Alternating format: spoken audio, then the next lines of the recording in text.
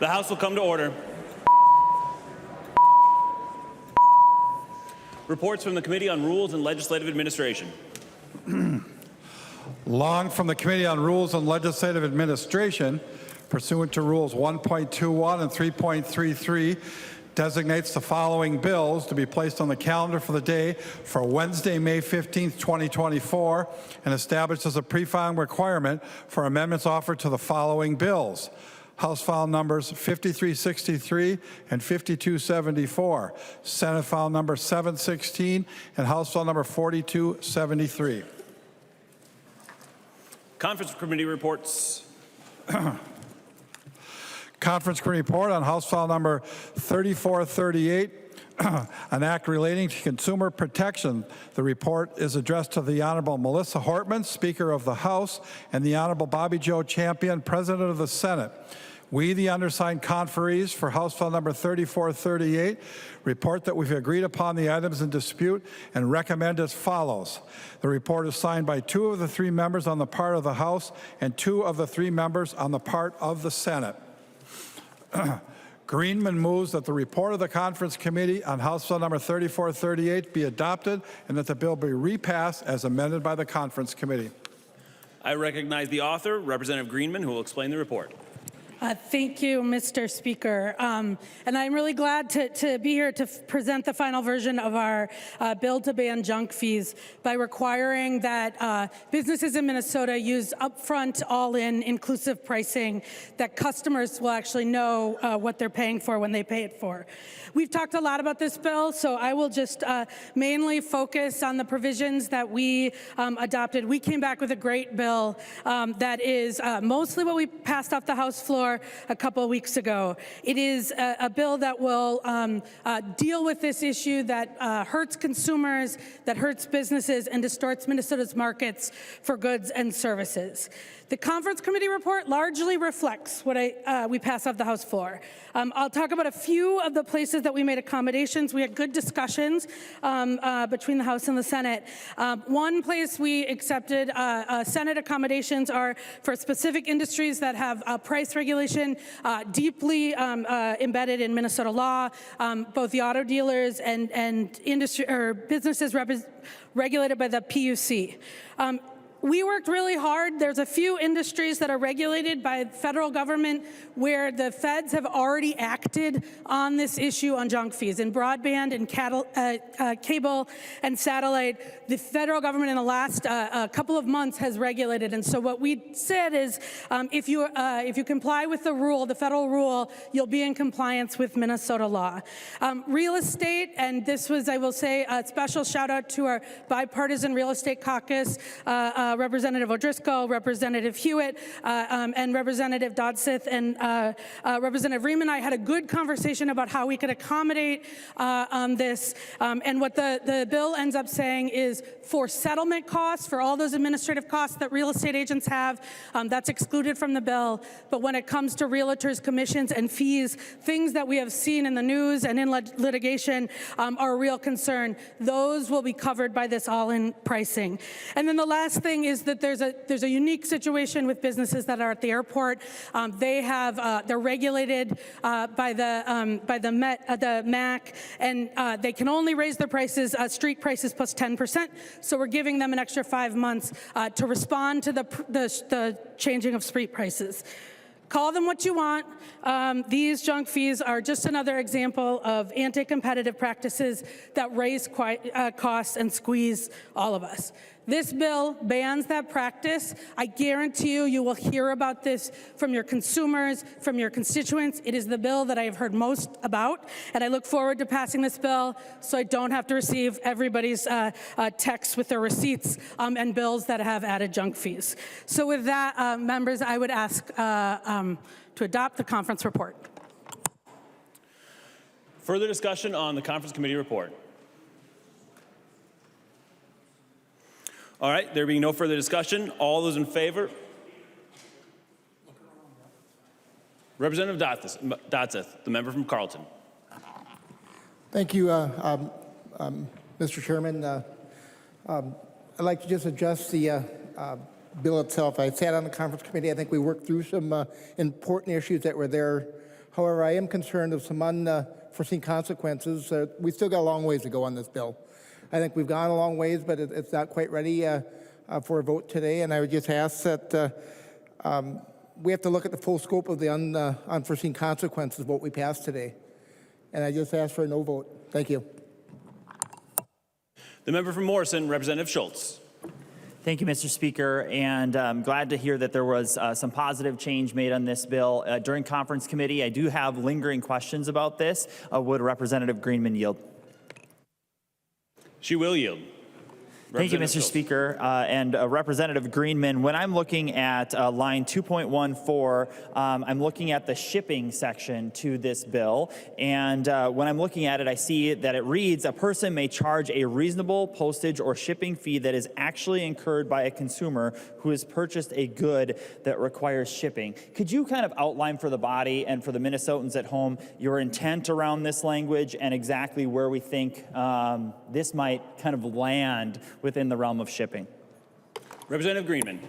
Thank you, Mr. Speaker, and thank you, Representative Schultz. And this language actually came into the bill pretty early in the conversation because of this question of if you see a price, let's say online, and it tells you how much it costs all in, but then there's shipping that maybe the shipping costs more because it's heavier, maybe the shipping costs more because of the amount of products you're purchasing. What this says is you can leave out of that all-in upfront pricing the actual cost that it's going to cost to ship the product to the consumer, and I think that's pretty clear. I think if you've seen, there's sometimes you've seen on online, and it may cost you $10 for shipping a small product that doesn't seem in line with what it actually costs to ship the good. Representative Schultz. Thank you, Mr. Speaker, and thank you, Representative Greenman. This is important for so many industries, small businesses to large businesses, and most specifically to the consumers. And really important because, as you know, in many different marketplaces, you might be buying many different items. You may be buying things that are very, very large. So specifically, postage becomes, maybe a little bit more well-defined. But I guess the concern is, does reasonable relate to postage, or does reasonable also apply to the shipping fee? And I mean that because for any business, that's an employee or multiple employees that maybe have to be working to help present or prepare the shipping of a given item. And so would Representative Greenman yield again? She will yield. Representative Schultz. Thank you, Mr. Speaker. Representative Greenman, does the reasonable language included in line 2.14, does that apply to the employees and the people who would be involved in preparing an item for shipping, assuming it was purchased online? Representative Greenman. Thank you, Mr. Speaker. No, it does not. It says postage or shipping fee. As other parts of the process, whether it's preparing the good in this case, or making the meal or whatever it is, labor is a critical part of that business and should be baked into the price. So what this is the shipping and postage fee that it costs to actually send the good. Representative Schultz. Thank you, Mr. Speaker. Representative Greenman, unfortunately, that was not what I was hoping to hear. And I actually think it should be exceedingly concerning to all of the members of this body. And I'll talk about why. So Representative Greenman and to the members of the body, when I look at that, it's indistinguishable on a given item, or if an individual buyer of goods, especially online, if they purchase multiple items, it is very difficult, actually exceedingly impossible, to define the cost of preparing that shipping. There are numerous circumstances in trucking and in large spheres of the economy where it's going to take a different amount of money to prepare someone's total cost. And so, Representative Greenman, a point that I want to raise for you in this conversation is there are literally circumstances where it might be more cost effective for the consumer and for the business to combine the shipping of several items. And the result of your language in this bill is going to be additional costs passed on to the consumer. Because if a business entity, if a business that is selling a number of goods, large goods, things that would be shipped on a semi, by truck, if those things each have to have on the sale of their item, if they each have to have a dollar value associated with each individual item, there is no ability through this language in this bill to have cost savings, because you will have to have defined in the sale of that bill what the cost of shipping that item is. And so the concern here is that's actually going to be more cumbersome for private industry, for private business. And Representative Greenman, you and I have had good conversations about this bill in general. I don't think that this was necessarily your intent, except for what you just said. And that's what's giving me pause. And especially since this is a conference committee report, I think that this is very, very important. Now I'm going to use a specific example. So let's just say that you're purchasing farm equipment. And you're purchasing farm equipment, you're buying them one by one from an online dealer. They might even be making farm equipment custom to your farm. It might have the specifications for a disc, for a tractor, and for another wagon. And those might be 3 specific things. That dealer, based upon the language of your bill, would have to ascertain a specific amount of money that would be the cost for the shipping of that item, individual item.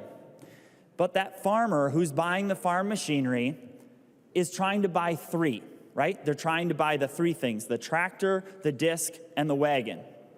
And when you bring those 3 things together and the staffing that it would take to ship those on one trailer, on one semi, the result might be a cost savings to the consumer.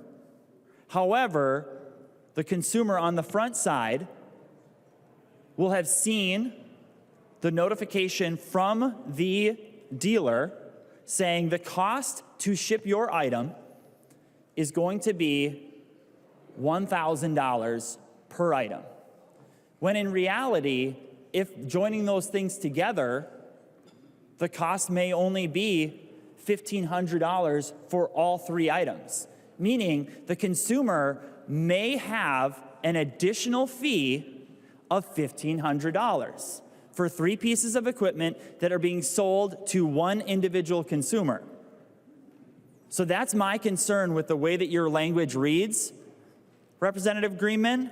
And I'm sensing that you may not agree with my opinion of the way that the language reads and your interpretation. And so, Representative Greenman, given the circumstance and the example that I gave to you, I'd just like to ask if that is that the definition that you are defining with this language in 2.14, or is it something else that maybe the body hasn't understood yet? If she would yield to that question, Mr. Speaker. She will yield. Representative Greenman. Thank you, Mr. Speaker.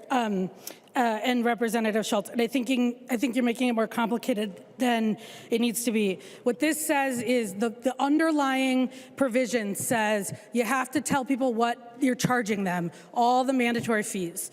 What this language says is that if a business wants to exclude from that mandatory fee the reasonable cost of postage or shipping, they can do that, and they can charge it separately. If you send 3 pieces of farm equipment, 3 tractors, and you want to bundle them together, and it's cheaper to ship, one, you have to tell them the cost of those 3 tractors, and then the reasonable postage or shipping fees, you should also know. When we talk about sort of labor, when you use that last example of what it takes to package the product and all of that stuff, that is the cost of doing business. That is not an additional individual fee like we're talking about here. What the bill does, and the whole point, is that when you are pricing your goods, a consumer should be able to expect that when you tell them how much something costs, it includes everything it takes to get you the good. Now, we have said you might not be able to tell how much it costs to ship it, how much posting, but that's a knowable fact. If you're doing it through UPS or if you're doing it through a shipping service that's going to bring the tractor, you can have an invoice and you can tell people what it actually costs. That's what this provision is intended to do. Representative Schultz. Thank you, Mr. Speaker. Representative Greenman, I think the point that I'm trying to distinguish here is that the cost would be different if you were buying 1 versus 3 or more, right? And so when I'm looking at this and the way that you have defined it here on the floor, of course, it's what's on the page that matters the most to us, is upon the sale of that item, in accordance with my understanding of the rest of the bill, is if the tractor costs $100,000, the dealer in this circumstance, purchasing online, they will literally say the cost to ship this to your farm on the labor side of it per tractor is going to be $1,000. Now, if there's 2 more tractors and they buy 2 more tractors, so now you have 3, in essence, there's cost-saving measures that could benefit the consumer for each individual tractor, right? Especially if they're all traveling on the same piece of hauling equipment. But the issue is with your language that you are saying that the business must identify the shipping costs for each individual item, and the result of that is going to be more money out of the pockets of the consumer, because the individual business will have to advertise ahead of time that it's $1,000 cost for the shipping of each tractor or each piece of farm equipment. It's something that I think we really needs better definition. And frankly, it brings me a lot of concern. I think that this is maybe an opportunity for us, since we are still somewhere around 100 hours left in this legislative session. It's something that I think needs more definition, because the way that this is described, I think this is going to result in a greater cost for consumers in Minnesota. And so, Mr. Speaker, I would move to reject the conference committee report and send it back to conference committee. And Mr. Speaker, I'd request a roll call. Seeing 15 hands, there will be a roll call.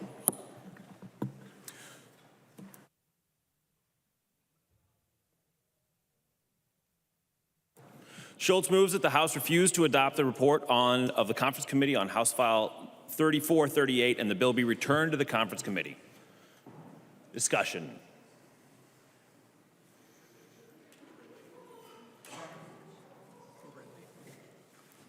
Representative Garofalo, the member from Dakota. Thank you, Mr. Speaker. Would Representative Greenman yield for a question? Representative who? Greenman? Greenman, thank you. I just didn't hear what you said. I apologize. Representative Greenman will yield. Representative Garofalo. She's one of your colleagues in your caucus. I think you've met her before. I thought you said ream, and I didn't realize. Once again, Mr. Speaker, you are wrong.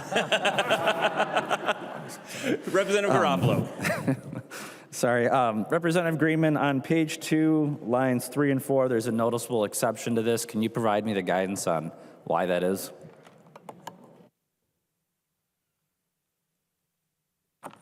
Representative Greenman. Thank you, Mr. Speaker, and thank you, Representative Garofalo. Before I move to your question, I'm just looking to your question, Representative Schultz. If you look at the clause right below it, 2.14, it says you can charge, 2.16, it says that nothing in this subdivision prevents you from offering the goods and services at a discount. So if you want to offer a multiple product discount, this bill does not prevent you from doing that, and in fact, explicitly allows you to do that.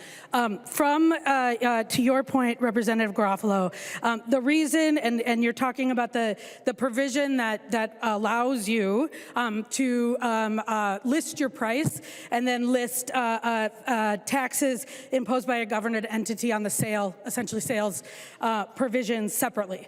I would love to go to a model like I think you see in some other countries where the price, when something costs $10, it is entirely $10, including any additional charges or taxes.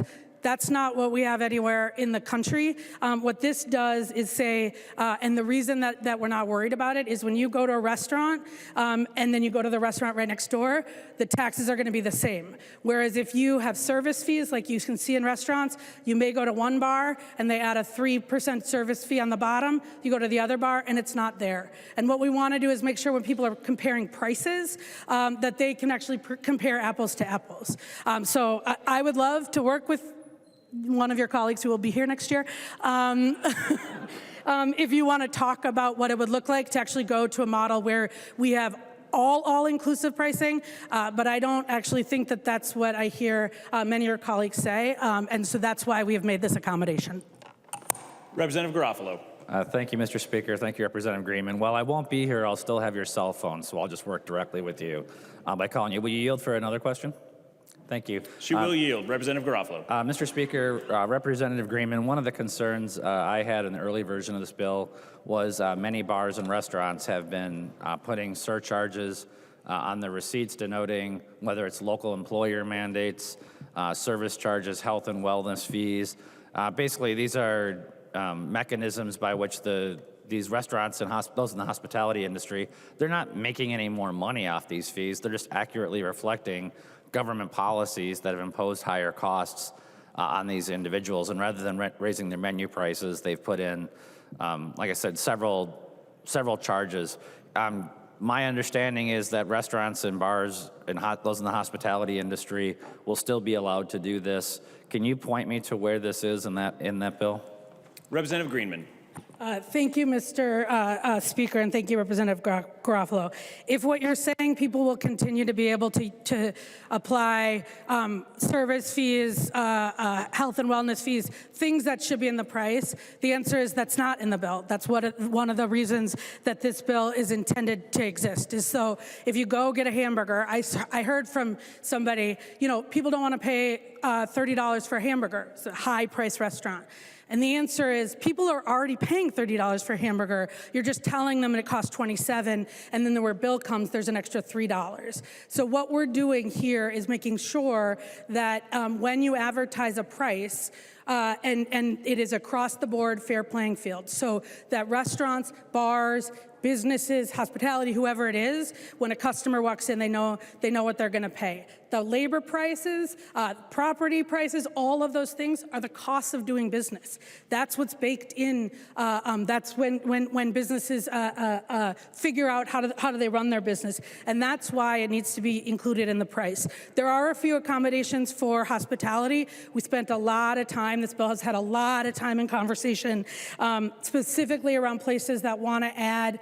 If you want to add automatic gratuity, either because there's a party over 8 or it's an establishment that wants to get away from tipping, there's a provision on 2.27 that allows both bars and restaurants and is important to folks to include hotels that have bars and restaurants to allow that as long as it's clear and conspicuously disclosed. Thank you, Mr. Speaker. Representative Garofalo. Thank you, Mr. Speaker. If the author of the underlying conference report would yield for another question. She will yield. Representative Garofalo. Thank you. So to be clear, the provisions on the bottom of page 2, lines 27 to 31, in the event that a bar, restaurant, or someone in the hospitality industry were to disclose on their menu a party of 8 and greater will have a 15% automatic gratuity, and below that they said all service orders include a 3.9% charge. Would that sufficiently meet these requirements on the bottom of page 2? Representative Greenman. Thank you, Mr. Speaker.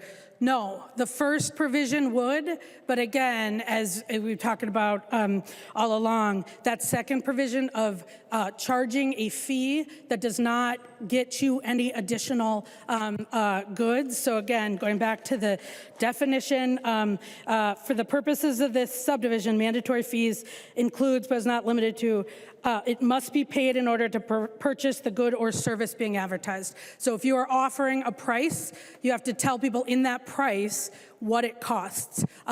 Because of that provision that you referenced, gratuities, which is defined in statute, is you are allowed to clear and conspicuously disclose it. You could disclose and say, in this price, we have incorporated a 3% service charge. There's nothing preventing you from disclosing something that is already in the price. What you can't do is offer a price, advertise a price, and then not disclose and not include in that price something that is mandatory to purchase that good. Representative Garofalo. Thank you. If Representative Greenman would yield for another question. She will yield. Representative Garofalo. Thank you. So, Representative Greenman, when I started this conversation, I pointed out about taxes. And you said, no, you don't have to disclose the taxes and the menu price because that's the rules, or I'm not going to use your words, but you said that was put in there. That doesn't have to reflect it. And now section 27 to 31, or excuse me, lines 27 to 31 on page 2, that in the event that we have a change in policy that results in increased cost to the business, they are not allowed to reflect that. They're not allowed to do that. They're not allowed to put that charge on the bill, even though there's a tax item below that. So what is explain to me, please, what is different about those two? Representative Greenman. Thank you, Mr. Speaker, and thank you, Representative Garofalo.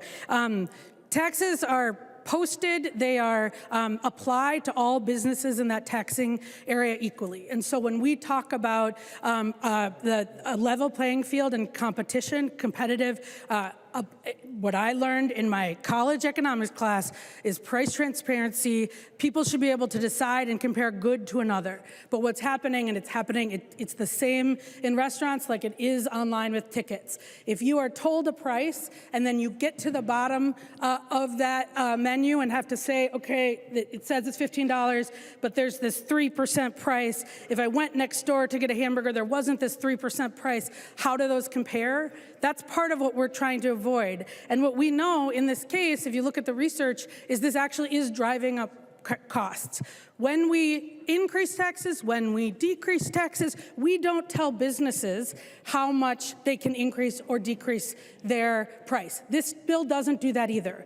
What it says is if you're going to charge that, and it is mandatory to buying the good in this case, the food, you have to tell people in that price. Representative Garofalo. Thank you, Mr. Speaker. And Representative Greenman, let me just be on the record as saying that when employer mandates and taxes are raised on businesses, I don't think the response to them is what raises costs. I think it's the tax increases that are raising the costs. It's the underlying policy that's causing that. And I have to apologize, Representative Greenman. I thought that when I sought you to clarify lines 27 to 31, I thought those surcharges were still going to remain on bills so that businesses could properly display to their customers what the cost structure is for these. So I'll be voting in favor of the motion to refuse to adopt and would encourage my colleagues to do the same. Thank you, Mr. Speaker. The member from Lyon, Representative Swedzinski. Thank you, Mr. Speaker. Thank you, members. I too will be voting to refuse the conference committee report. I think we've got some big work to do here, folks. When it comes to transparency, when it comes to taxation, this is ringing awfully sure of the debates that other countries in Europe have had. Value-added tax. So it's a tax, hidden in a tax on top of a tax. And by the string of taxes, you may have added 20, 30% to the cost of goods and items sold. Members, whenever the state government is pressing its fingers on the button of we can spend the money best, rather than those businesses or those customers, we've got a problem. The services that we render, the deliveries that we make, the deliveries to another business for a delivery, to another business for another delivery, will add to the compounding cost of doing business here in the state of Minnesota.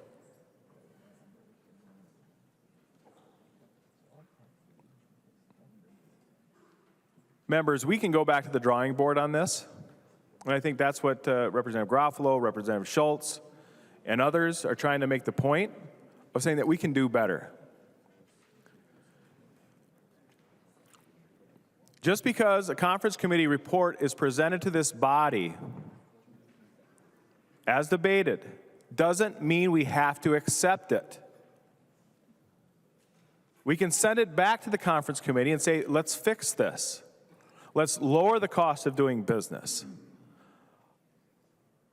Let's lower the opportunity cost of doing business here in the state of Minnesota. Instead, if you vote to just keep on keeping on, the choice is pretty clear that it's going to cost us more. Members, I would ask you to support the Schultz motion.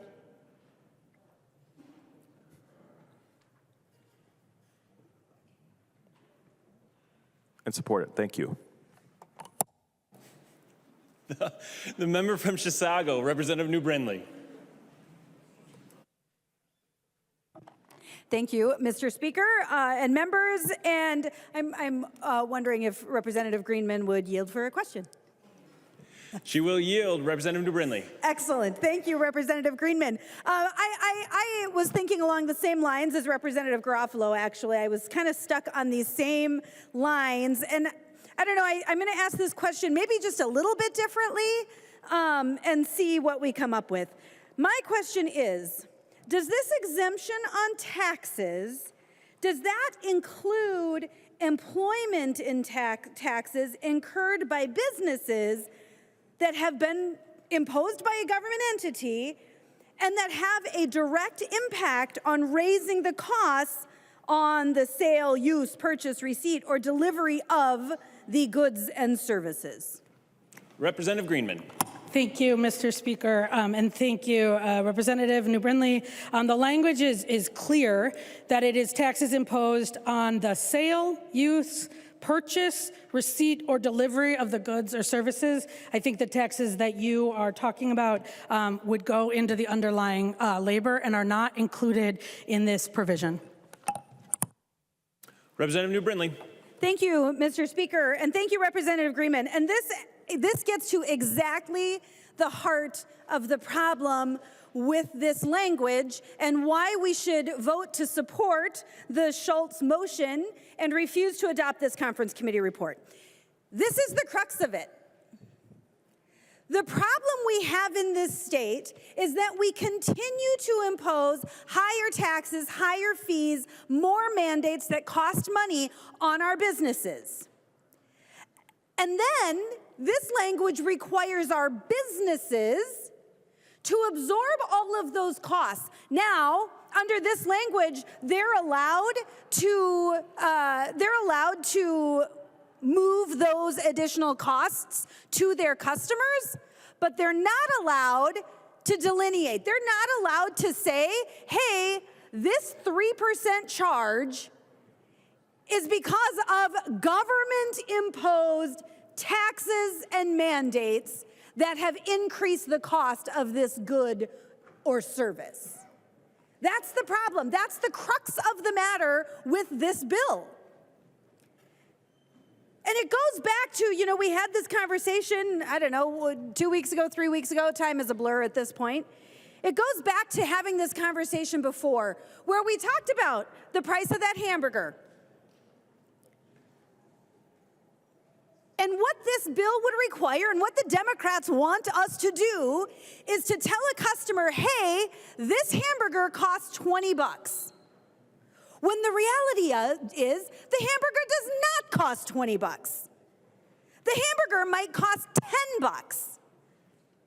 But government has imposed employment taxes, mandates, etc. on business that have driven up the cost of the hamburger. And this bill tells those businesses, you just have to absorb that. You get to be the bad guy. You get to be the one that jacks up your prices to cover the cost of these things, instead of transparently letting the consumer know, hey, the hamburger costs you 10 bucks. The government is costing you an additional 10 bucks. That's the transparent way to do this. Again, we go back to this is the hiding government taxes and fees bill. That's what this bill is. This is the bill to hide government taxes and fees. This is not the bill to get rid of junk fees. The junk fees are the taxes and mandates to begin with. And I'll tell you what, Representative Greenman, if you want to take care of that, I'm 100% on board. And I know I won't be able to co-author that next year, but I suspect some of my colleagues, probably most of them, would be on board. Representative Brindley, could you hold on just a second? Members, it's getting really loud in here, so if we please take conversations off the floor or into the alcoves, please. Please continue, Representative Brindley. Thank you, Mr. Speaker. I'm certain I can overcome the din in the chamber. I don't know if my ears can take that. That's Point of information. Representative Kresha. Mr. Speaker, you realize she's the only one talking. I own it. Representative New Brindley, please continue. Thank you, Mr. Speaker. I got a funny story for you later, Representative Kresha. But here, this is exactly the problem, right? This bill is the hiding junk fees bill. That's what this bill is about. This bill is about, hey, we're going to tell consumers that the cost of the burger is actually 20 bucks. We are not going to tell the consumer, oh, by the way, it's the result of government-imposed, and I would say Democrat-imposed taxes, fees, and mandates that have created the cost of the burger to begin with. That's really what makes this inherently disingenuous. It makes this inherently disingenuous, and it's wrong. It is wrong that we are taking away that transparency to the consumer. Because you know what? These kinds of fees did not exist years ago. When our business owners had a level playing field, they didn't impose these kinds of fees. It's really just been in recent years when they have been nickeled and dimed into higher and higher and higher costs that they have said, you know what, enough is enough. This is not fair that our consumers believe that we are just being these greedy business owners, raising our costs, jacking up our prices, gouging the consumer. It's not right.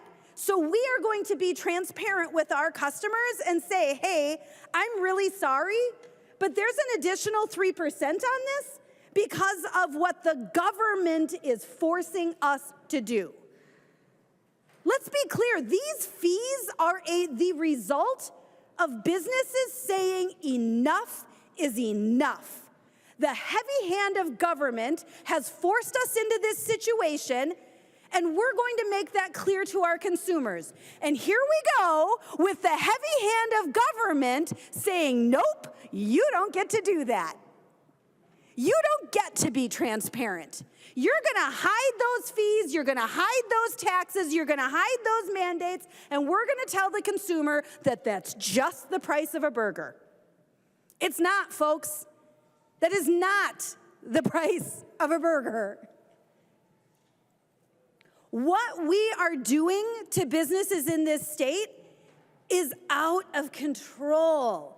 And again, I don't know why we keep trying to poke the bear and figure out, let's test the limits. Where is the tipping point? What is the point at which our businesses say, enough is enough? I'm out. I can't operate in this environment. But we keep doing it.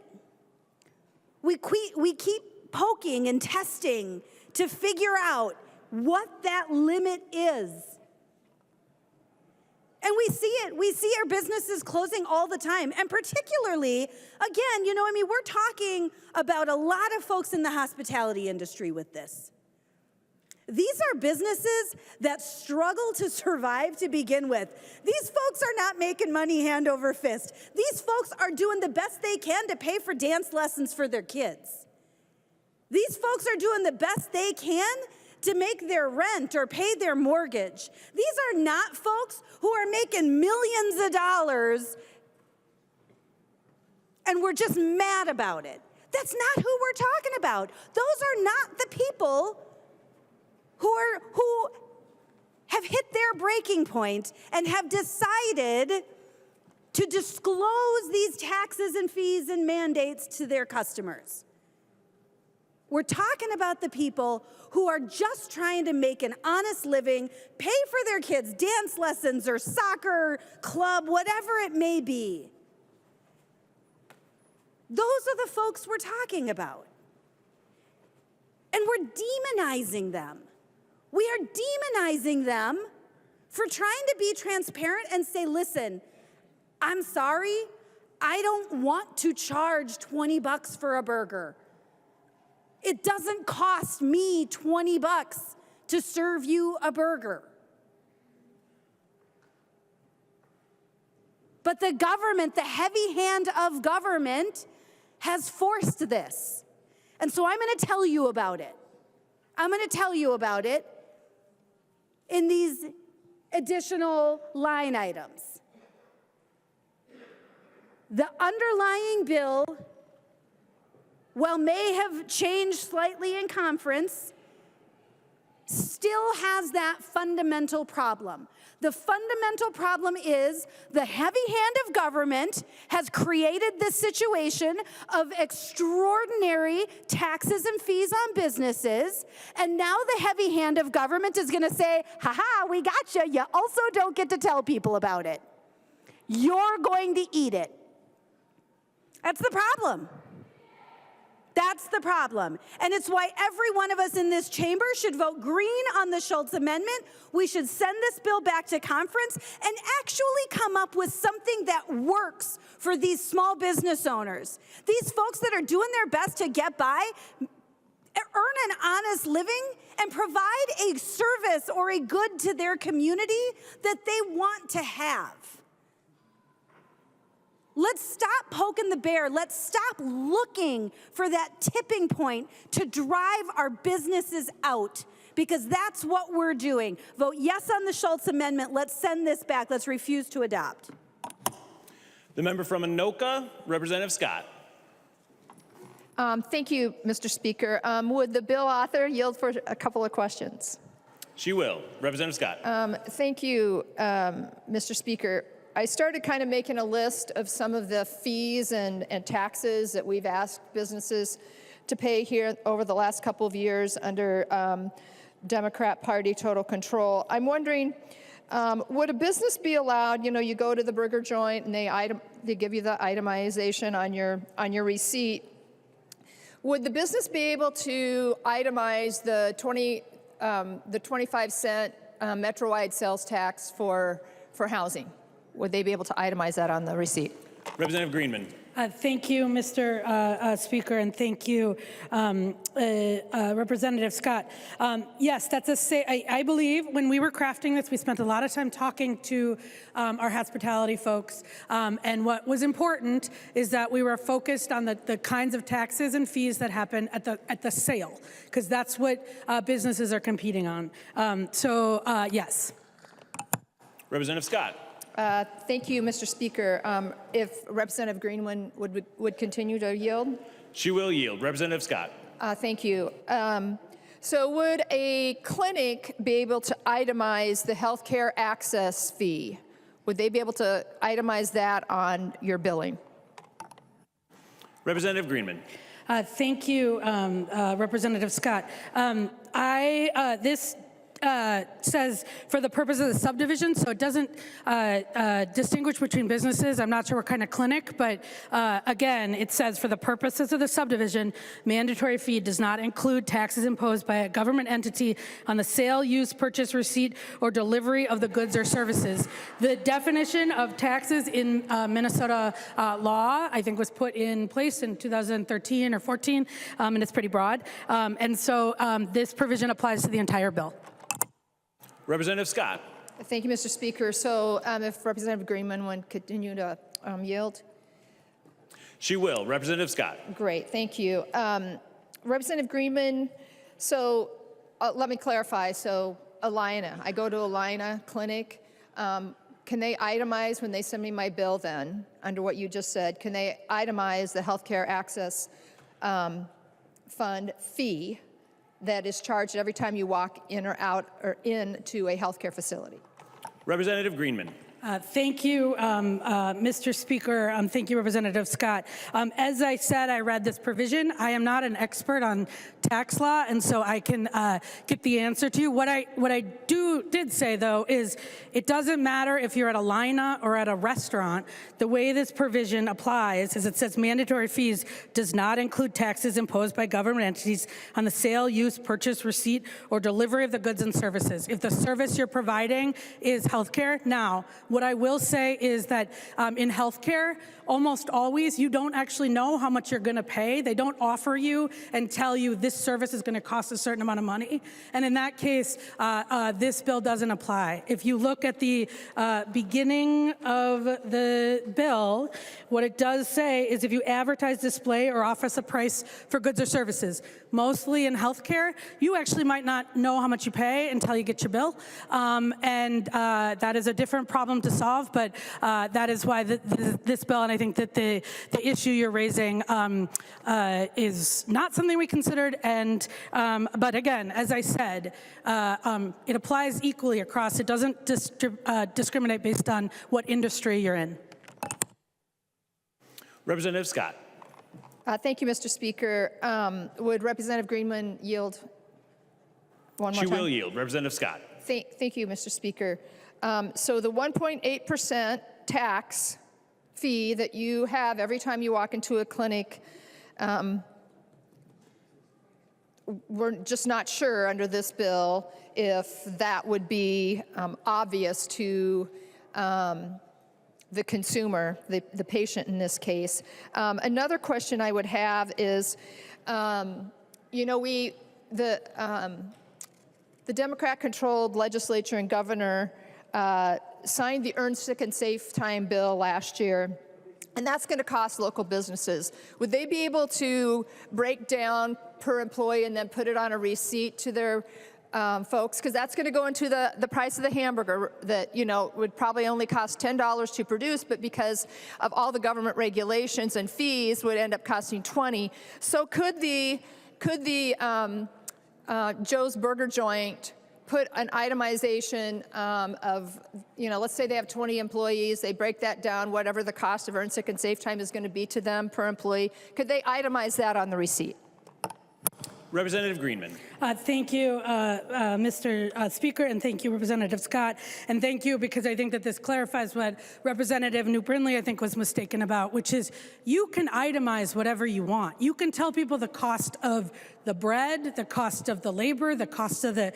What you do need to do, though, is if you tell people the price, it has to be in the price. So you could tell people the burger costs $15, and underneath it, it could tell you $10 is for the cost of the products, $5 is for the cost of the labor, or $2 is for whatever you want. The itemization, this bill does not tell you how you list prices. What it says is when you tell people, advertise, display, offer a price, you have to include all mandatory things in that price.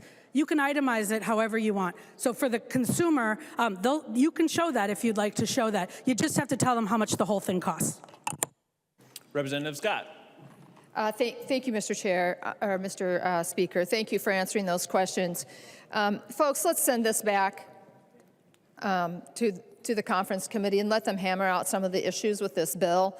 And then, Mr. Speaker, I'm going to have some comments. You know, I'm presuming that our motion is going to fail. I know that'll be a shocker to everybody in this chamber, but I will have some comments on after that we take that vote as well. Thank you.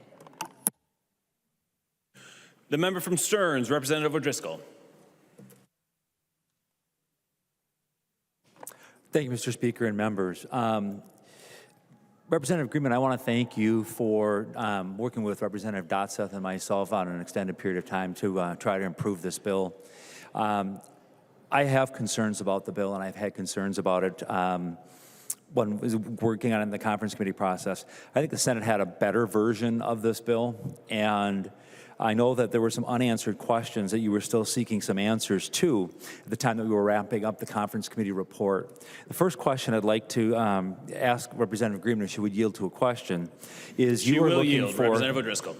You were looking for some language and other resources to clarify what clear and conspicuous meant. You were talking about, you thought there was a definition somewhere and you wanted to know what that was. Can you tell me what you found? Representative Greenman. Thank you, Mr. Speaker, and thank you, Representative O'Driscoll. My understanding is, and like in many statutes that say clear and conspicuous, I don't believe that there's an actual definition in statute, but it is something that we use in our marketing and advertising provisions across the provision, and so that's why we used. I think it is very clear that if you bury a price or if you bury the small print at the bottom, that is not clear and conspicuous, but I think it's flexible enough to be different from if you are looking at it on a phone, if you're looking at it in a billboard, if you're looking at it on a menu, and I think that that's why language like that exists, to give some flexibility and because prices are displayed in all sorts of ways. Representative O'Driscoll. Thank you, Mr. Speaker. Another question that I have, Representative Greenman, and again, for clarifying for the body, nothing in this proposed legislation requires businesses to promote their prices, either in print or on a website or in other, I'll use the term, consumer-facing tools and mechanisms. Could she yield to that question, please? She will yield. Representative Greenman. Thank you, Mr. Speaker, and thank you, Representative O'Driscoll, for making that point. No, there's nothing in this bill that requires you to do that. What it does say, if you advertise, display, or offer a price, it has to be all in to that mandatory price. But if you don't, then there's no price to say everything's included in. Representative O'Driscoll. Thank you, Mr. Speaker. And members, I am concerned about exactly what you just heard Representative Greenman talk about, and that is the idea that if you do advertise, you got to make sure you get all your fees and everything. Don't forget one. Don't misquote one. And what will happen is fewer and fewer businesses will take that risk of going out and posting what their pricing is. And as a result of that, consumers will either have to call or go into these businesses, which some of them probably would be happy to have that activity. But I think it's going to have the opposite effect over time on the consumer than what you think it's going to do by providing clarification. I think you're going to see a lot of businesses just pulling back and not promoting or talking about their pricing at all. And again, I see this becoming confusing, Representative Greenman, when an individual goes in and they're trying to maybe put something together a la carte on this. And depending upon time of year, depending upon distance, depending upon weight, all of these different kinds of things are going to have an impact on the pricing. And again, if that retailer or that business doesn't get it right, they will be subject to penalties. And I was wondering, Mr. Speaker, if Representative Greenman could share with us what these unfortunate businesses would encounter if they missed a fee or a price or did not have something that was to be displayed. I'm assuming you're asking her to yield. That was my request, yes, sir. She will yield. Representative Greenman. Thank you, Mr. Speaker, and thank you, Representative O'Driscoll. Well, as someone who's on conference committee, or excuse me, on commerce, you're probably familiar with the Deceptive Practices Act. This just adds a provision into the Deceptive Practices Act, so it includes the same attorney generals and public right of action that is already included in the Deceptive Practices Act in Minnesota law. Representative O'Driscoll. Thank you, Mr. Speaker. Representative Greenman, could you dig into that and expound a little bit more? Is that going to be a gross misdemeanor? Is that going to be a petty misdemeanor? What are we looking at? What are the dollar fines that these businesses who maybe miss a fee or put some of the fees but not all of the fees out, what would they be encountering? If she could yield to that question again, what's all in for this business that? She will yield. Representative Greenman. Thank you, Mr. Speaker and Representative O'Driscoll. As you see in most of these other things, what we're talking about is civil litigation. And so as and I don't have in front of me the provisions, but I think like most of the Deceptive Practices Act, what it means is you'll probably you'll sue, and you'll be in front of a judge, and they will figure out the kinds of harms and remedies. But what I will say is the impact of this bill, and the reason that at the federal level they're thinking about, or they're doing this in broadband and in cable and satellite, is the goal is actually not enforcement. The goal is that we have one price. And I think that like in a lot of areas when we require and write clear rules in our what you can do in advertising, what you can tell people, how you can't lie to them, that the beauty of the rule is that I believe businesses comply and follow with them. There obviously has to be enforcement mechanisms, but the reason that we wrote this and wrote it as an economy-wide standard is that folks could be super clear. If you're selling a good or service, you got to tell people what it takes to buy that good or service. Representative O'Driscoll. Well, thank you, Mr. Speaker. We never did get an answer as to what that business was going to look at. We kind of walked around and said the trade practices and stuff. And I'm not trying to put you on the spot, Representative Greenman. I know. I mean, it's maybe a little bit of an unfair question to ask that. But again, the business is going to be having to watch for one more area in their business that, on top of all of the other mandates from last year and the additional mandates that are coming this year. Representative Greenman, I don't think that this 2.5 pages of legislation is a one-size-fits-all. I think we've got a lot of nuances in our economy and in our business world. We cover everywhere from brokers to banks to lenders to bars and restaurants and burgers and everything in between. And to Representative Scott's point earlier about medical clinics and things, again, a lot of times doctors' offices and clinics don't post their pricing on there, and that's another whole discussion for another day because you get insurance involved with those and the discounts and the write-downs and stuff on the costs of reimbursement and things. So it can be somewhat challenging from that perspective as well. Again, we've got, kind of keeping with that from B to B to B, breeds of dogs, right? It's a question I asked on the House floor last time. If you have a certain type of dog, it might be a dog that is prone, or its disposition is a little bit more aggressive than another kind of dog. And I don't see businesses posting those rates out there either. For dog walking or kenneling services and the like on that. So I think what we're going to do is we're going to have businesses have to have a face-to-face or get on the phone and talk to people kind of conversation again here as well. And Representative Greenman, my last question to you since we last spoke on this, do you have an update on where you're at on the puppy purchase? I am asking her to yield to a question. She will yield. Representative Greenman. Thank you, Mr. Speaker, and thank you, Representative O'Driscoll. I am just waiting until May 20th. The member from Douglas, Representative Franzen. The member from Anoka, Representative Niska. Thank you, Mr. Speaker, and thank you for this robust conversation. I think I wanted to start by pointing out or highlighting one of the answers that Representative Greenman gave to one of Representative Scott's questions. I think it was about what we're supposed to do about clinic pricing, and the answer was that's not something we considered. Representative Schultz, I think that's a pretty good reason why we should probably send this back to conference committee at least to consider all of the implications of this bill. But I think what should be really clear to people, to the Minnesotans by now, is that what this bill is really about is about suppressing free speech.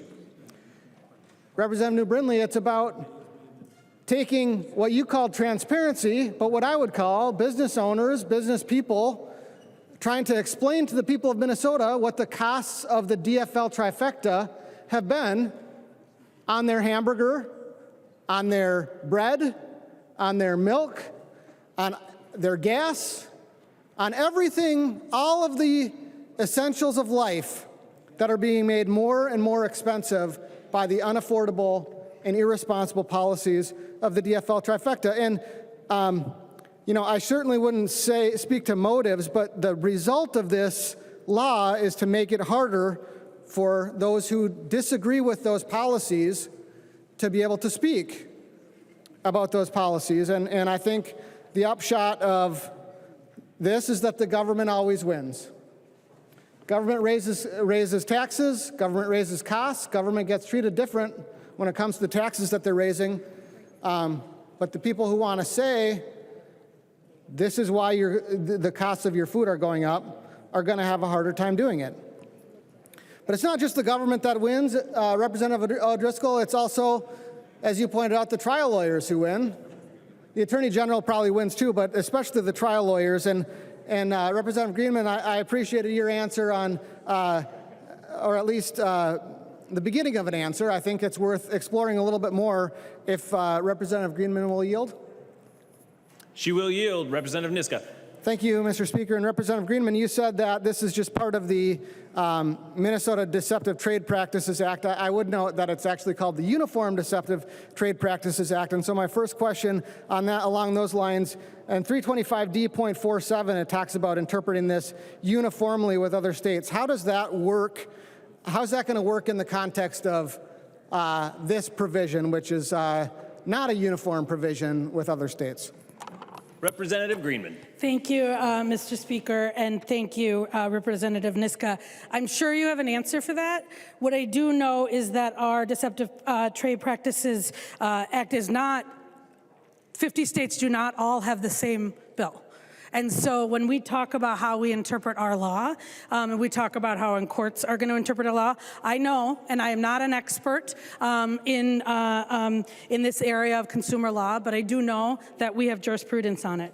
What I will say is this is enforced under the authority under 8.31, which is a very well-established authority, as you probably know. And so I don't think, other than just general concerns about provisions that allow litigation, I am not at all concerned. Again, this bill establishes a very clear rule. And just to speak to your question on free speech, this bill does not prevent you in any way from telling people what is in the cost. What it does do is prevent you from deceiving them about how much it costs up front, and then adding fees at the bottom that people don't know about when they're consuming the goods or until they get to the very end. So you can tell people, and I think I've heard this 4 or 5 times, you can tell people whatever you want about what's in the cost. You just have to tell them up front how much the total cost is. Thank you, Mr. Speaker. Representative Niska. Thank you, Mr. Speaker. Thank you, Representative Greenman, for that answer. You mentioned Section 8.31, but I think you left out Section 325D.45. I was curious. That's actually in the Deceptive Trade Practices statute. It's actually the next section after that. And unless I'm misunderstanding the structure of the statutes, that applies as well, if Representative Greenman will yield. She will yield. So that's my question. I want to make sure 325D.45 applies to the remedies there apply to this statute as well, correct? Representative Greenman. Thank you, Mr. Speaker. Yes, I believe. Representative Niska.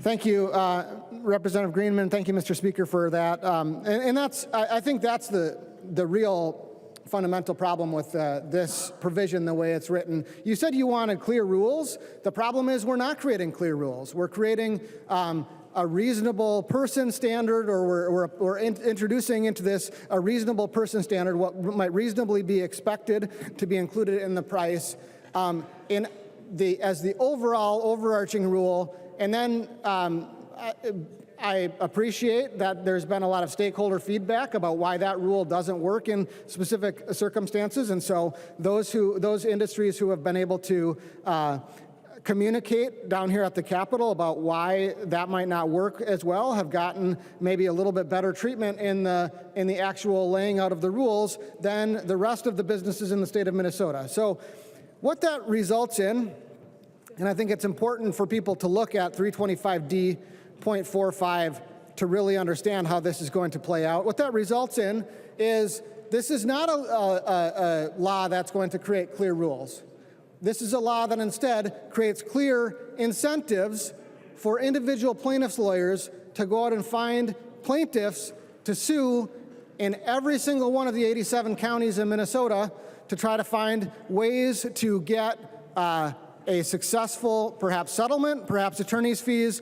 And here's the thing, if you look at 325.45, you don't need to be a person who has suffered any monetary damage in order to file a lawsuit. So 325D.45, subdivision 1, injunctive relief says, a person likely to be damaged by a deceptive trade practice of another may be granted an injunction against it under the principles of equity and on terms the court considers reasonable. Proof of monetary damages, loss of profits, or intent to deceive is not required. Relief, so you don't need to find somebody who's actually eaten at the restaurant or bought anything from someone and actually suffered any loss. You just need to find someone who might be damaged. Someone who can say, yeah, I was thinking about buying that, and if I would have bought that, I would have been damaged. That can be your plaintiff. If you're a smart plaintiff's lawyer, you go find somebody. You don't have to prove monetary damage or loss of profit. So why would a plaintiff's lawyer do that? Well, subdivision 2 gives you the answer. Costs and attorney's fees. Costs may be allowed to the prevailing party unless the court directs otherwise. The court may award attorney's fees to the prevailing party if the party complaining of a deceptive trade practice has brought an action knowing it to be groundless, so the defendant could actually might actually be able to prove that it's groundless if they go through a trial. Or 2, the party charged with a deceptive trade practice has willfully engaged in the trade practice knowing it to be deceptive. So there's this huge attorney's fees kicker on the back end. Let me tell you how that works in real life. In real litigation.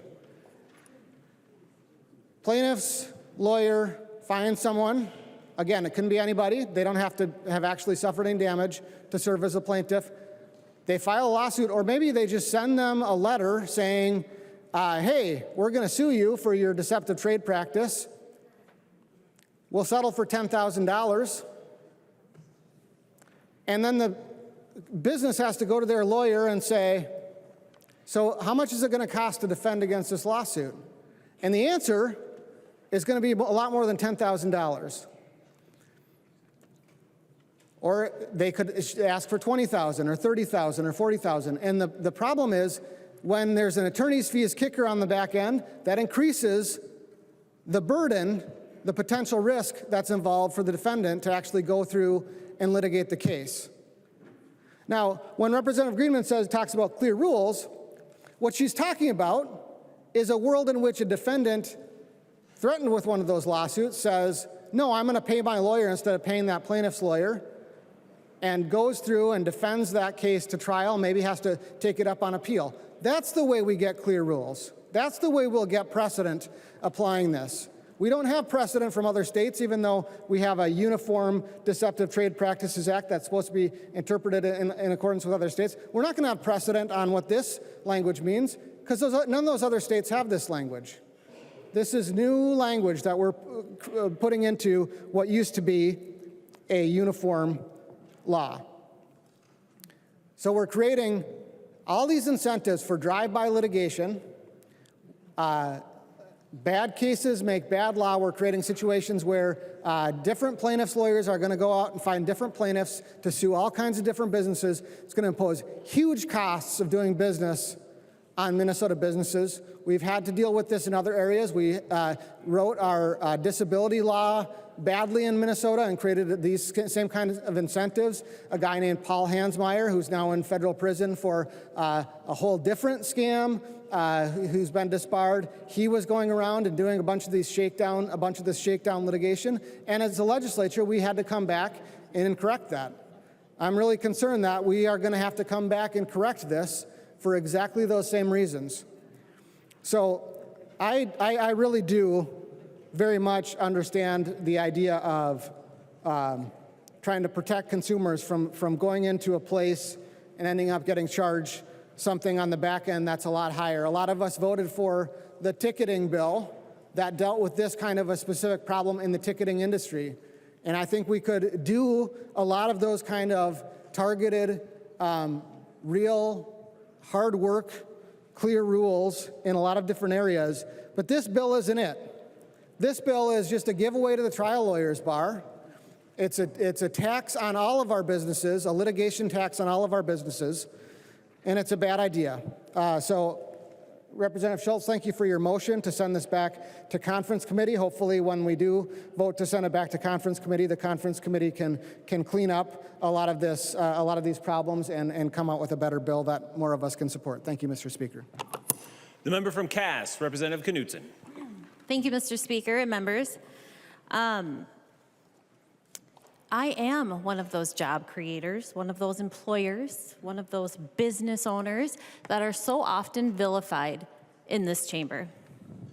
And I happen to own a hamburger joint. And to be totally honest, we could sell hamburgers for $10. We did. We used to. Last year alone, we passed $10 billion in new taxes in the state. $10 billion. Guess who gets to pay for those? All of the Minnesotans out there. Guess who gets to collect a lot of those? The employers. And then we get to send them into the state. Guess who gets attacked on the front line? Guess who gets attacked every day they go to work? Because they're raising prices. We do. When we opened, we didn't have to change our prices for years. I can't tell you how many times we've had to redo our menu and up our prices in the last 4 years. And we take the brunt of that. We're the ones that get yelled at. We're the ones that get ridiculed, get accused of being selfish, of being greedy, when really at the end of the day, we're taking in less than we were back then. We try to protect our customers as much as we can from what this body, from what this Minnesota government does. But we can't. Representative New Brindley asked, where is the tipping point? Well, guess what? We're there. We're there for so many small businesses. People are closing their businesses across the state every single day. We can't take much more. We're scrapping to get by. Free speech? Yeah, we have the right to list every single fee, every single price, every single increase that we have to absorb or pass through. We should have the right to list that out individually for the world to know. It's not our fault. We don't want to do this to our customers. We're being forced to do this. This conference committee report doesn't provide transparency. It doesn't allow us to show the world what the government is doing to them. Everybody deserves to know why their $10 hamburger is now closer to $20. This is ridiculous. Thank you, Representative Schultz, for your motion to not adopt this conference committee report, because Minnesotans deserve better. Business owners in Minnesota deserve better, and restaurant owners in Minnesota deserve better than this. Thank you, Mr. Speaker. The member from Brown, Representative Torkelson.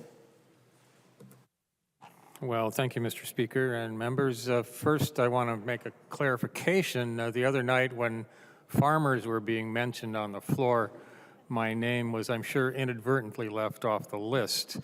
I don't know why. Perhaps it's some sort of age discrimination. I don't know. But would Representative Greenman yield for a question? She will. Representative Torkelson. Well, thank you, Mr. Speaker. Representative Greenman, we've now established that I'm a farmer by trade, which is helpful in this questioning. So as a farmer, we often purchase many of our inputs well in advance of the time that we actually need them delivered to our farms. So we agree to a price and we make our payments and we're all set waiting for spring to come and the things and our supplies to be delivered. But there have been occasions where The delivery of those goods incorporates a fuel surcharge, generally because the price of fuel has increased dramatically between the time we signed the contract, or perhaps the price of fuel taxes has gone up. How does this work with your legislation, Representative Greenman? Representative Greenman. Thank you, Mr. Speaker, and thank you, Representative Torkelson. And I think we had a long conversation about taxes and things on the sale, use, purchase, receipt, or delivery of goods and services. So if it fit into there, I think that that would fit into the conversation we just had. Again, if what you're saying, if there is a contract that that lists and you provide the upfront cost, and it includes that fuel surcharge in that upfront cost, you'd be in compliance with this bill. Representative Torkelson. Well, thank you. But so this is not part of the contract necessarily. There hasn't been in the past. But at the same time, I'm purchasing my goods from a co-op. So really, if there's some kind of litigation here, I'm really litigating against myself as a member of the co-op. So what is the resolution in these sorts of situations? Representative Greenman. Thank you, Mr. Speaker. Thank you, Representative Torkelson. I'm not exactly sure what your question is. Is your question, how would you resolve it if you're in a co-op because you're a member of that co-op? So between the time I make my purchases and the time they're delivered, the cost of delivery has increased dramatically. It's not part of the contract, but these increased costs actually are part of the co-op operation and cause them to have increased costs. So is there the opportunity for litigation in this situation or not? If they haven't listed these costs in the original contract, but they apply them to my delivery, is there risk for the co-op at this point? And Representative Torkelson, you're continuing to ask her to yield? Representative Torkelson, you're continuing to ask her to yield? Yes, I'm asking Representative Greenman to yield. Thank you, Mr. sir. Speaker. Representative Greenman.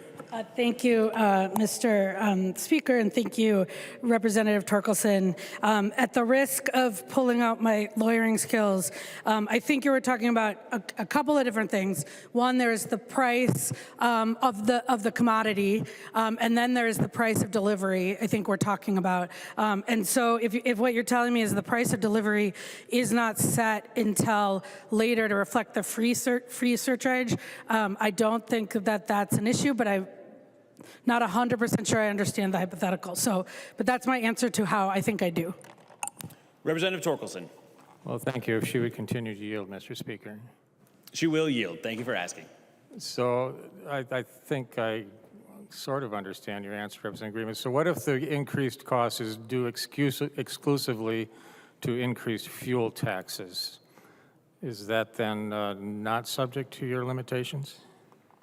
Representative Greenman. Thank you, Mr. Chair, and thank you, Mr. Speaker, and thank you, Representative Torkelson. If what we're talking about is a tax imposed on the sale, use, purchase, receipt, or delivery of the goods or services, then I think that that would be included in this provision that says that that is not included as a mandatory fee. If we're talking about a sales tax or a surcharge, a government on that fee, I think that that would be included. Representative Torkelson. Well, thank you, Mr. Speaker. Thank you, Representative Greenman, for your answers. Frankly, this adds a layer of complication to life that we don't need. I hope that members support the Schultz. I think he made a motion some time ago. Yes, he did. I hope we should support the Schultz amendment or proposition. The member from Travers, Representative Backer. Thank you, Mr. Speaker and members. You know, I find it quite ironic that government gets to put things underneath the magic hat. For example, taxes. And when we pull that out of the hat, it's called raising revenue. That's a bunch of BS. Government does not do revenue. Businesses, job creators do revenue. Community leaders or developers or what do we call them, don't raise revenue. They raise taxes. That's what we do here. We raise taxes. We raise taxes to such an extent that Breckenridge right now is 3,348 people. That's on the western part of Minnesota. Wahpeton is 8,014 people. If we look at Dilworth, Minnesota, which is just a little east of Moorhead, that's 4,777 people, which is a really strong bedroom community next to Moorhead, because we always compare Moorhead and Fargo. So I thought, let's go out a little bit. Let's get wild. I didn't go as far as Holly, their Representative Joy, but I'm getting close. If we look at West Fargo is 39,985 people. And let's just for the fun of it, look at Moorhead. Moorhead is 44,861, where Fargo is 134,000. You've heard me several times. I don't think people are hearing on the other side of the aisle. We no longer have a community larger on the Minnesota side compared to the Dakotas, from Canada down to Iowa. Why? Because risk takers. We can't create job without risk takers. And risk takers, which are job creators, which are business owners, are getting kicked in the stomach every single day. In the last 2 years, we've got kicked really hard. You know, again, when you classify things as raising revenue, government needs to put on their slip new taxes, raise fees. Right now, what this bill does is it says we have to do it. What's good for business owners and job creators is good for government. Quit hiding all these programs that are kicking job creators and also individuals who want to work, laborers, because we're seeing growth in both avenues into Minnesota. Good example. I don't know how many of you went out for Mother's Day yesterday. I was a good son, took my mother along with my twin brother. Normally we go to a community that's 7 miles away, and Representative Anderson's district used to be mine, Beardsley. I believe Representative Anderson has been at that place called One More in Beardsley. They closed down. Where did we go to? We went to South Dakota. That was the only place we could find, because in Minnesota, I've always tried to, I really enjoyed One More. We've got my mom, which is who votes. It's kind of like a dictatorship on Mother's Day, which is great. We just couldn't go to her favorite place because they had to close down. Why? Because government is stealing from business owners. That's what we do when we have these new revenues, new fees that government hides. We are taking jobs away.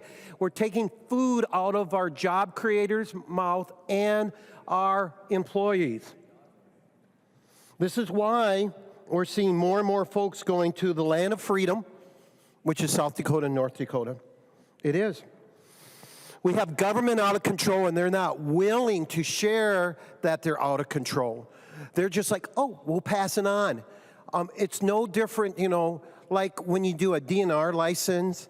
At our hardware store, we sell license and so forth, and when they increase, guess who they chew out? They chew out us, even though government raises those fees.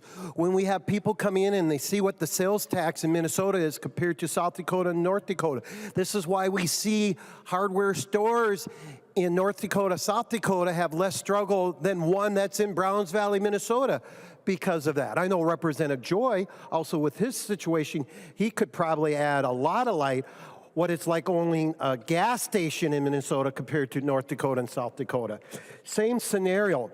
And that's why this comes from government, Census Bureau. Minnesota is one of the top 10 states in the nation that people are leaving. Why? Because government doesn't have to provide truth, doesn't have to provide transparency. They put it on us job creators. And quite frankly, we're getting sick and tired of it. It's time government does their job, walk their talk, instead of kick the can down the road to us individuals who talk to the taxpayers every day. Representative Schultz, great bill, thank you. Vote green. Vote green. Thank you, members. The member from Martin, Representative Olson. Thank you, Mr. Speaker.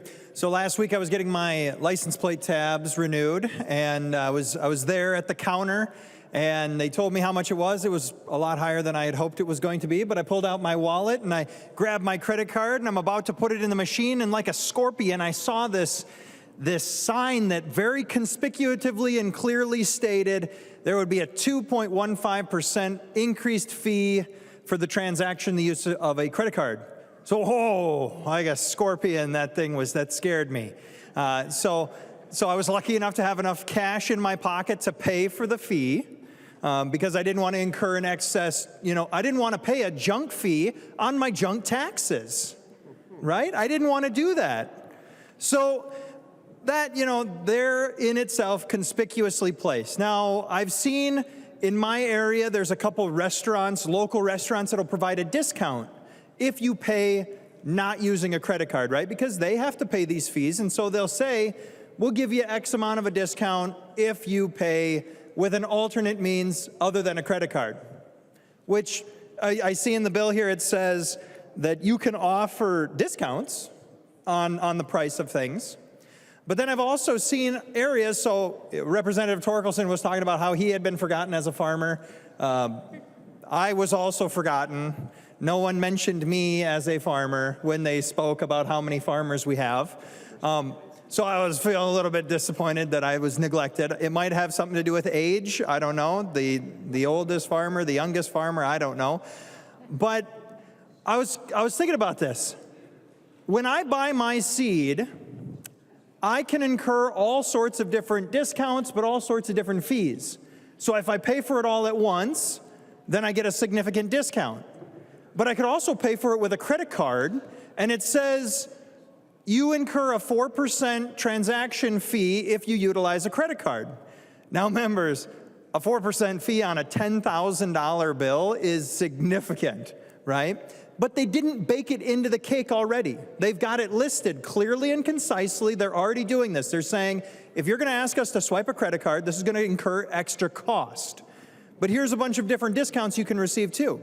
The same goes when I'm buying my diesel fuel, when I'm filling that diesel barrel up, which has significantly increased over the last couple years. The same rules apply. If you pay using a check, we'll give you a discount. If you pay it all in full right away, we'll give you a discount. If you want to swipe a credit card, we're going to give you an excess fee. But then I remember the last time I was at McDonald's, they never told me that I would incur a fee by swiping my credit card. I assume that cost, that transaction fee, is actually baked into their cake.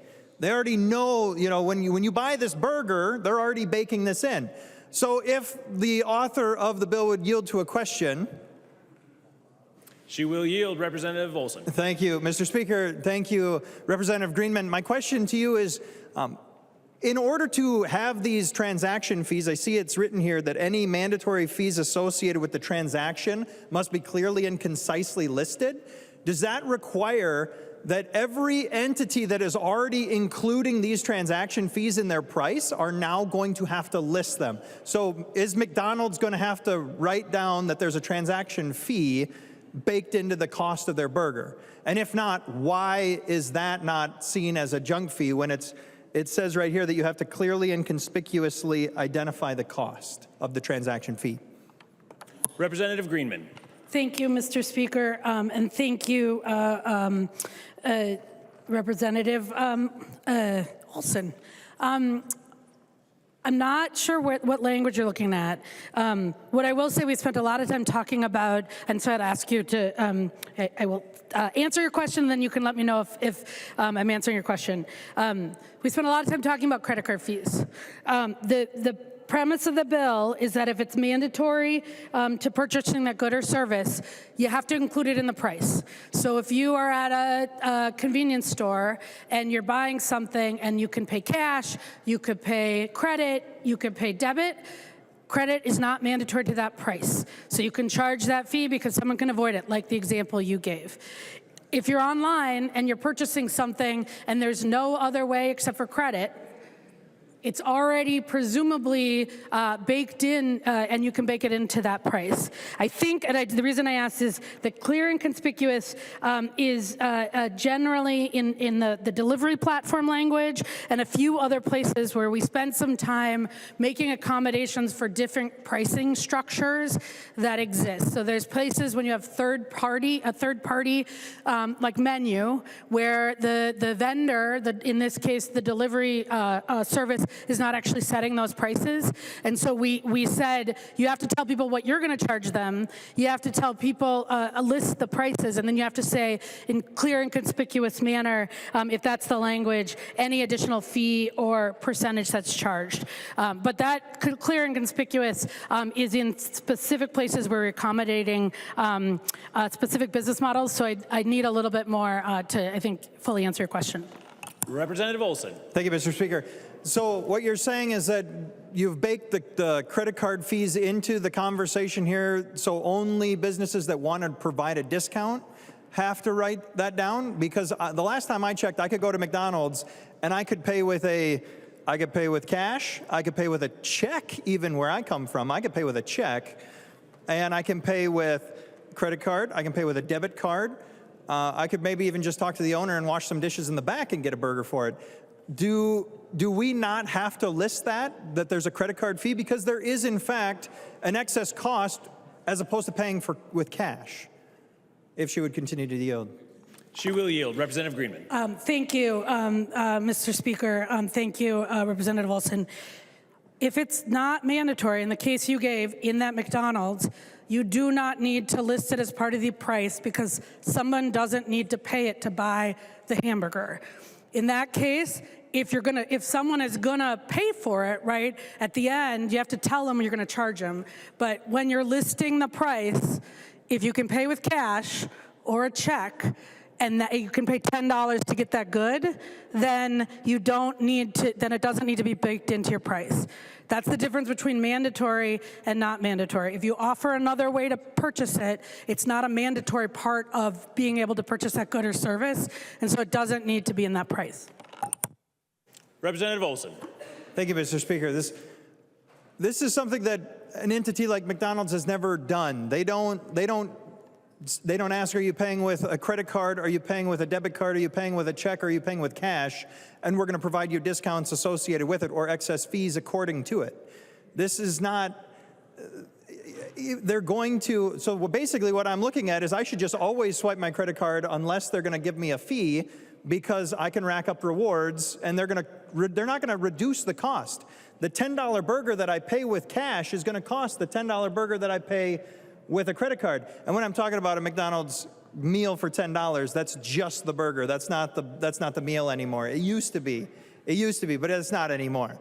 So if I'm only buying the burger for $10, whether I give them cash, whether I give them a check, whether I give them a credit card, your junk fee of an excess credit card transaction is not in this. The whole conversation that was just made by the author of the bill was that it doesn't matter.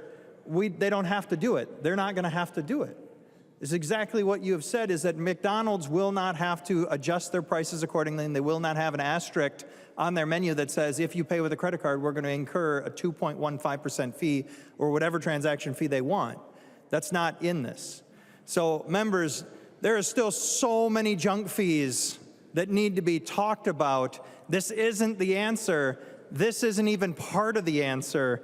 This is maybe like 10% of the answer, which is in fact part of what the junk fees we actually pay may equal 10%. Madam Speaker, or Mr. Speaker, not Madam Speaker, Mr. Speaker, I would say that we should refuse to adopt this, send it back, and actually do some real work on making it very apparent what consumers are getting for the dollars that they're spending. Thank you. The member from Candy Ojai, Representative Baker. Thank you, Mr. Speaker. Members, again, I appreciate the burger joint owner. Representative Knudsen's back on the floor because I've been one of those. A lot of folks here know that I've owned some restaurants, recently sold our restaurants. It was just, loved it. It's a kind of a industry that when you're in it, you really do enjoy it because of the vibe and the energy that a room brings out like no other place. You've got a place that's hopping and busy, and you know, for those few days out of a week, you actually make money, and more days you don't, believe it or not.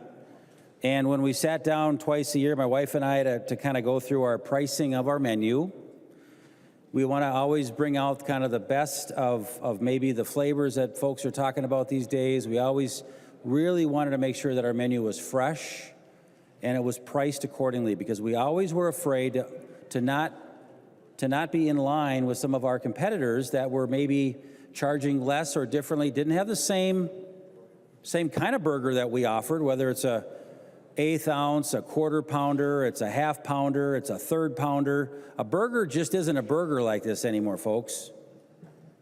So when you put a bill together and you try to fix something, Representative Greenman in this case, you're actually doing far more damage than you realize. You think what you're doing is you're giving more transparency and more, here's what the price is going to be, and there literally is no way you're going to catch it all. So you're making it just one more thing harder to do in Minnesota here to do business, like our burger joint owners, the people that work really hard to do this. I do have a question for the author of the bill, Mr. Speaker, if she would yield for, I think, a quick one. She will yield. Representative Baker. Thank you. So a lot of what you've talked about is the customer-facing fees and what the whole price is. Again, when I was buying a lot of groceries, when my truck from U.S. Foods or Cisco would back up to the door, I think Representative Torkelson was talking about this a little bit, about fuel surcharges and drop charges and a delivery charge. Are they required, Representative Greenman, to list those on our bills now, or are they protected from this? Representative Greenman. Thank you, Mr. Speaker, and thank you for the question. So this does not make a distinction between consumer-facing businesses and business-to-business transactions, as you're talking about.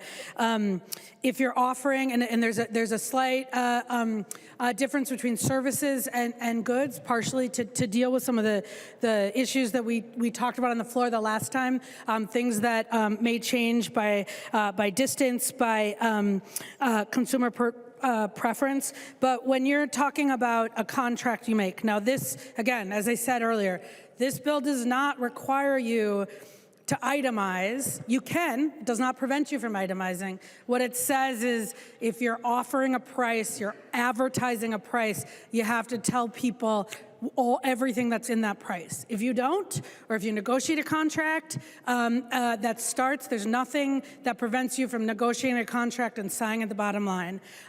What this says is if you're offering, if you're advertising, if you're putting out there that something costs a certain price, you got to bake everything into that price.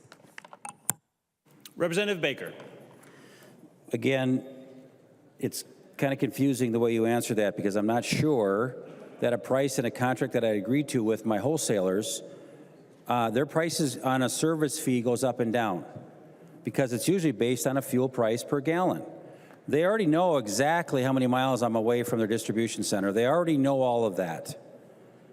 But what I'm trying to understand is what applies to them, it should apply to the consumer as well. Sometimes we just need some wiggle room to be able to do the right thing. And again, like there were times when during COVID, there was just massive business decisions that just said, you're just all closing it down no matter what. Just shut it down. And what you're doing with this kind of, your pretend fix-it bills. You guys are pretending like you're actually doing some good things here, but you're causing more problems because you're hurting people more. And the people you're hurting are the service staff in the industry who we're trying to protect the most. You don't like to have automatic service charge on groups of 8 or more, even if it says it on the menu. You can't say service charge. But you know what we're doing that for? There's a lot of reasons for that, and all of that was to the benefit the staff. The restaurant doesn't make one more penny if there's 3 people, 8 people, 25 people. The food costs are the same. The lighting bill's all the same. The hourly wages are still the same, but what you're doing is sometimes those large groups, people get confused because they think, oh, well, the tip is included. They just think about that and they just leave their check for whatever they break it out for, 8 divided by whatever the amount was. And a lot of staff members get gypped off. They skip the tipping. They don't get it. So we put it in there to protect the staff. Everything you do around here when it comes to thinking about how do businesses do their job, you just make it a little harder every single time.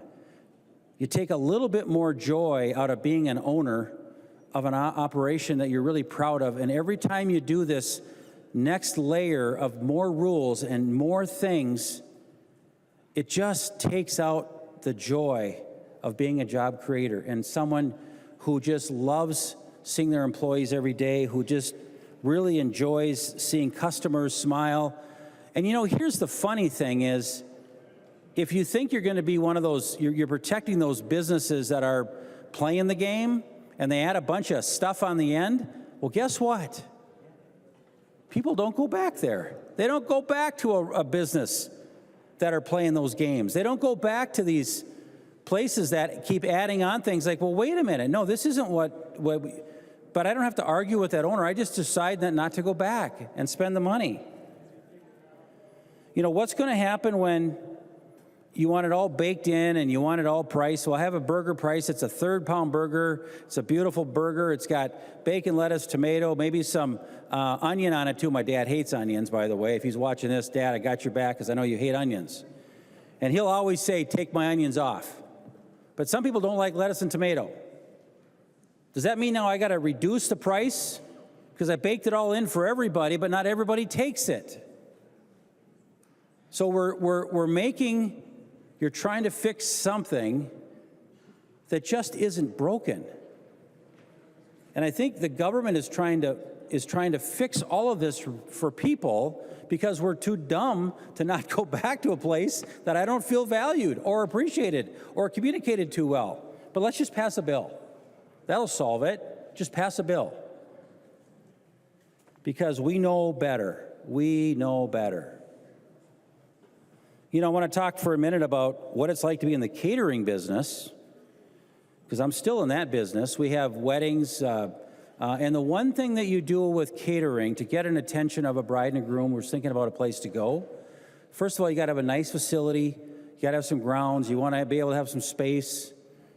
But you also, what really gets their attention, though, is what is the rental fee, what comes along with that, but also what is the price of the food? You know, a lot of things are going to buffets these days because we don't have enough staff to do what's called a sit-down meal. So what we do is we explain clearly when we sit down with them how the fees and the charges work. Here's the fee of the rental, but what if you want extra things on the rental, here's what it's going to be. But we don't know exactly yet because we've told you there's no glitter and there's no things that are going to be just so hard to pick up and clean up. But if you don't do this, there's going to be a cleanup fee. There's going to be an extra fee.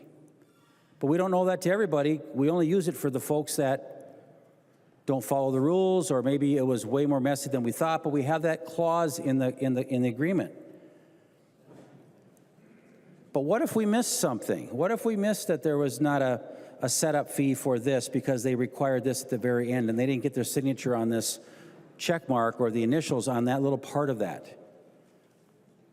When it comes to the food, you want to make sure that your pricing of a 1-meat buffet, a 2-meat buffet, and then all the additional things come in there. We all bake it all in. We try to do our very best to make sure that your $24.95 price for a 1-meat chicken buffet with all the extras that come with it, potatoes, the vegetables, and we try to make sure that those pricing is right. But what you're doing here again is we can't get every single fee on this thing. We can't get to everything, and usually you can sit down and you can deal with it, but what your bill is doing that you want to pass out of here, just another jab for folks in the hospitality industry, is you're just making it harder because we can't miss anything. We have to have it posted. We have to have it clearly identified. And we do that to the best of our ability already. It just pains me when I see so many attacks on this great industry that we have in Minnesota. Explore Minnesota is so proud of our restaurant operators, our hoteliers, our resorts. We bring in so much revenue in the state of Minnesota, and what you're doing by these little cute ideas about trying to fix something that's not broken is you're just making sure that future operators that want to do this, or current folks that are doing it that just maybe want to get out a little sooner, you're just making it so that it's harder, and it's taking away a lot of things for the serving staff. And even the ideas of adding fees on the end of a tab for a health waiver or health wellness fee or something, it's all going to the staff, especially the back of the house staff. It's the kitchen employees that we're trying to get more to. But you're just playing make-believe over there, like you think you know what's going on, and you don't. One more slam in a business face as you wrap up your 2-year dance. This is embarrassing again to the industries that have worked hard. You're trying to solve something that's not broken. This is a big waste of our time, and I guess it just warms us up for the rest of the day, warms us up for the rest of the week, because bills like this have no place in trying to do what you think it's trying to do. It's actually going to hurt a lot of people. So members, I really urge a green vote on the Schultz amendment. Thank you. The member from Crow Wing, Representative Heinzman. Thank you, Mr. Speaker. And Representative Greenman, I'll just quickly ask if you'd be willing to yield. I have a couple of questions, if she would yield. She will yield. Representative Heinzman. Thank you, Mr. Speaker. Representative Greenman, I'm listening today to the debate and the questions, and I'm thinking we've kind of talked a lot about restaurants and menus and how that might look. The burger has been brought up a number of times. My question would be one that probably has already been answered. I don't have an opportunity. I don't sit on the Commerce Committee, so this probably came up. But if you could just today help members understand, myself specifically, if you are let's say, a septic installer or an electrician or a plumber, you're always having to go down to land services or whatever the city office is and ask, hey, this is the project and there's application fees, because there's going to be an inspection in the county, your city's going to have costs associated with that. How might this change that you're proposing today, if it became law, how would it affect those folks as they're submitting bids? And I have a series of questions depending on kind of how this goes. Thank you. Representative Greenman. Thank you, Mr. Speaker. As you'll see on page 2.22, there's a specific piece, person offering services, where the total cost of the services is determined by consumer selections and preferences, or where it relates to distance or time. It's compliant with a subdivision if it discloses in a clear, conspicuous manner the factors that determine the total price, any mandatory fees associated with that transaction, and that the total cost of the services may vary. I think, for instance, when I got my furnace went out and I got a new heat pump, what I was given when they offered me the price was they told me how much their labor was going to be. They told me how much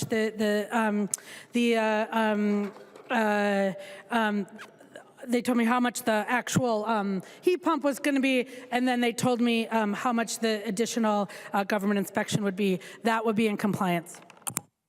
Representative Heinzman. Thank you, Speaker. So, Representative Greenman, just to be clear then, the example that I offered with, say, the septic installer who comes in, offers a bid, I'm not, just want to be, just for clarity, how would this affect them if it became law? And maybe you said it. I see the section 2.22 through 2.26. Is that saying that they are exempt? Maybe you spelled it out there and I just missed it. If she would yield. She will yield. Representative Greenman. Thank you, Mr. Speaker, and thank you, Representative Heinzman. While I don't know the septic industry, what I would assume that the bid would show is how much they're bidding, how much their labor costs. They would it is knowable what any licensing or anything you'd need to get from the government to do the project. I would assume that, and then there would be a cost and that the price, and that would be the offer. That is my assumption. That's, again, sort of to the example of things that I have done, electricity projects and others. Reason I was pointing out this provision, if there are things like that would relate to the customer's selections or preferences, and we talked about this on the first go around when we spent probably less time on this bill than we are spending now. What we talked about is potentially the distance that they would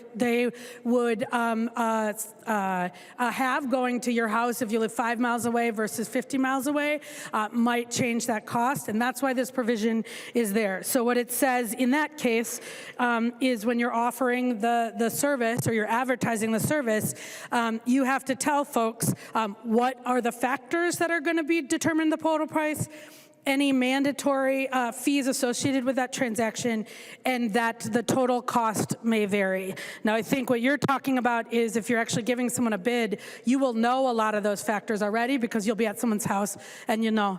But that is why this provision is there after talking to service providers to make sure that we had something that was workable. Representative Heinzman. Thank you, Speaker, and thank you, Representative Greenman. Unfortunately, maybe is a little bit concerning to me as I'm hearing it described that I think you were saying that these mandatory fees associated with the transaction, and that this is on line 2.25 through 2.26, any mandatory fees associated with the transaction and that the total cost of services may vary. I think I am reading that to say that if that fee is different than what was in the bid, it doesn't constitute some kind of breach of this language. If she would yield, thank you, Speaker. She will yield. Representative Greenman. Thank you, Mr. Speaker, and thank you, Representative Heinzman. The services, the cost may vary. I think any mandatory fees associated with the transaction have to be listed. So if you know that there is a permit you need to pull and you know how much it costs, what you need to say here is, what are the factors that are determined to the price? What are any mandatory fees, like the price of the permit? And then you need to say that the total cost may vary. Again, what we are talking about is if you are offering or advertising a price. I think in a lot of cases, like my electrician, won't offer or advertise their price. They'll come, they'll figure out what the project is, we'll talk through it, they'll know how far my house is, and then I'll get a bid sheet that will have all of that in there, and then a total price at the bottom. That would be compliant. Representative Heinzman. Thank you, Mr. Speaker. And Representative Greenman, if you'd continue to yield.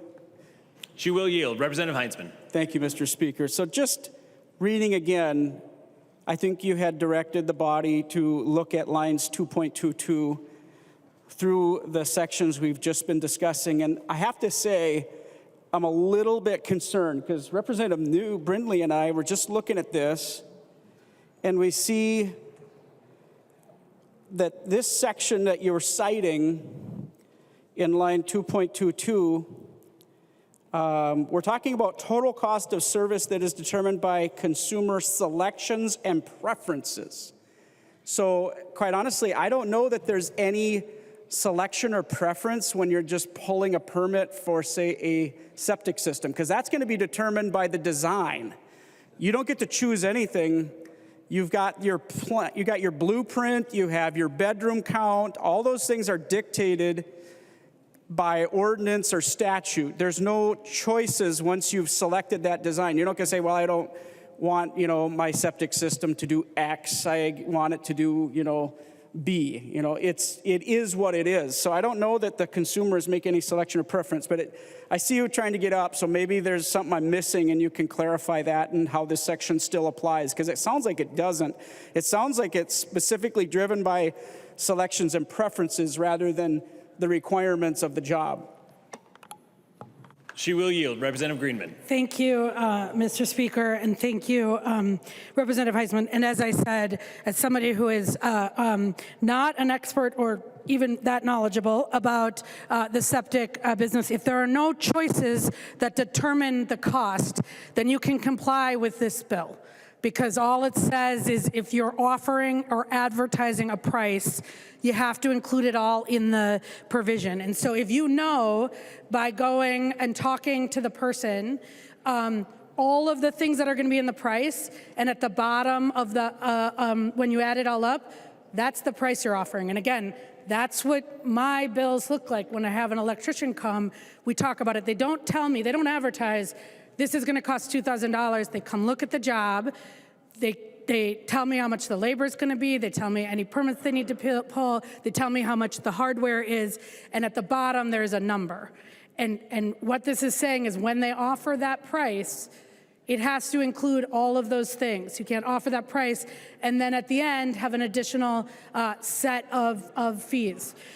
What I will say also about that provision is it does say consumer preferences or selections or where the cost of services related to distance and time. And again, this is meant to address what I think Representative O'Driscoll talked about in this last go around of this bill, which is if you are advertising a service and it's going to cost you more to get someplace that's 50 miles away, or it's going to take you longer because of the complexity of the job, this provision allows you to post those things. But if what you're saying is, I think you said there are no choices, it's clear, then you should be able to tell people what it's going to cost. Representative Heisman.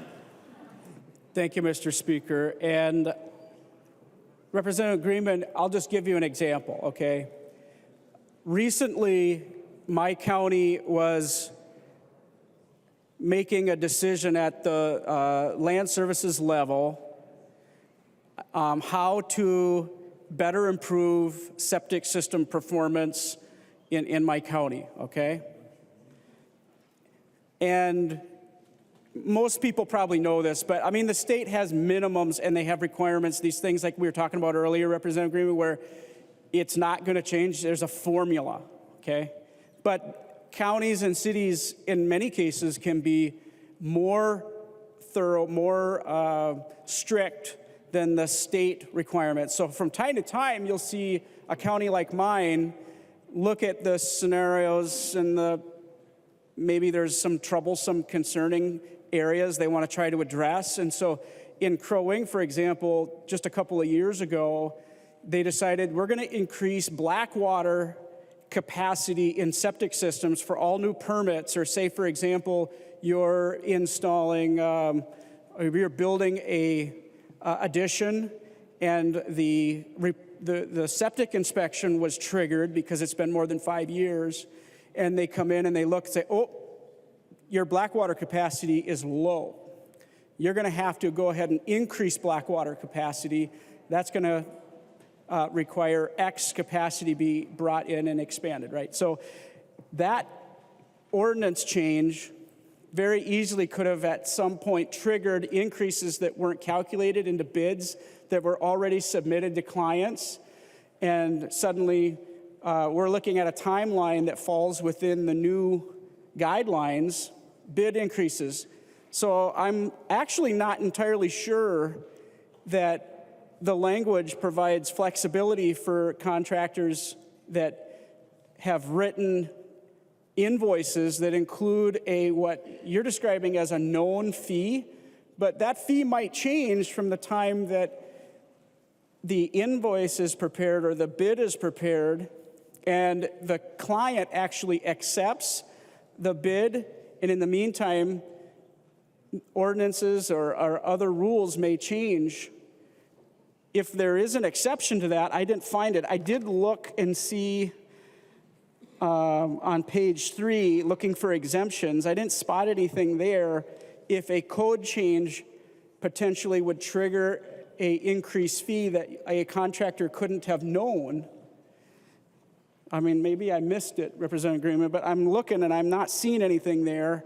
So I'm thinking too, electricians, they're having to pull permits.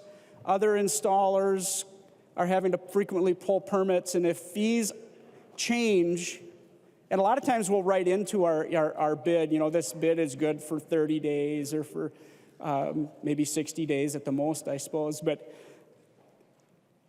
in that timeline, someone could say, you know, hey, you know, contractor so-and-so, you've provided this, this bid.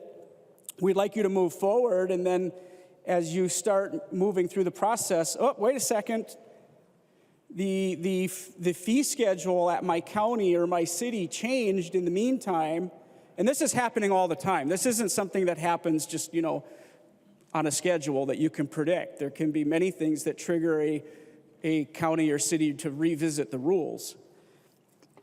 It could very easily just be another budget cycle, and we're looking at increased costs with all this inflation that has been the norm over the last few years of DFL control. And they're saying, well, we have to make an adjustment. We gotta increase fees. So now is the little guy, the contractor, or in this case, I'm not bringing up the example of the burger joint per se, but those other industries that are going to be affected by fee increases. Mr. Speaker, if Representative Greenman might continue to yield one more question. She would love to. Representative Heinzman. Thank you, Mr. Speaker. So just to get to that, if fees do increase in that timeline where bids have been submitted, which I think falls into that first page as we're talking about your advertising, displaying, or offering a price for good or service, which you're offering a good or service in your septic. Since I started with that example, I'll continue there. You're providing a septic system, but in the meantime, the city or county fee structure changes. Your bid didn't change. The fee structure changed. Am I in a situation, my installer going to be in a situation in that scenario? Representative Greenman. Thank you, Mr. Speaker, and thank you, Representative Heinzman. And I think you're asking me potentially a contracts question, not a deceptive practices advertising question, which is if you give someone a bid and your costs in this case change before that bid is accepted, can you revoke the bid to insert those costs? I think that's what you're asking, because if you give someone a bid and they accept it, you now have a contract, and so that is not an advertising question. And I think to a certain degree that is the risk that we all take once someone accepts a bid. I think like if you are offering a price of a good and the costs change, you can change that price of the good. But what you can't do is have a price of the good, and then when they get time to pay, increase it. And so what I hear you saying is if you put out a bid, someone looks at the bid, it's out there, and then the laws change, I think in that case you would revoke the bid and reassess your costs. Once they accept the bid, I believe you have a contracts issue, and that is not a deceptive practices issue. Representative Heinzman. Thank you, Mr. Speaker. We may actually be continuing this dialogue because I'm not totally sure that we're on the same page yet. What is going on here, I think, is we're hearing that you can just rescind your bid, which quite honestly, I'm not sure that is something that is on the table. I think that the expectation is that you're going to honor your bid even though the fee schedule could have changed at the county or city level, Representative Greenman. And I think I hear you saying that that's a risk that we all take. I'm putting that in air quotes, Representative Greenman, because I'm not sure that the business should be on the hook for just eating those costs because of this language that's in this bill. And if Representative Greenman could yield and could maybe clarify that, Mr. Speaker. She will yield. Representative Greenman. Thank you, Mr. Speaker, and thank you, Representative Heinzman. I think what I was getting at is there are principles of contract law that you are implicating, and then there are advertising and the Deceptive Practices Act. What this bill says is if you are offering a price, you have to include anything that is mandatory in that price. If what you're saying is you want to change that price before somebody accepts, you can change. This does not prevent people from changing their prices. What it says is when you are offering a price, you can't wait until the very end and say, plus a 3% surcharge or a 6% surcharge that is actually just a piece of that price. And so what I hear you saying is we're having a conversation about contract law, what it means to submit a bid, when people accept the bid, all of those things. That is not this bill, and that is a different discussion. And so that's what I was talking about. If what you're saying is somebody accepted the price and you want to change it, that is an issue of contracts law, not an issue of deceptive practices. Representative Heinzman. Thank you, Mr. Speaker. If Representative Greenman would continue to yield. She will yield. Representative Heinzman. Thank you, Mr. Speaker. So Representative Greenman, would this bill supersede that contract? Representative Greenman. Thank you, Mr. Speaker. No, this bill does not change contract law in Minnesota. Representative Heinzman. Thank you, Mr. Speaker. Quite honestly, I'm not entirely convinced. Reading this language, Representative Greenman, it looks to me like it could be, quite honestly, this bill that could bring potentially a lawsuit and an accusation that your fees were submitted in your bid fraudulently, or that somehow your bid didn't include the proper fee schedule. So whether or not this bill is going to take precedent over contract law, I don't know if we've got clarification on that or not.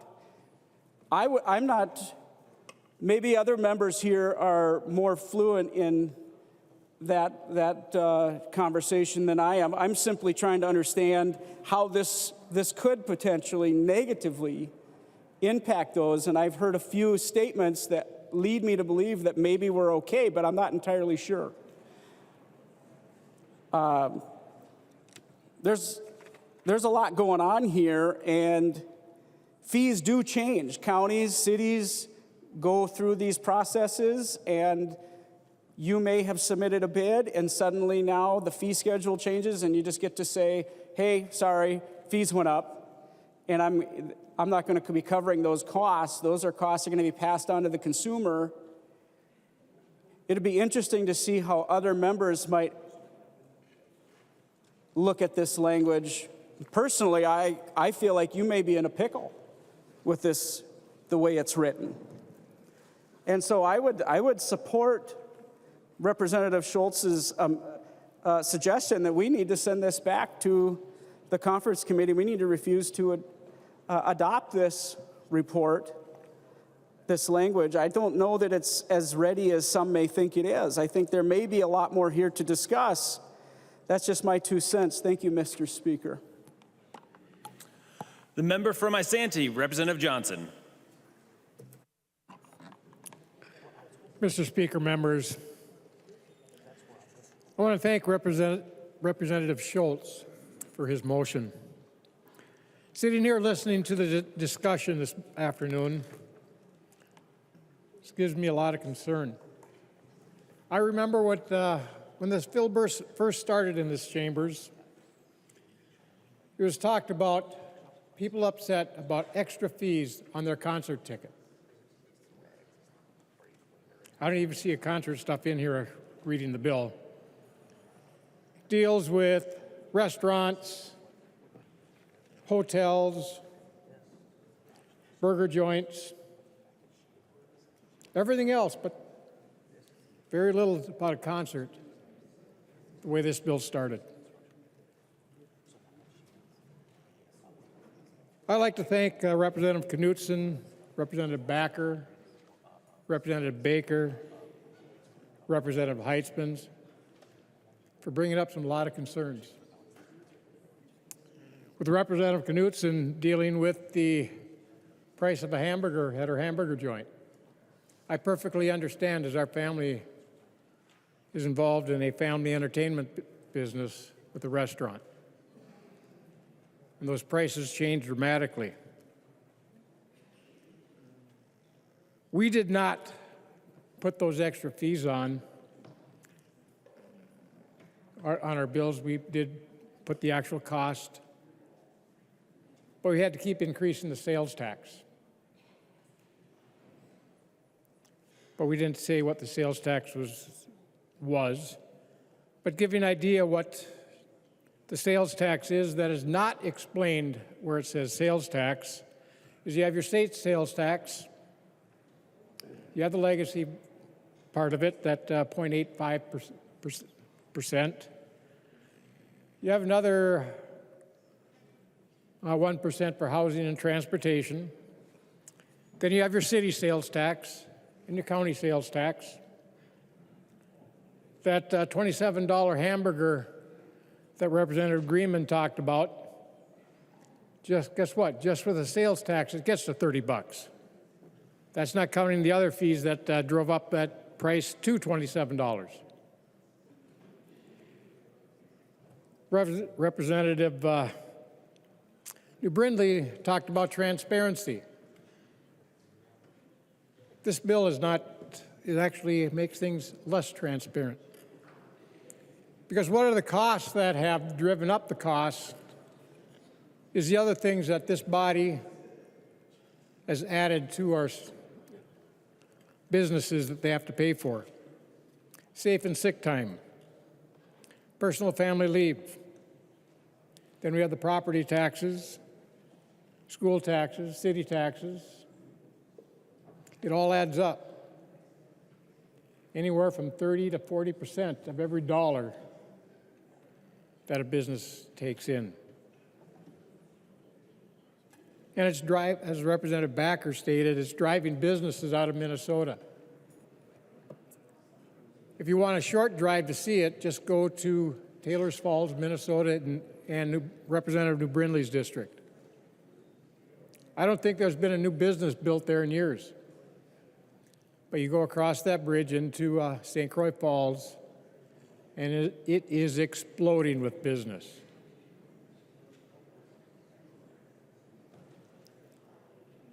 Doing stuff like this is not going to help Minnesota businesses. We have other issues to deal with. And what's interesting reading this bill is that any business regulated by the Public Utilities Commission is exempt from it.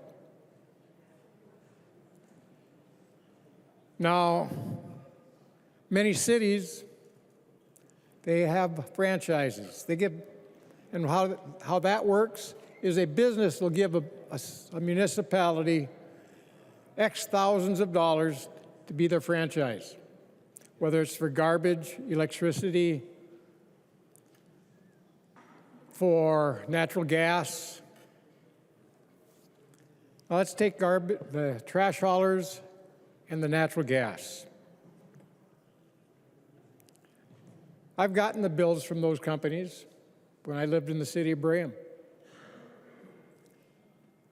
With this bill, the gas company can still charge you a franchise fee and just put it on the bill that you don't get when you sign up for it. They don't tell you about it. Oh, and by the way, they're exempt by this bill from having to tell you about it. A surprise fee. So the thousands of dollars they gave to the municipality to be the only one that can sell natural gas in that community, they add it to your bill. So the person that lives there pays for it. It's not the company, Every time we add something on, it comes out of the pockets of the citizens of Minnesota. But now let's take the trash collector. He comes around, he can't put the franchise fee on his bill, so he has to raise his rates. He doesn't let the people in that community know that they're paying the thousands of dollars to have the privilege of having him haul your trash, besides what they pay. So with this bill, it makes more confusion. We don't know how it's going to affect our contractors in this state when we change the laws, when we change things, when a municipality or a county changes the regulations, how it's going to affect their bids that have already gone out. You just can't cancel a contract. It's not that easy. For those that have actually worked in a business, been involved in signing paychecks, we know that. We know how business works. And if you've been to a restaurant lately, you'll notice one thing. A lot of the sections are closed because they're not using them. People aren't going there. They're struggling. This isn't going to help.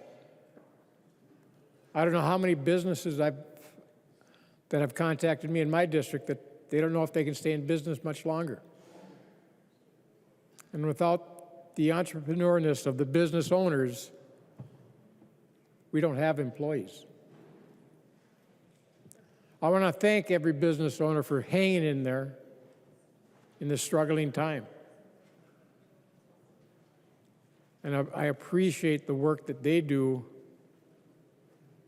to keep their employees employed. Many business owners don't do a 40-hour week. They do 60, 80, 100-hour weeks just to keep those businesses open, to keep those employees employed so that they can take care of their families. Members, let's send this back to the conference committee. It is not where this bill started. It's gotten to the point where it's going to hurt not only businesses, but it's going to hurt the employees, and it's going to hurt the citizens of Minnesota. Please vote to send this back to conference committee. The member from Clay, Representative Joy. Thank you, Mr. Speaker. So when we talk about fees, I guess my mind's over here digesting all this as everybody's bringing up their ideas and what takes place. Of course, I own a convenience store. So I have a question for Representative Greenman if she'll yield for a question. She will yield. Representative Joy. So when everybody comes from North Dakota or they're driving towards the lakes area in my district and they look online to see how much their fishing license is going to cost them, how much their hunting license is on, they're looking on the state of Minnesota's website to see what the price is. When they get to my store, they get their license, they come to the till, and they whip out that lovely credit card. I'm allowed to charge a fee on that. The state 2 years ago allowed me to put a fee on it. Now, it's not disclosed on the state of Minnesota's website saying that if you stop at the gas station in Hawley, Minnesota, you'll be charged a fee. How would I handle that, I guess? Representative Greenman. Thank you, Mr. Speaker. As I said about 30 minutes ago, if you're offering a credit card and people can pay in a different way, in this case cash or check, then the fee can be separate. If you're not offering that, if you make people pay credit card, then when they get there, you have to tell them how much the total piece is. But as I understand your hypo, if you're saying that people can pay with a credit card if they want, that fee doesn't need to be incorporated into the price. Representative Joy. Okay, so then at night when people are coming from Fargo into the lakes area and I offer cash, credit, or credit cards, and I can offer a discount or however I can, but at night when my station closes at 9 o'clock and they can pay with credit card only at the pump 24 hours, then, and there's a fee on that, or the fee's been figured into that, how do I disclose that different? If she'd yield for a question. She will yield. Representative Greenman. Thank you, Mr. Speaker. Thank you, Representative Joy. So if what you're saying is the state of Minnesota has advertises a fishing license for a price, that's not what matters. That's the state of Minnesota. What matters is what you tell people it costs. So at the pump, if we're saying that someone can get it, you can only get it with credit card, then you need to just tell them how much the total charge will be. Representative Joy. You know, as we continue, we put these fees in, and it just seems like every time we're making laws down here or pushing new laws out to small businesses, you know, when you run a business and you have credit card fees and there's an interchange on there, whether it's Visa at 0.98 plus 10 cents or it's American Express at 3.5% plus 10 cents, we never know what our fee's going to end up. We as business owners take our total credit card fees at the end of the year, figure out if we paid $100,000 in credit card fees, and we put it in our cost of goods.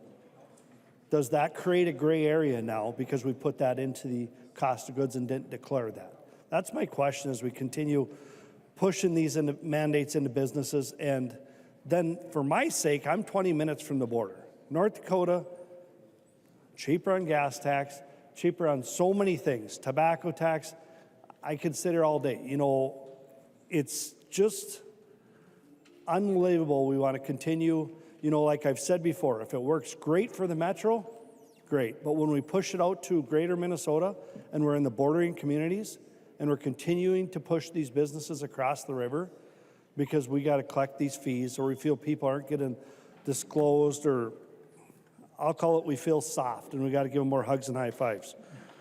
This just to me is more government mandate, not freedom in our businesses.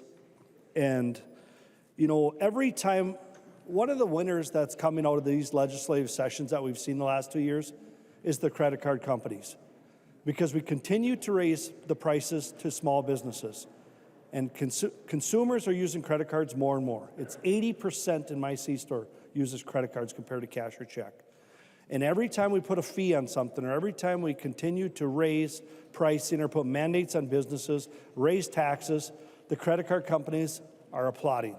They're applauding the Democrats what they're doing because they are getting their 3% on higher things. When gas prices are $4, they're getting 12 cents a gallon. It's pretty simple. When it's $1, they get 3 cents. This is what's happening down here. And as businesses, we wonder why businesses are leaving because we're putting so many mandates. Yet you go to North Dakota and you can buy gas cheaper. You can buy things so much cheaper because they don't have all these mandates. Minnesota continues to push this through, and the winners coming out on this isn't the small business owners. It's the credit card companies, the big companies. Members, support the Schultz Amendment. Vote green. The member from Hennepin, Representative Robbins. Thank you, Mr. Speaker. Thank you, members, for this very enlightening discussion. I support the Schultz motion to return this conference committee report back to the conference committee and have a number of points I'd like to discuss. First of all, just to bring it back to what this bill does is that it expands the list of deceptive trade practices to now include advertising, displaying, or offering a price for goods or services that does not include all of the mandatory fees and service charges. Interestingly, the exceptions for this list of expanded deceptive trade practices are anything the government does is exempted. So in lines 2.3 to 2.6, it says, for purposes of this subdivision, mandatory fees do not include taxes imposed by a government entity on the sale, use, purchase, receipt, or delivery of the goods or services. So we've just exempted ourselves from exactly the burden we are putting on small businesses. I represent Maple Grove, which was recently named Restaurant Capital of the State, which we are very proud of. And as Representative Joy, Representative Baker, other members have talked about, this is going to kill our small businesses. But yet we're exempting ourselves. So if Representative Greenman would yield to a question. She will yield. Representative Robbins. So last session, Representative Greenman, we passed a delivery tax. that is supposed to be itemized. But my understanding of this exemption, the delivery tax would no longer be required to be itemized. Is the delivery tax still going to be itemized in this exception? Representative Greenman. Thank you, Mr. Speaker, and thank you, Representative Robbins. As we talked about an hour ago, what this says is that the delivery tax, in that case, does not need to be included in the all-inclusive pricing. And so what that means is that when you offer a good or service, you have to include everything that it costs. Now, I've heard both sides. I've heard this provision means that we're hiding things, and I've heard this provision excludes government. As I said to Representative Garofalo, I think on the second conversation we had, I would love to have an all-inclusive price that is one price, whatever you do. That's not how we do things in the United States. We haven't seen it. What this does, and this is specifically requested by some of our hospitality folks who are on both sides of this issue. I heard from a lot of businesses who said they are struggling because they don't want to offer junk fees and their competitors do. What this says is that if you want to offer a price, mandatory price means everything that it costs to purchase the goods, and you can list separately the taxes and fees imposed on a sale, use, purchase, receipt, or delivery of goods and services. Representative Robbins. Thank you, Mr. Speaker. So I did not hear a direct answer to the question.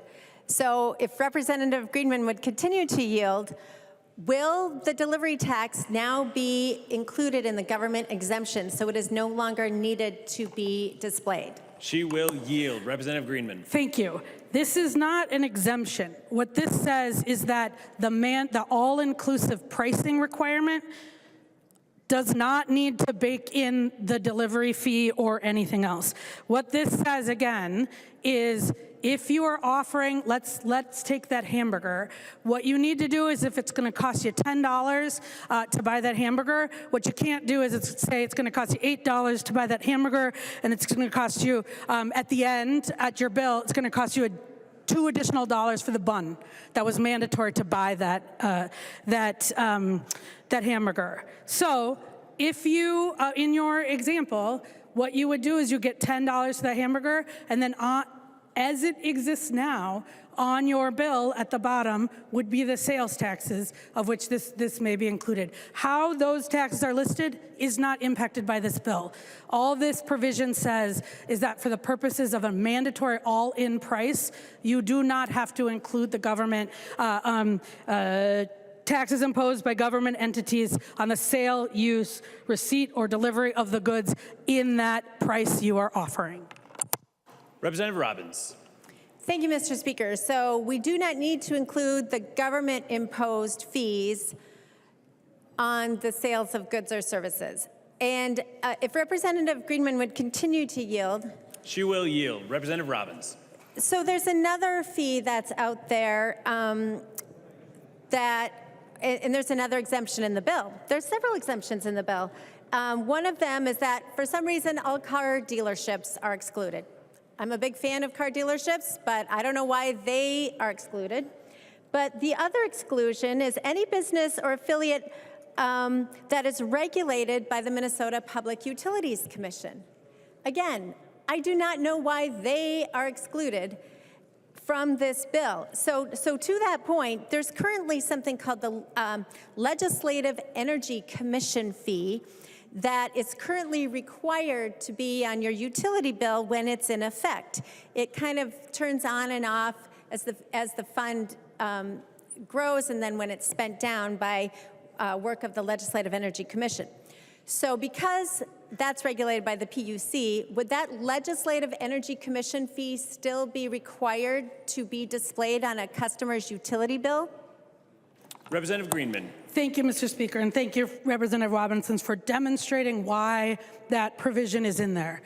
The PUC, energy utilities regulated by the PUC, have very specific pricing requirements that it's not the same as if you're buying a hamburger or selling tickets. And for that reason, prices regulated by the PUC are not included in this bill. And so your question is unaffected by whether or not we pass this bill, because what we've said is for industries regulated by the PUC's provisions in and very specific pricing regulations are what will continue to govern those price disclosures. Representative Robbins. Thank you, Mr. Speaker. So there we have it. Anything the government does is really complicated and we can't possibly know, so they get exempted, and the businesses that deal with the government on the PUC side get exempted. And it's interesting because we already have some of those fees that I've alluded to or discussed that would be showing up on utility bills that may not. But there's several other fees that we just are potentially going to pass this legislative session that are under the PUC jurisdiction that now will be hidden from the consumers. So this is just an affront to government transparency. We are exempting ourselves from any of these fees and disclosing them. Another example is the gas tax. Last year, we indexed the gas tax to inflation, as you all might remember. I know my citizens certainly remember, as they pay higher prices at the pump. But we tried to get the amount of the gas tax put on the sales receipt so that the public would know this amount of what it costs to fill your tank is due to the state gas tax. That did not happen, but many years ago, before I was elected, they did allow a label, a fuel tax label, to be put on the gas pump so people could see what the gas tax is just on the pump if they happen to notice it. But it's not really tied in relationship to what they paid because it's not on their receipt. So now it's unclear if that will need to be, that fuel tax labeling will continue to be required. Because, again, for this bill, everything the government does is exempted. So when we've been trying to do government transparency and make the public more aware of the costs imposed by government, those are all exempted. But when a business in my district is having to do a pricing menu and make sure they've put every little thing on there, they could be in violation of this law if they forget something or miss something. So if Representative Greenman would continue to yield. She will. Representative Robbins. Thank you. So back to the example of the restaurant. It says in lines 2.29 and following that this is only specific to food and beverage and hotel establishments, that the total price of a good or service being offered or advertised must include clear and conspicuous disclosure of the percentage of any automatic or mandatory gratuities. So does that mean each good? Because it says the total price of the good or service, meaning, I'm assuming, the hamburger, the soft drink, the salad, the whatever. So does every menu have to have the percentage of the mandatory gratuities underneath each menu item? Because it doesn't say the total bill, it says the good. Could you please address that? Thank you. Representative Greenman. Thank you, Mr. Chair, and thank you, Representative Robbins. I feel like we're making this much more complicated than it is.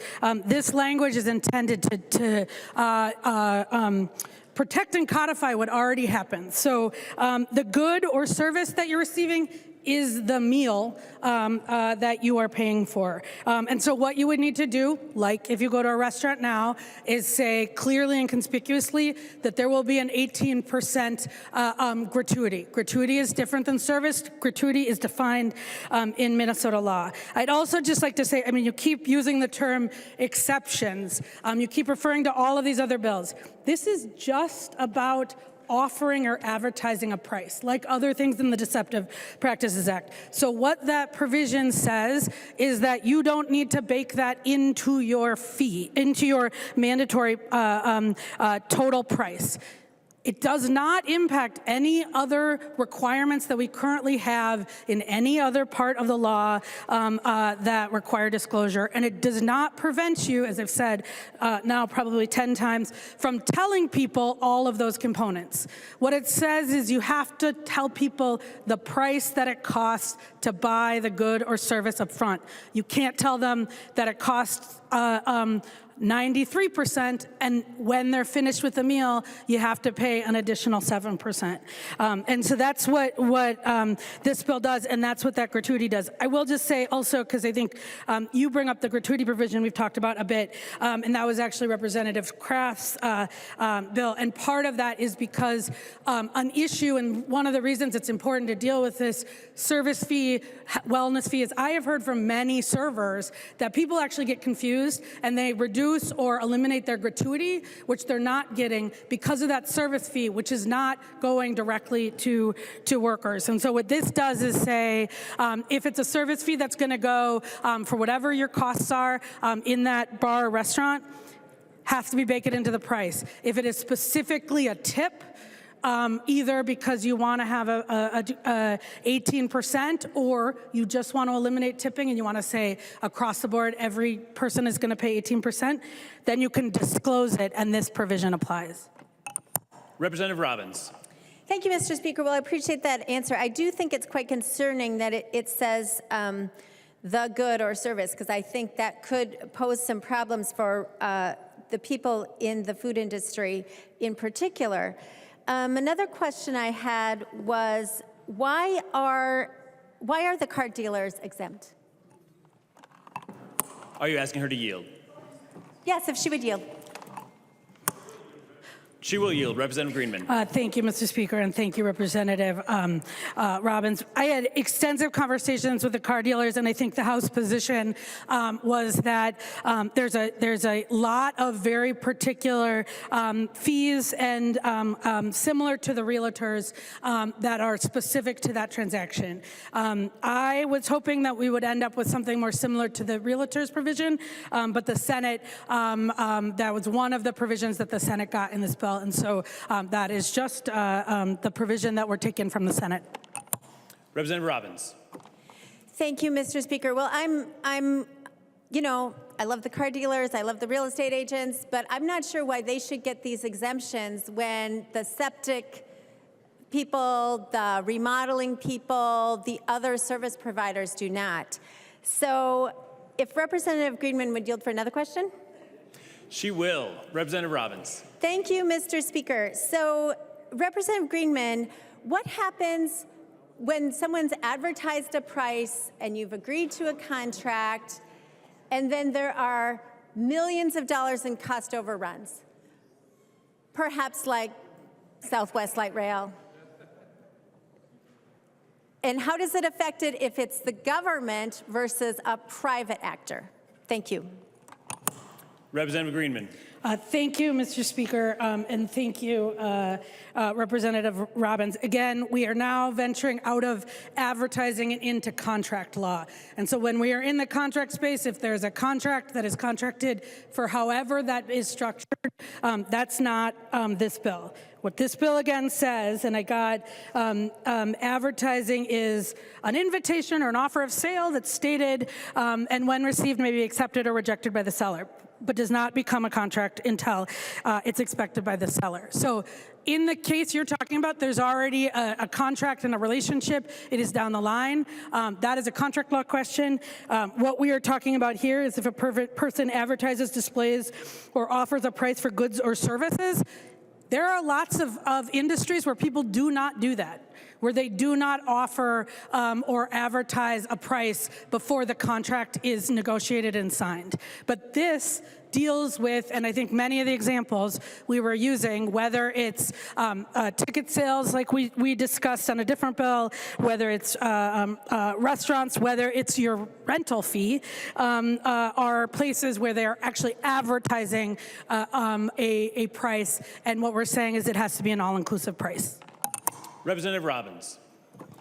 Thank you, Mr. Speaker. Well, I do think that the troublesome language is offering a price. So if you hire a contractor and they offer you a price and then you sign the contract based on what they offered you, you could argue that it was deceptive because they knowingly underbid it, or maybe there were things that came up during the process. And I get the switch into contract law, but because it says offering a price, if that's what they offered you and then they can't fulfill it, I think that raises some concern. So let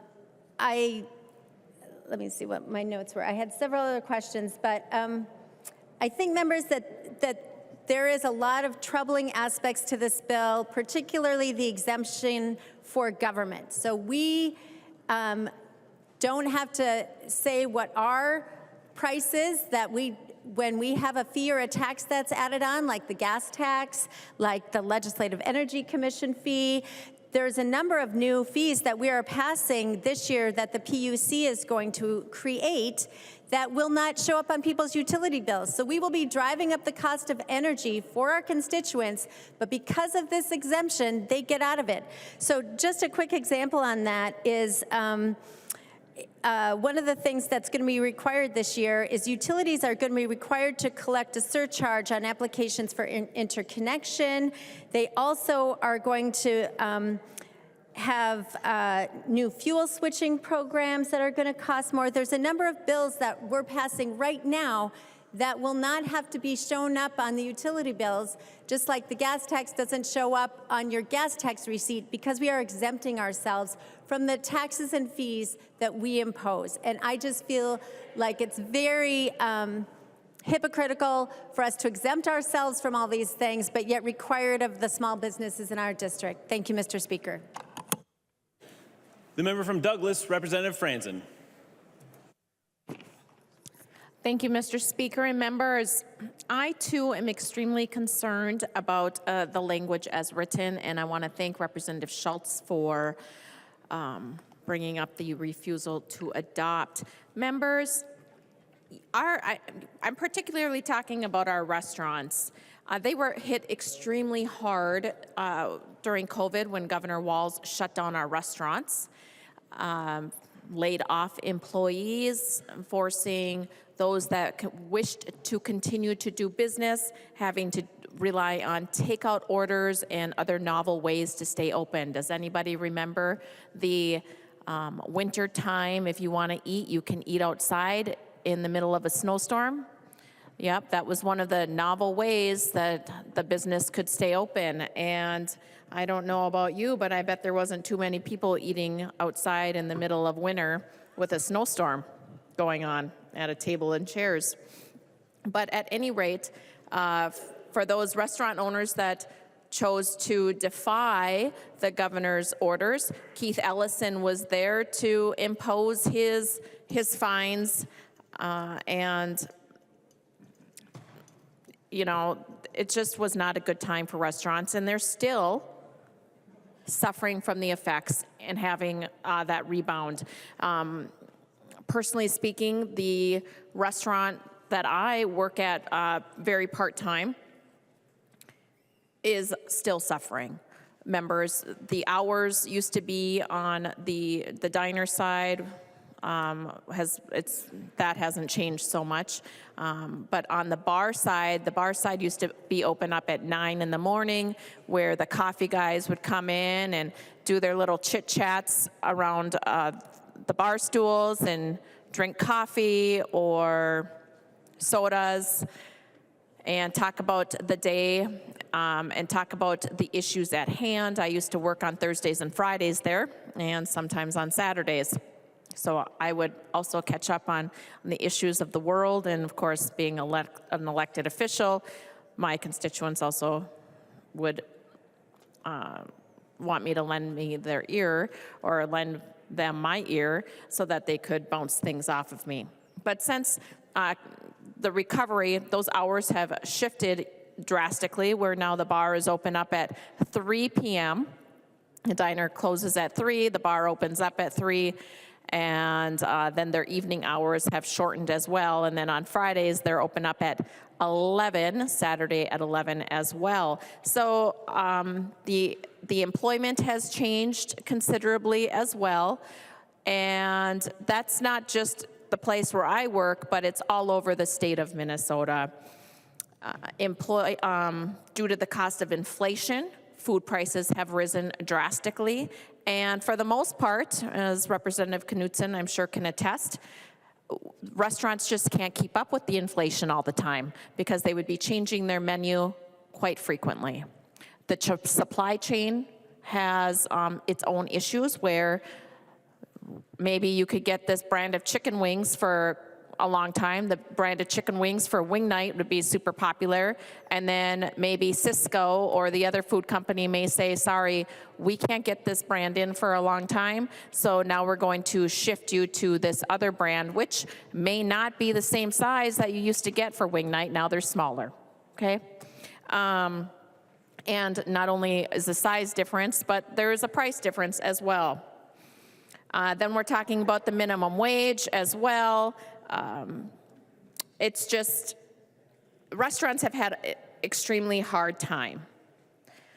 And when it comes to the quote-unquote junk fees, the first place that I really noticed it was working down here in the restaurants around here. And, you know, I don't begrudge any business that has their fees listed. If it's to pay, and we'll ask. I mean, we have this group called the Nutrition Commission, a bunch of rural lawmakers and sometimes the suburban members from the Republican side will join us out for dinner, but we have frequented many places in this area and have seen various types of fees on our receipts. But we always ask, well, what does this surcharge go to, so we know what we are paying for? And we don't complain about it. At least we know that the cooks are getting a portion of the fees, or that, you know, it's helping to pay for costly health insurance. But what it looks like to me, members, is that this bill, this junk fee bill, which isn't just new to Minnesota. It actually, I believe, originated in California, and it was signed into law last year. And on July 1st, 2024, in California, Senate Bill 478 goes into effect. And for California, there's, you know, I like to read what other states are doing. Just recently, there was an article that says a new law that goes into effect July 1st could upend California's restaurant industry. And if you read through the article, it says this, which has me quite concerned because Minnesota is going to also experience the same effects that California is having. In the article, it says, under the new law, this is in regards to California, however, restaurants and bars will not be able to add these charges to customers' bills. As a result, many business owners say they'll have to raise prices. That's exactly what we are saying in this body. Businesses will have to raise prices. Others who've been using mandatory service fees in place of tips now say they may need to revert to a tipping system. Some places choose not to tip, and it'll say in there, you know, it's just all built in on that receipt under a service fee. And so it's going to happen here in Minnesota, members, where restaurants will have to increase their costs. There's another article, don't know what that one was titled, but it was similar to, this one is, restaurant owners slam California's new junk fees law. This is May 10th, 2024, and I think it's this from the same, but at any rate, there's a quote. We are worried about the sticker shock, essentially to see if it discourages diners. This owner of a San Francisco restaurant told the eater San Francisco. Our industry is having a hard time still, and this is another thing that adds to uncertainty. I feel that it's probably going to affect the industry negatively. We're very worried. Members, those same concerns that are taking place in San Francisco about their Senate Bill number 478 are the same concerns that our business owners are having here in Minnesota.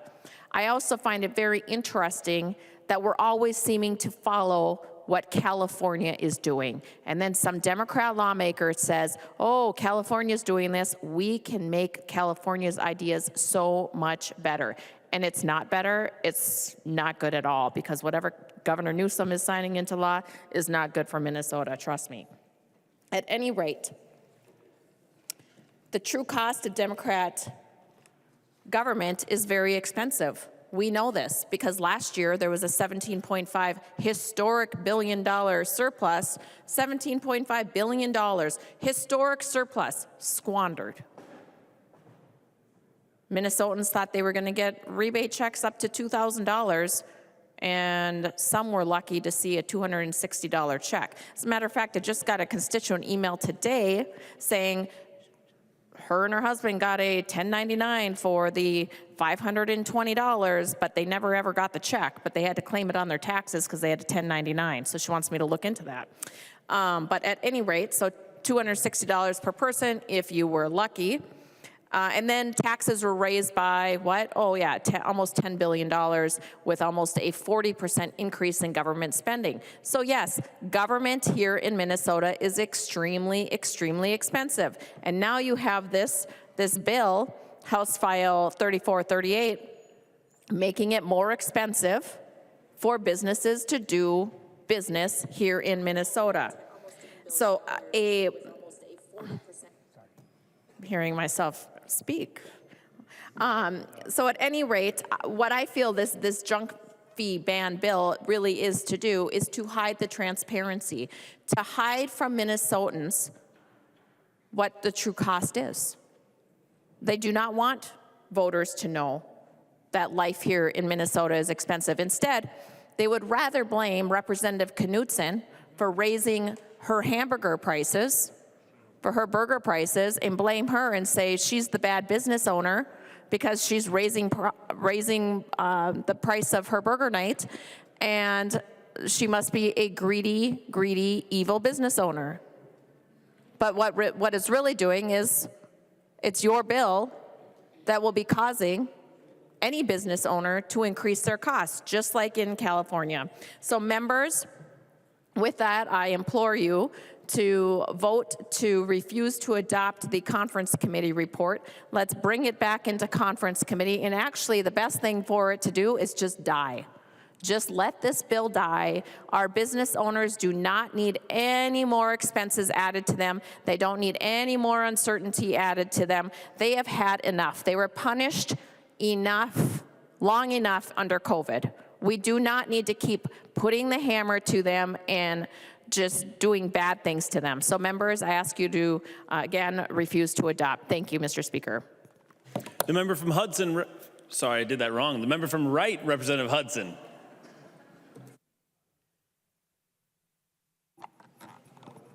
I've been to Hudson, it's a nice town.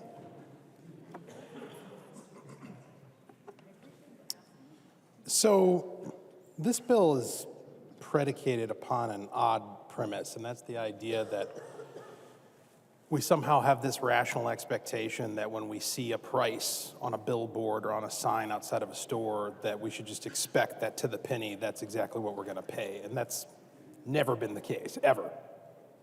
Even children know it. My youngest certainly does. I'm pretty grateful for the fact that it's still safe enough in my community that my kids can enjoy life much the way I did, where they can kind of wander around. It's a little bit different. I didn't have a GPS tracking device back in the 80s. My kid does now.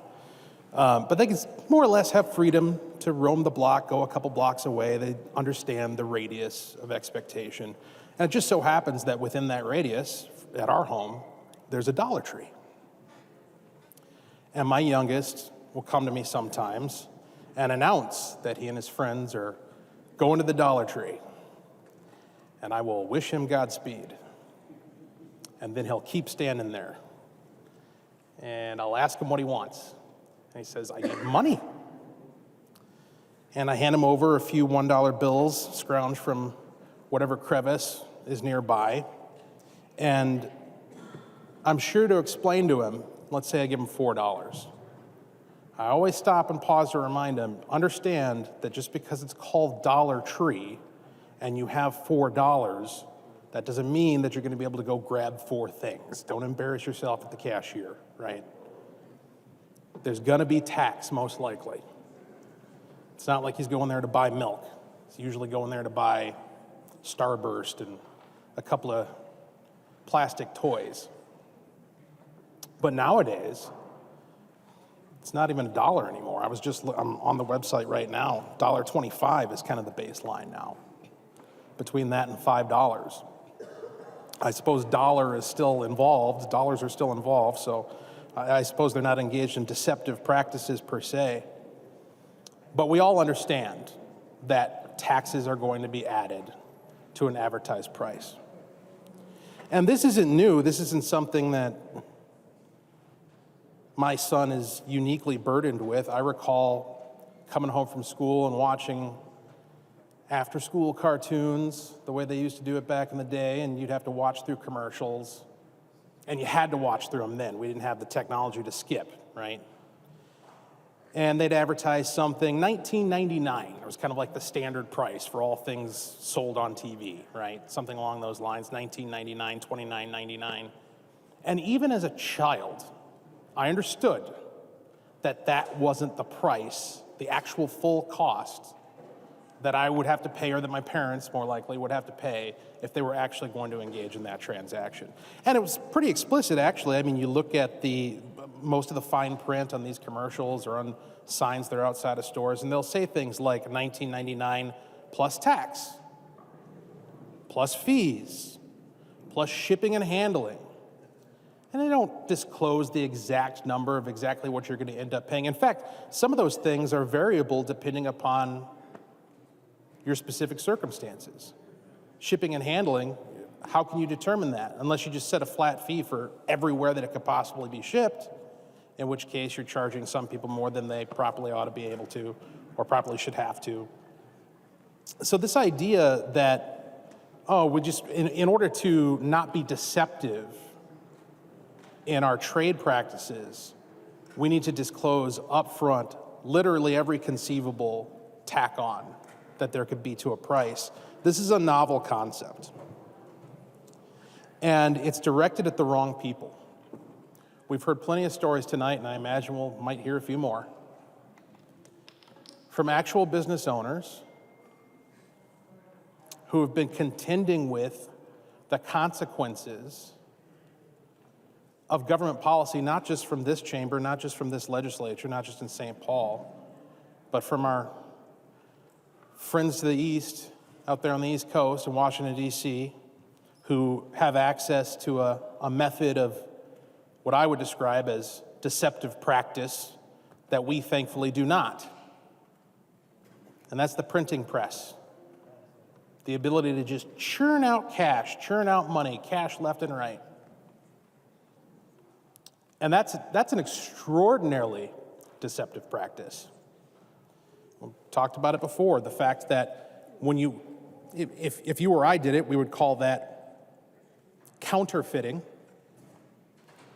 You increase the supply of available currency, and the first people who get their hands on it, which are banks, big corporations, the folks who some of us claim to dislike, they're the first ones who get their hands on the cash. And it's full value when they get it. They get value for value. But by the time it gets down to little folks, middle-class people, a lot of that value has been lost, and not just from the new dollars that have been introduced to the system, but the dollars that were already existing. You know, my kid's $4 that he takes down to the Dollar Tree is worth less by the time all that printed money gets down to him. And that is a form of taxation. That is a hidden tax,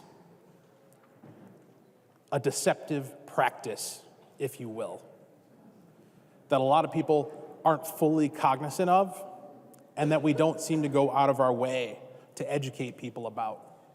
Instead, we blame the businesses. There was a quote, maybe I can find it here, from our president, pointing the finger at businesses. He said, "Too many corporations raise prices to pad their profits, charging more and more for less and less. In fact, the snack companies," I think this is when he was sitting on the couch prior to the Super Bowl, taking a poke at the free market for shrinkflation. "The snack companies think you won't notice if they change the size of the bag and put a hell of a lot fewer in." Pointing the finger at the businesses, pointing the finger at the corporations. It's their fault. They're the reason for shrinkflation. They're the reason for inflation. Same article goes to great lengths to try to blame corporations for inflation. Somebody's going to have to explain to me exactly how that works, because they don't have a printing press. They don't get to churn out more currency without adding more value. Only government can do that.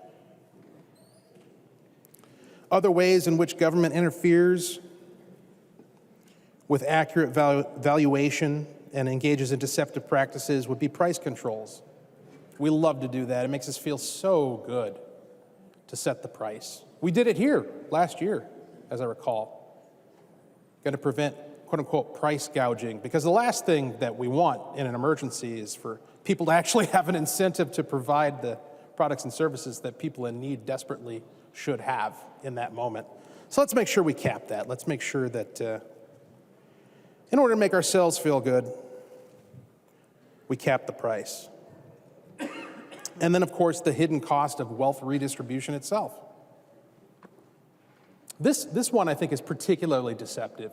We sell people on this idea that if I take from Paul Torkelson to give to Brian Lawrence, that it's somehow a 1-to-1 ratio, that there's no value lost in that exchange. But somewhere along the way, like, you got to pay me my middleman fee for doing the taking, right? Administrative costs. What does that do? That adds to the loss of value in the transaction. So we're actually, in the aggregate, we're taking value out of the system. If Paul simply handed a dollar bill over to Brian, it'd be worth $1. But after I get done with it, it might be worth 80 cents. And so in the aggregate, the more we do that as government, the more value we're sucking out of the economy that people will never benefit from. That's a deceptive trade practice in my book. And I'd really like to see us move more towards government accountability and government transparency. We should be doing more to make sure that the voters and consumers know the impact of the policies that are coming out of this place and that are coming out of Washington, D.C. But instead of doing that, we're defaming our neighbors. And yes, our businesses, our business owners, folks like Representative Knudsen, they are our neighbors who are providing a value, they are providing a product, they are providing a service. They are working hard to bring that to the market for the mutual benefit of themselves, of course, properly, morally, but also their customers. And instead of celebrating them for that, instead of recognizing them for that, instead of affirming them for that, we're going to defame them as being deceptive, engaging in bad faith. You know, all our businesses are doing with their prices, when they try to distinguish, when they put these different demarcations of what the fees are and where they came from and what government policy is responsible for this increase in prices, what they're trying to do is they're trying to delineate to their customer, here's the value that I'm providing you. Here's the part of the price you have to pay that actually represents the value that I and my business have brought to the market. And then this other stuff that also gets tacked onto the price, well, you call it junk fees, and I would agree. That's the junk. the government junk that isn't actually bringing any value to the table, that isn't actually offering anything that people need. It's just costing them more. I'm sure my kid would love to go back to the time when walking down to the Dollar Tree or biking down, as the case may be, entailed expending actual individual dollars. So would I. So would Minnesotans. Thank you, Madam Speaker. The member from Roselle, Representative Burkle. Thank you, Madam Speaker. I want to go back to the section of the bill that Representative Heinzman was talking about earlier, under 2.22, and I want to reference what Representative Greenman had brought up earlier about offering or advertising a price. Specifically, going to 2.16, and if Representative Greenman would yield at some point, I'll get to She a will question. yield. Representative Burkle. Thank you, Madam Speaker. On 2.16, it says, nothing in this subdivision prevents a person from offering goods or services at a discounted price from advertised, displayed, or offered price. So I'm assuming you can sell something under cost, correct? Representative Greenman. Thank you, Madam Speaker. Yes, and it also means if you advertise a price and you decide to discount it below that price, that's okay in compliance. Representative Burkle. Thank you, Madam Speaker. And if Representative Greenman would continue to yield. She will yield. I'll get to a question at some point here, but so I want to reference something specific to my industry and the turkey industry, and I'll use other examples as well, but my industry is notorious. For those of you who think you can get a free turkey at Thanksgiving, I want to tell you they cost more than nothing. So as we all know with loss leader pricing, some would call it predatory pricing. Some would call it deceptive, some might not. I'm curious that if in the process of a loss leader situation and a grocery store, which by the way works on very thin margins, 1% to 3% maybe, charges more for the cranberries you buy at Thanksgiving while they're giving you a turkey away for free if you buy $100. I'm curious when loss leader pricing involved, in specific, Representative Greenman, to 2.22, a person offering services, and it doesn't reference goods there, but I'm assuming goods would be the same, but when you get down to 2.25, it says the person would be in compliance at the factors, if they disclose in a clear and conspicuous manner the factors that determine the total price. So I'm curious how loss leader pricing and the fact that, let's use razor blades and razors, for instance, Representative Greenman, if they give away a razor and then you buy razor blades and the price is increased, how would loss leader pricing involve? Would you be out of compliance if you charged to keep your margins up at a grocery store, for instance, more for your cranberries? Representative Greenman. Thank you, Madam Speaker. And Representative Burkle, this provision does only say services, so this provision does not apply to goods. What I will say is this, again, this only is about advertised price. So the issue you're raising about loss leader pricing may be in other areas of statute, whether it's antitrust or other places. What this requires you to do is, for that razor blade example, is that you have to tell people, and in goods, when they get to the checkout line, you have to tell people that the razor blades, if they says they cost $5, then when you check out, they have to cost $5, plus you are welcome to have on a different line any mandatory fees not included in the price. So in that cases, or mandatory government fees. So in that cases, and I think this is actually with what it mostly looks like if you go to a Walgreens and buy razors, is it would cost you $5, and then there'd be a 8.5% sales tax or whatever it is, and then the total would be what you pay. And so that's what this does. There's not, this does not tell businesses how they can price things. It says when you advertise or offer a price, you have to give people the all-inclusive, what they have to pay to buy that particular thing, in this case, razor blades. And presumably the razor would be sold separately and would have its own price. Representative Burkle. Thank you, Madam Speaker, and I'm glad to hear that. That was the concern I had, and I saw that goods was not in that line, but the concern I had was how would this affect something such as loss leader pricing, where grocery stores work on such thin margins as it is. But I think in the big picture, what we're looking at here is what we see is just an overbearing price disclosure system. I think it's frustrating, and I think there's a lot of questions still to be asked, and I would ask members to vote green on referring this, refusing to adopt and sending this back to Conference Committee. The next member is the member from Sherburne, Representative Mecklen.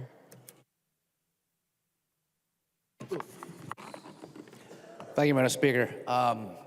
There was a good dialogue between Representative Heitzman and Representative Greenman, but there was a few questions I'm still kind of, I don't think we quite got clear, or I'm not clear currently.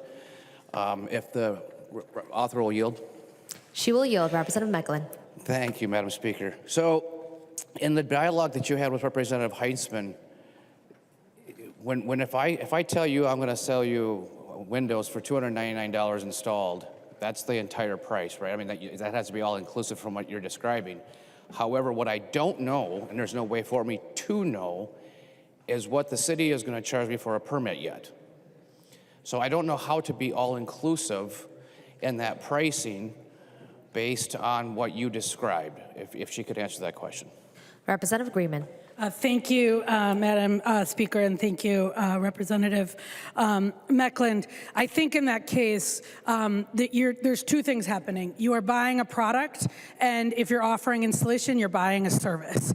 And so the price is clear. I think the question that we were talking about for the service is if you are going to offer a price or advertise, and I have the advertising is a clear, definite and explicit and leaves nothing open for negotiation, and you're telling someone you can get this for all inclusive for your the price it'll cost to both buy the good and install, that needs to be the price. If what you're saying is you can buy the windows and you can also buy installation, I think that's where you could reference 2.22, where it's a person offering services where the total cost of the services is determined by consumer selection and preference, or where the cost of the service is related to distance or time. If that's an issue, then you can tell them the factors that'll go into the price, any mandatories associated with that price, and the total cost of the services may vary. In this case, what I hear you saying is that there may be some variability, and you may want to price it that way. Representative Mecklen. Thank you, Madam Speaker. So, Representative Greenman, by what you just said, I'm not giving a full package price 100%. The customer's aware because I have these unknown variables. And what you've been seeing all day today is it has to be all-inclusive. What I don't want is for somebody out there to get this wrong and then end up with sideways with the Department of Labor, Department of Commerce, what have you. And because there's also variables, like if it was an addition, for example, now I have two outside entities that I'm mandated I have to do, one would be planning and zoning, and they're gonna have a big fee. There's no way to calculate that. And then we still have a permit fee, and permits fee vary greatly municipality by municipality. The only way for me to figure that out is after that consumer buys that deal that I got going that month. Then once we do the contract part of it, then I take that and I go to the municipality and they go through and they do plan review and permit review. So, but everything you're telling me, I would be non-compliant to this if I if I charge anything outside of the $299 a window. Is that correct? Representative Mecklen, are you asking Representative Greenman to yield? Yes, I am, Madam Speaker. Representative Greenman. Thank you, Madam Speaker. If you're telling me that you're going to offer a price before you know how much it costs, then yes. What you can't do is offer someone and tell them they can get the whole thing for $299, but I don't actually know how much it's going to cost and how much I'm going to charge you. What I was saying is there's lots of different ways to do your pricing, but if the cost of the good is definite and you're comfortable saying this costs, windows cost $200 and the cost of the windows are $200, and you're saying that for installation there's a there's a lot of variables. I think the best way to do that and protect yourself is not give someone a price on that installation that you don't know whether you're going to honor. And that's what I'm saying, is there's lots of different ways. The windows are a product. The installation is services. And so if you're saying that you're going to tell someone it costs $299, but later you're going to tell them there's all these additional factors in that price you didn't consider or that were variable, then I think the best way to do that, and in lots of cases what we see is you don't actually get the offer until all of those variables are checked out. And like we were talking about in the septic system or the electrician system, you'll get a bid, and at the bottom it'll tell you that total price. Representative Meglin. Thank you, Madam Speaker. Representative Greenman, so there's two different sides to this here. You're saying I shouldn't offer a price until I know what all the costs are, which I can't find all the costs because the state mandates that I have to get a permit, and I won't know the price of the permit until the consumer approves the bid. But the bid and the advertisement, like if it's a computer ad or a digital ad or a mail-out flyer that says $299 per window, I don't care how many windows, it's easy math. The point of it is, what you're saying is I shouldn't give them a price until I know the full cost, but even at that I couldn't even provide them a bid if I don't give them I mean, why would they hire me if they don't know what my costs are going to be, and I can't find out all the final cost because that's the way the municipalities do it. Every city, a siding permit in Osseo is $99. In Andover, it's the price of the job, a percentage of the full price of the cost of the job done. So it's probably going to be closer to $1,500. Every city is different. So, I mean, I don't know if you're anticipating that in the trades that every contractor should know the fee schedule for every municipality selling building permits and planning review, because that's what it sounds like to me. And to another question, if she will yield for another question. She will yield. Representative Meglin.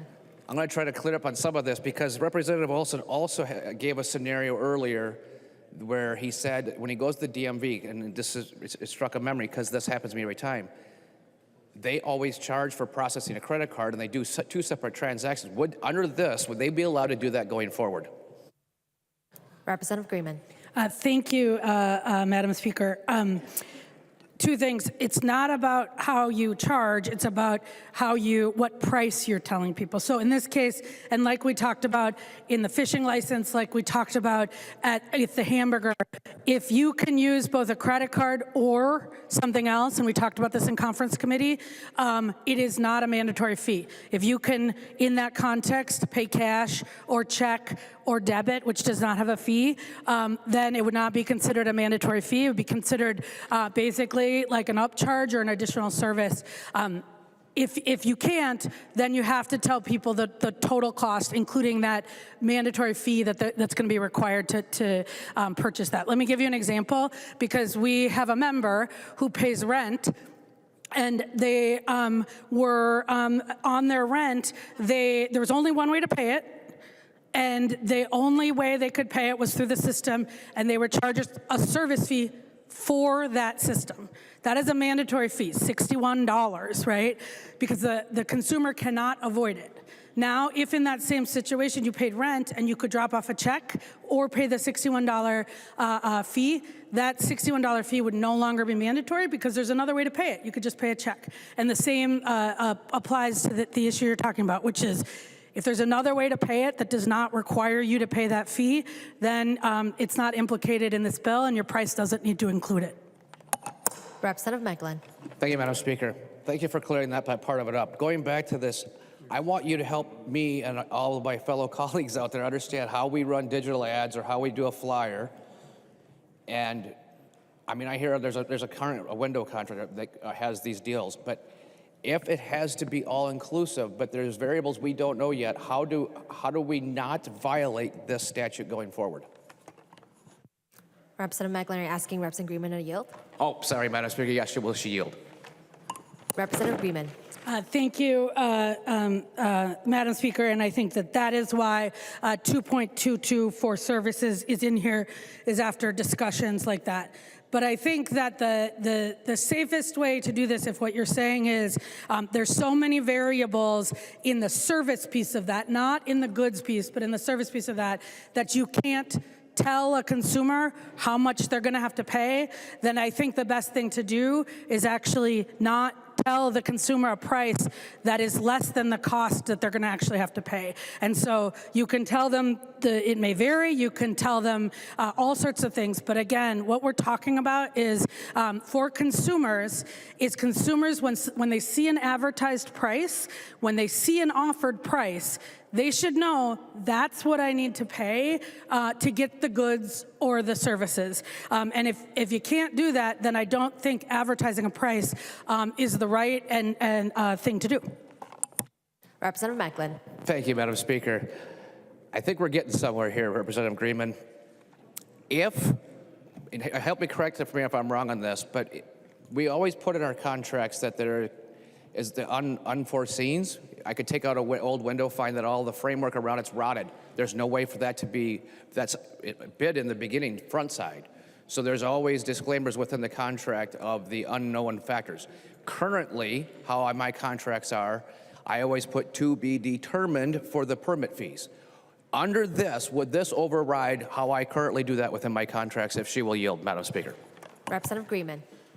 Thank you, Madam Speaker. I think that the earlier conversation we had about contracts versus, and as I said, the definition of an advertisement is clear, definite, and explicit, and leaves nothing open for negotiation. What you're talking about is a contracting issue, which again, there's the principles of contract law, which I've really sort of exercised my law school days. But what you're talking about is, I think, if I am understanding your question right, and about the offer and acceptance of a contract, that is a different provision of law. Representative Macklin. Thank you, Madam Speaker, and thank you, Representative Greenman. That's the point I'm trying to get to, because these two they collide with one another. If there's an advertisement out there advertising a product, that's the part that this addresses. But if in that transaction of the advertisement capturing the consumer's attention, engaging in commerce that then leads to a contract. What I want to know, will this say what's in that contract is no longer allowed, which has been the normal practice? I understand that this has nothing to do by itself with contract law. But because this is now in play, am I still going to be permitted to put things in the contract, such as these fees are to be determined, or the unknown variables will be billed at X number per hour and whatever materials needed? Will that still be permittable? Representative Greenman. Thank you, Madam Speaker. I feel like we are, again, there are two areas of law, but I will refer you back to 2.22, where it says, if it's determined by consumer selections or preferences, or where the cost of the service relates to distance or time, then you're compliant if you disclose in clear, conspicuous manner the factors that determine the total price, any mandatory fees associated with that transaction, and the total cost of those goods, and services may vary. Representative Macklin. Thank you, Madam Speaker. Well, I think members, we've come to a point where we're not going to get an answer. But what I do know is it has nothing to do with time or distance. It has to do with a government-mandated, regulated fee that I have to pay for, that all is calculated at a different rate in every different municipality. And you can't confirm if by me not having that number up front, if that would make me non-compliant to that. But that's the way it sounds, and I thank you, Madam Speaker. The member from Sherburne, Representative Lawrence. Good evening, Madam Speaker and members. We've had a lot of talk this evening regarding hamburgers. They've been a reference point for a lot of different factors. In fact, Representative Olson went as far as to talk about McDonald's, and Representative Knudsen talked about her hamburger place that she has at her hometown as well. I kind of feel bad that some others weren't mentioned, and so, but we mentioned McDonald's. I like a McDonald's hamburger once in a while, but Wendy's every so often is good. You've got Burger King, and I like the Junior Whopper, so that's my choice. In Representative Johnson's district, he's got Pine Brook. They make an incredible burger. You got Five Guys, who kind of does what our bill is trying to do. They separate out a lot of the costs to their hamburger. When you go to pay for it, you got to pay for each item. Chili's, Applebee's, our Princeton Golf Course does a nice job. Culver's is my wife's favorite. It's right on our way home from the cities here. That's her hamburger place of choice. Applebee's does a nice job. Our Princeton Golf Course, Culver's, Hardee's, TGIF. Arby's, Perkins. Embers, you don't have any Embers around anymore, but my dad's favorite was the Hamburger Royal. That was his burger of choice. Our Finish Line Cafe in town does a good job. Pizza Pub, although pizza is their main thing. They do, yep, Representative Schultz, they do great burgers as well. Wild Buffalo Wings doesn't do a bad job. You got our old Dairy Queen. Fantastic. They got all the other stuff that comes with it as well. Frontier Steakhouse, which doesn't exist anymore, had wonderful burgers. White Castle, just down the street here, famous for their burgers as well. Mr. Moe's is a favorite of the people around here. I mention all those things because, one, it's getting close to supper time, and we're probably all thinking about that too a little bit. But the one thing they have in common is they're all different. Right? They use different ingredients, every single one of them. They use a different quality of product, every single one. They have different staff expenses. Their costs of doing business is different. The other thing they got in common is this bill is negatively going to affect every single one of them. It's going to increase their cost. Now, I might not have mentioned your favorite. You might have a hometown favorite or another fast food chain that's a favorite. It's going to be affected by this bill and the changes that it's going to bring in, too. Now, you can't have a hamburger joint without hamburger, right? Now, hamburgers, we always think about is just the patty, but the patty you can add on lettuce, you can add on ketchup, mustard, barbecue sauce, onions, onion rings, deep fried onion rings. They're putting eggs on them now. When I was growing up, bacon. I can't get by without mentioning bacon. But hamburgers are not only good for hamburgers. Point of order, Madam Speaker. Stay a point of order. Masons 101, debate must be confined to the question before the body. We're not debating hamburgers, despite all the conversation that's been going on today about hamburgers. We're debating junk fees. Members, please confine your remarks to the debate. Representative Lawrence. Madam Speaker, thank you very much, and I will continue to do that because I think this is significant. Hamburger can be used in tacos. My wife has tacos on Wednesday. That's her day for tacos, spaghetti, lasagna, tater tot hot dish you can't have without hamburger. Wife makes a great meatloaf on top of it, Swedish meatballs, enchiladas, and I can go on. Exactly. The thing that those things all have in common is that they have a lot of different ingredients to make them special. Hamburger's just one, but you got the noodles that got to be put in there. Some people use all sorts of different ingredients with their meatloaf, onions, eggs, breadcrumbs, and goes on. Burritos, you got the flour tortilla. Tacos, you got the corn tortilla. Point of order, Madam Speaker. On and on. Stay a point of order. Masons 101, I'm glad that the representative loves hamburger meat, but in fact, we are debating junk fees. Can we please stick to the matter at hand? Thank you. Members, one more reminder, please stick to the debate at hand. I would love to do that. Thank you, Madam Speaker. I will continue to do that. Representative Krisha, state your point of order. I rise under Mason personalities. Can we at least do our points of orders without the snark? Representative Lawrence. Madam Speaker, thank you. Members, I share all that with you because it takes different ingredients to make those different dishes. And we're asking our businesses to break down fees. We're asking them to go through some extra work, hire on extra staff, extra posting, extra printing of menus to do this additional task. It's going to be costly for them to do. And I like hamburgers, and so I appreciate the point of order because that was my foundation as far as going in, because I think it sets a real good foundation of where we were at today. Representative Torkelson, he was here, he's not here. He had said that he farms. I also farm, and I get a chance to raise beef cattle.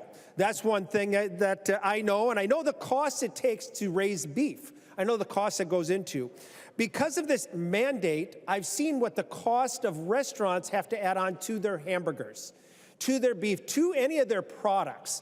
The cost that has inflated our food costs in this not only state but our nation because of mandates just like this one that we're discussing today. As hamburgers get more expensive, okay, because of mandates like this, less people can afford to purchase it. It gets out of their price range. They have to be more selective in what they're going to choose to feed their families. And this is hamburgers, just an example, but any of the products we're talking about, whether you go to the gas station, the grocery store, or the restaurants of many that I mentioned. This increases this bill increases the cost of all the products and services and prices them out of Minnesotans' reach. And this is just one example that does that. In my opinion, this bill is irresponsible and it's unaffordable for Minnesotans. Our businesses are targeted. There's no question our businesses are targeted in this bill, but our residents are the ones that are going to bear the burden of implementing this legislation. Yes, it's portrayed that it's going to help people to identify what costs may be, but they're going to bear the financial cost of implementing this bill, and that hasn't been talked about very much. Members, I encourage a green vote. Support Representative Schultz. Send this bill back to committee and let it be reevaluated. Thank you. The member from Wright, Representative McDonald. Well, since my name has been invoked often on the House floor the last several hours, I thought I would respond and defend the McDonald name. You know, Madam Speaker, members, truth in advertising, transparency. It is always good to be very transparent. As a business person for the last 35 years, I've always had my advertisement to be very transparent with no hidden costs. Always to be good to be truthful with your customers. If you want a good rating on the Better Business World or the Better Business Bureau or in public opinion.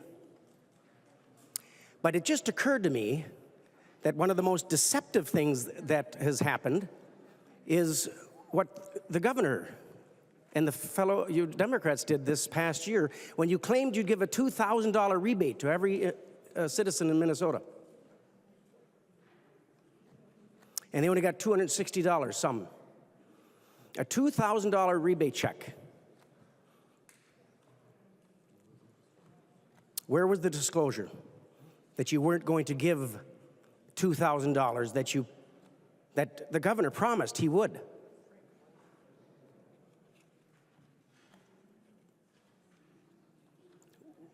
That was a rotten trick. Some people depended and were excited about that money. Rightfully so, because it was theirs. And then you come up with a bill like this. On the premise it's not a bad policy by business owners to be truthful and to have prices itemized, I suppose. But in advertising and getting the client or the customer in the door, it would be and should be nearly impossible to submit all the fees that are necessary, especially when your consumer has 5 to 10 seconds of time just to capture their attention to see the ad to get them in the door.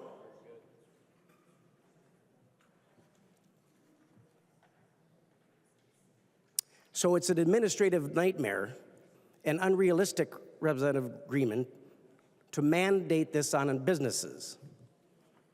And furthermore, I would ask if the author would yield for a series of questions. She will yield. Representative Madam McDonald. Speaker, Representative Greenman, of course, we saw this in labor and industry, so I'm very aware of it. But under your bill, 2.11 down to 2.13, and it says, and I'm sure you've read it because it's your bill, but after a consumer selects an item for purchase, but prior to checkout, a delivery platform, which your bill describes what a platform is, must display a subtotal page that itemizes the price of the menu items and additional fees, including the total cost. Now, in probably every community in every member's district, we often have fundraisers for our nonprofits. The Boy Scouts will sell hot dogs at the local Coburn store. The Lions Club will sell Christmas trees at the Christmas tree lots. Girl Scouts will sell Girl Scout cookies. The baseball team sells salt for the softener. And the nonprofit groups. Now, in your bill, I don't see any exemptions for those groups. So would your bill require those groups to do exactly what is told on 2.11 down to 2.13? Representative Greenman. Thank you, Madam Speaker. This provision from 2.5 all the way down to 2.13 is specifically about a delivery platform is compliant with a subdivision if it satisfies these requirements. And the reason that this is this pricing accommodation is made is after probably 5 or 6 different conversations and meetings. What's clear with delivery, which is different than if you're just selling that good or service, is on a delivery platform, your prices are listing third-party prices. So if you go and you order something for delivery from a restaurant, the prices are restaurant prices. And so what this bill says is you gotta be, you don't have to bake your delivery fee of the service into the prices, because those are 2 separate things. What you do have to say is you have to list the price, and then you have to upfront say clear and conspicuously if there's an additional flat fee or percentage that's charged to that delivery fee. That's what this provision is about that you're citing, and it specifically says it's related to delivery platforms. Not sure how that is related to the refuse to adopt the conference report, but I will answer the question. Representative McDonough. Madam Speaker, Representative Greenman, I think how it would apply to why we should not adopt the conference report is because there's some ambiguity there. And as they say in baseball, that's a swing and a miss. And I'm not trying to run out the clock, but I sincerely want to know. No, I really am. You'll see. Start your clock. I'm not going to speak like, well, then never mind. Madam Speaker, I digress. In that section, it clearly states that all nonprofit groups who are selling whatever they want to sell at the local stores, or even our carnivals, the carnivals in the hometown activities and the celebrations, that they would have to advertise under your bill. This would be necessary for all items sold to the consumer, that they should display on a platform. And maybe Representative Greenman, if you'd, since you already said yes to a series of questions, you can answer that question. What specifically is a platform, and how would, say, a carnival or your local nonprofit groups, your city celebrations that are selling cotton candy and hamburgers, well, we talked enough about hamburgers, hot dogs, how would this apply to them? And how would you incorporate that they would even be able to abide by this, should this very complicated bill ever see the light of day of a law? Representative Greenman. Thank you, Madam Speaker. As I said, and I don't, to your point about whether it's Christmas tree sales or selling candy or whatever it is, none of those folks I've ever heard refer to as a delivery platform. And unless they do, this specific provision from 2.5 to 2.13 does not apply. What does apply is, and presuming if they're offering a good, advertising or displaying a price for goods or services, and this is actually how I have seen this, if you go and you buy, someone is selling you candy. I've never had a Girl Scout, it's a better example, say the box of cookies is $4, and when I take out my $4, they say, and there's an extra 45-cent service fee. They don't actually do that. That's what we're trying to prevent. What the Girl Scouts are doing, or the nonprofit is doing, is saying, here's the price. In that price, it includes both the cost, presumably, of the cookies. If it's a nonprofit, maybe that has employees, maybe it includes the cost of that labor.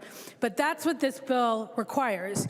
As I said, the reason that the specific language around the delivery platform is in here is that when you're talking about delivery platforms where you don't set the prices posted because it is a restaurant, like one of those hamburger restaurants, or like in my district, Matt's, or the 5-8 Club, if you're ordering that from DoorDash, those prices are what the restaurant charges. And what we are requiring in this is, in addition, you have to clearly and conspicuously disclose your charge, in this case DoorDash, as the delivery fee. But again, it very clearly says a delivery platform is compliant, and I have never heard a Girl Scout call themselves a delivery platform. Representative McDonough. Madam Speaker, Representative Greenman, all right, well, thank you for that. I think that still under your bill, and being here for 14 years and becoming very acquainted with language of law, I think that this certainly would apply to your nonprofit groups that are selling your goods, hot dogs and stuff, because that's what it says. If you're a consumer and buying this, you have to display it on a platform. But question for you then, Representative Greenman, in my industry as a photographer, I really want to capture the attention of my potential clients by images. But with that, we have to put a price up. Senior photos for only $79. And then when they call, we can go through and exactly, well, you're starting here and it goes up and here's the packages, and we completely inform them of every dime. Because we have limited retail space. In this case, it could be a social media, or it could be a flyer that we send in the mail. Direct mail marketing still works. In that case, your bill would mandate that, in this particular case that I'm citing, that they'd have to disclose every single itemized cost. Is that correct? Representative Greenman. Thank you, Madam Speaker. No, I think this is a good example of where either you could tell people the cost they're going to pay, so you could just say, this is going to cost you $200 and that's what they're going to cost. Or, and this is a good example, if that doesn't work for you, you can, on 2.22, you can tell them that in a case where it's determined by customer selections and preferences, which is what I hear you saying, that you have to tell them what's going to go into that price, any mandatory fees associated with that, and that the cost may vary. Now, you could get around that by just telling people the price they have to pay. But if that doesn't work for your business model, if people are choosing making different selections, this provision is a way to make sure that you can be transparent and people will know what's coming and they'll know that the prices may vary while understanding any mandatory fees you're going to charge. Representative McDonough. Madam Speaker, well then, Representative Greenman, this could be my very last question, depending on your answer. In 2.24, in the paragraph which says, in a clear and conspicuous manner. Clear and conspicuous manner, that's quite vague, if you really think about it. For a lawyer, I'm sure that you would agree, that's ambiguous to the degree, for sure, clear and conspicuous manner.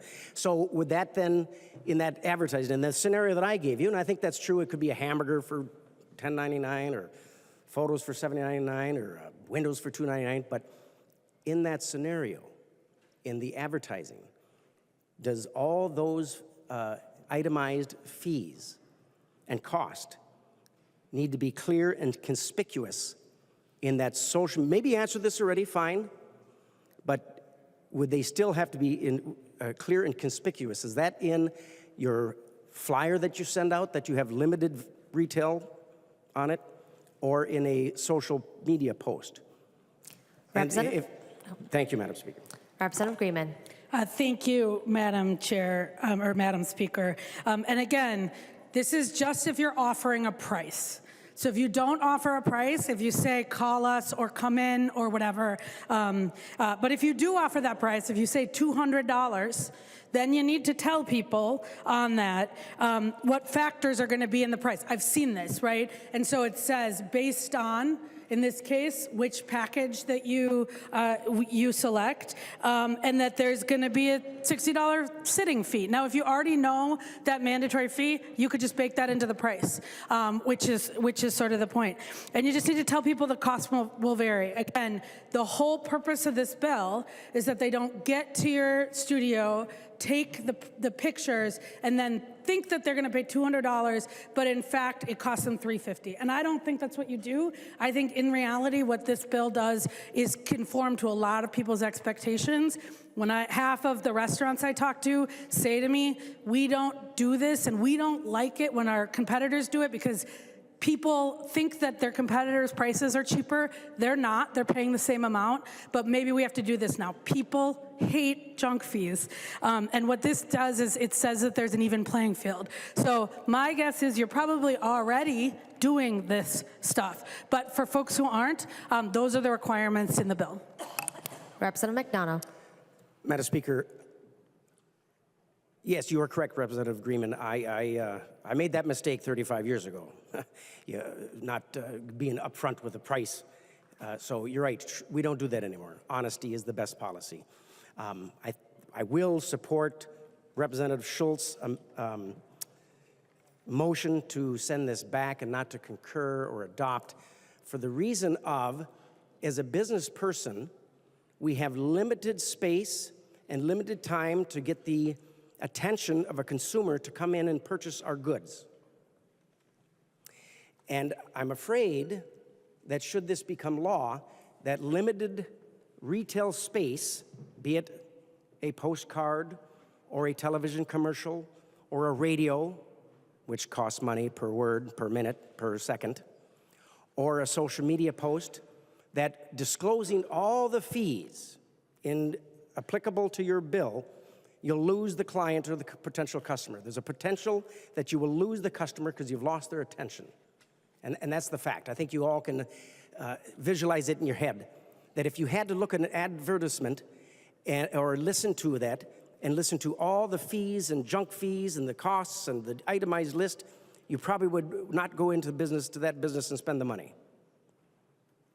That's just what consumers do. It's too much information. It's up to the business to be truthful and transparent.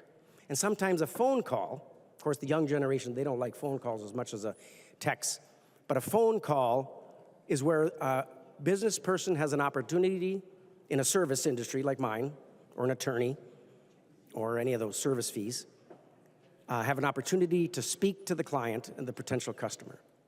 But your bill will, I'm afraid, add more degrees of confusion and less opportunity for the business to bring the customer in so they can do business and have a good, healthy relationship. The member from Ottertail, Representative Murphy. Thank you, Madam Speaker. I'd like to just echo some of the same comments from our side. I think these mandates are very difficult for businesses. I was out talking to some local businesses in my area, and they said, revenues are up 7%, not income, revenue, but my expenses are up 24%. We're just going the wrong way. And this bill to me looks like it's about justifying your price. And how far do we need to go before we get to the bottom of that? My background is I started in business in 1992. I drove up to Ottertail County. We liked the looks of Ottertail County and decided I wanted to start a business there. But it wasn't easy. It took a lot of time, a lot of effort, and we worked really long days. So my business was a dairy supply business, and we called on dairy farms and sold them whatever they'd used up. And our book of products that we could sell were about 4,000 different items, everything from O-rings to milking parlors. And so you look at this bill, and it's like, well, what do they want? If someone comes to you and says, I want to have this itemization on my bill, does that mean I need to do it? So I wonder if Representative Greenman would yield for a question. She will yield. Representative Murphy. So, thank you, Madam Speaker. So under line 1.17, it says, for purposes of this subdivision, mandatory fees include but is not limited to a fee or service that, and then it moves down to 2.1, a reasonable person would expect to be included in the purchase of the goods or services being advertised. So a reasonable person. So if a reasonable person came to me on my 4,000 items and said, I want to know what that O-ring cost me, is that something I need to supply that reasonable person? Representative Greenman.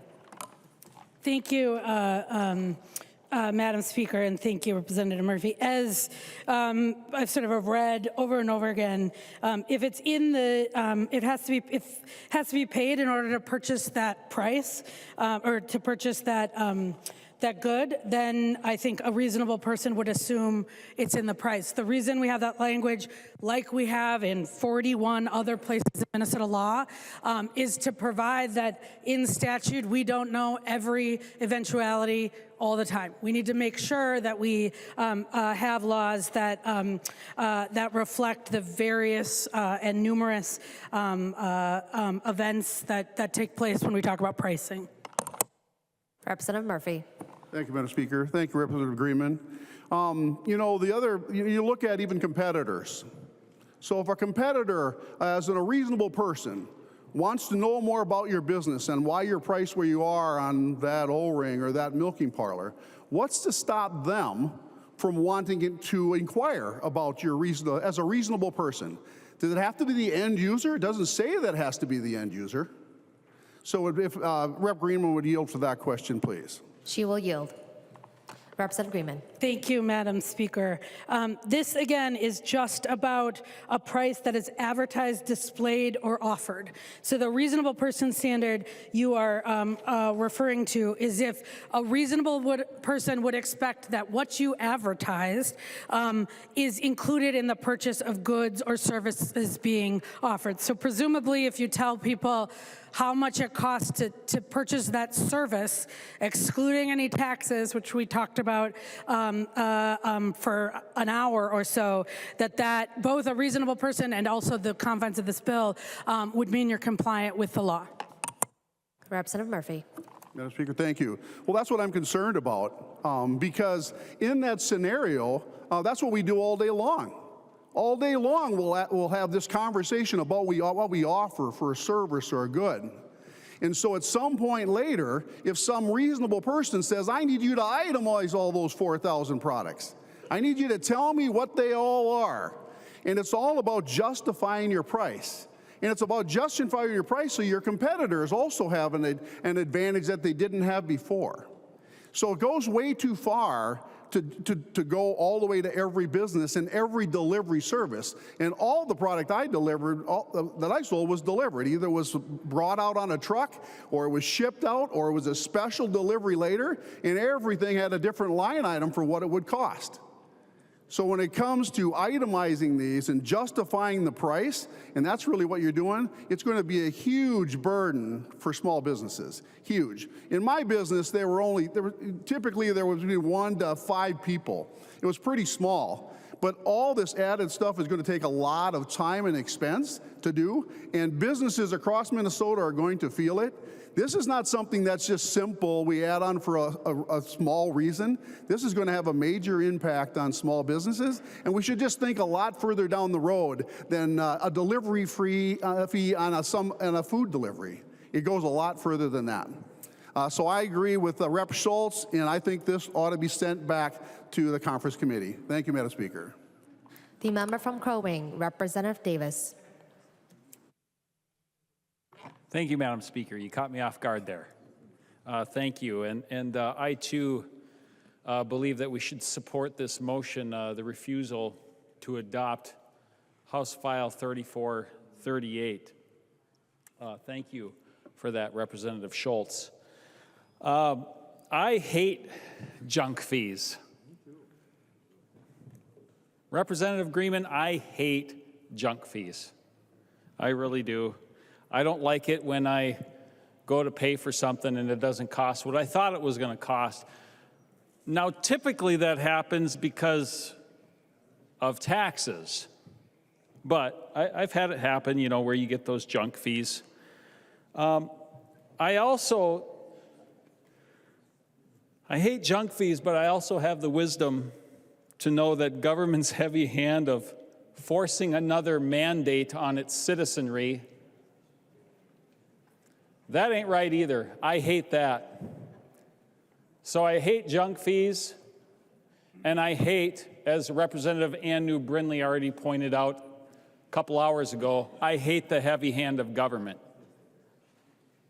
And again, this is another example of that, and I'm going to try and smile while I deliver this message. Representative McDonald, if you just bear with me, he said to me the other day, that was a pretty good floor speech, but could you smile a bit more? So I'm going to try and smile a bit more on this House floor. Did I do a good job of? Yeah. I also have the wisdom to know that government's heavy hand forcing mandates, it's not a good idea, because there'll be unintended consequences with that. And we've seen a lot of unintended consequences going back to 2020, when a whole bunch of burger joints did have to shut down their businesses. We did see that. But yet, you know, places like McDonald's, Burger King, Wendy's, Arby's, Hardee's, one of my childhood favorites, they were able to absorb those costs. And if you'll just bear with me, I'll name some more. I'll be quick here. Culver's, Raising Cane's. My son loves Raising Cane's. We don't have that in Brainerd, by the way, or a Chick-fil-A. Subway, Jimmy John's, Jimmy's Pizza. You know, they may be able to absorb the costs of the heavy hand of government to a point, you know, like Jersey Mike's, Taco Bell, Qdoba, Chipotle, Potbelly's, Hardee's, Taco John's, Burger Time, Popeyes, Perkins, Chili's, Applebee's. I'm almost done. Roadhouse. Point of order. Say your point of order. Masons 101, can we please confine the debate to the refusal to adopt? Members, please confine your remarks to the motion. Representative Davis. Yeah, I am setting the table for debate here on my point. And I'm consistently interrupted in doing so, and it actually takes up more time. Texas Roadhouse, Boulder Tap House, I'll stop. But I name these businesses, number one, because I don't mind giving them advertisement on this House floor. I support business. But number two, these guys can absorb unintended consequences.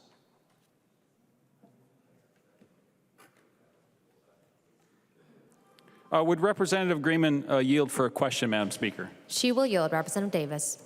Representative Greenman, you two are a very kind legislator, and I'm just, and maybe you won't answer this question, but have you spent time considering the unintended consequences of this bill, Madam Speaker? Representative Greenman. Thank you, Madam Speaker. And I thought, thank you, Representative Davis. I thought you were going to ask if I had ever been asked to smile more, and the answer is yes. But as it relates to this bill, I've spent a lot of time, both the Senate author and I have spent 4 months of time talking to businesses in industries across the board. I've talked to both constituents and small businesses in my community. I will be honest, we have had very little conversation on this floor about the consumers, which is where this starts, which is 85% of consumers report encountering these fees, junk fees. Like you, many consumers, most consumers hate them. And they cost Minnesotans over $3,000 a year. So when I think about hopefully the intended consequences, it is one, to create a fair market. It's to keep that money in Minnesotans' pockets, and it's to make sure that we just have fair and transparent pricing so that people know what they're going to pay when they go to pay it. Representative Davis. Thank you, Madam Speaker. Thank you for that, Representative Greenman, because I do believe that we have fair and open and honest pricing when it comes to businesses in Minnesota, especially small businesses. I think they've already got that covered. So thank you for your honesty. So the consumer, I'm a consumer. And I bet you there's a lot of consumers, I completely agree with you that there's a lot of consumers who would say the same thing that I do. I hate junk fees. And I also bet you a lot of those same consumers, especially in my district, would say, but that doesn't mean I want government making a law against it, continuing to grow government, increase their power, and potentially bringing litigation against small business owners. That, once again, is not right. So to me, this is just my opinion, but I do believe I have the wisdom to know that it's not a good idea to have the heavy hand of government coming down on its citizenry, once again, coming down on small business owners, telling them what they can and cannot do. That's coming from a guy who hates junk fees. And I look at this bill, and Representative Greenman, I give you credit. You've done an awesome job of debate tonight. I honor you in that. You're doing good job. The way you're taking on our questions. Thank you for that. Sorry, I've had to use these a lot more recently. Subdivision 1A of this bill, a person engages in a deceptive trade practice when in the course of business, vocation, or occupation, the person advertises, displays, or offers a price for goods or services that does not include all mandatory fees and surcharges. And then I go to this section right here, and I'm going to tie these together. Section 2.3, for the purposes of this subdivision, mandatory fee does not include taxes imposed by a government entity on the sale, use, purchase, receipt, or deliver of the goods or services. And you did a good job of answering those questions to that point earlier. But I'll go back to this. It says in here in this subdivision, it does not include all mandatory fees or surcharges. And you know what? I really, as I was reading this, the thought hit me between those 2 points right there. I sure wish government would have to include all mandatories and fees and surcharges to the Minnesota taxpayer.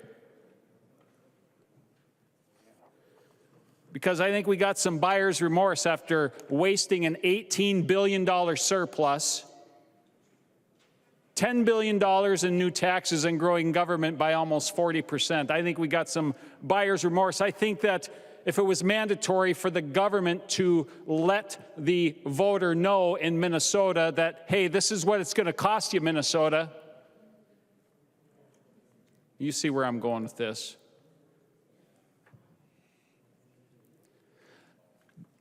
The mandates and the principles that we're putting upon small businesses, we should put upon ourselves first in government, first and foremost. I won't even go into the federal government. Gosh, we all agree how terrible that's going. $35 trillion in debt, $100 million more. Or is it, what is it? No, maybe it's Point of order. CEO, point of order. Masons 101, can we please confine the debate to the question before the body, not the federal government's debt? Members, please confine your debate to the motion. Representative Davis. I'll take my glasses off. Hopefully I don't get ruled out of order for that. Madam Speaker, thank you for the reminder. Because that also has everything to do with my point here of Minnesota struggling. And this current Democrat trifecta just seems to be concerned about increasing taxes and making more mandates, making it harder for businesses to thrive in Minnesota. My point of bringing up the federal government is that they're not helping as well. My point was Minnesotans are really struggling.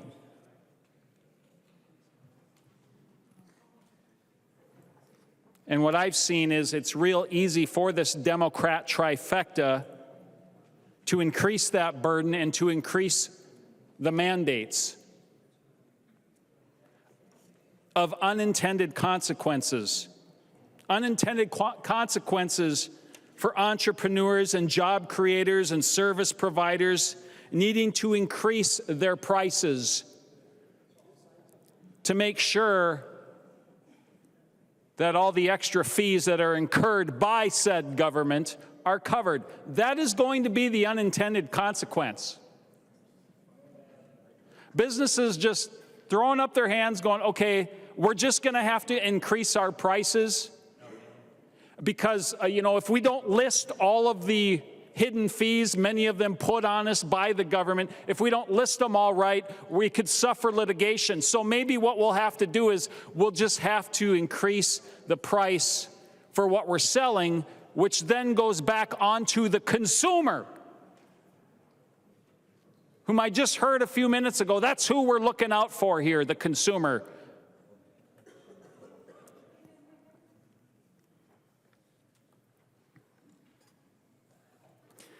Representative Greenman, you said I would love to have an all-inclusive price that is one price, whatever you do. I wish we would apply that to Minnesota state government.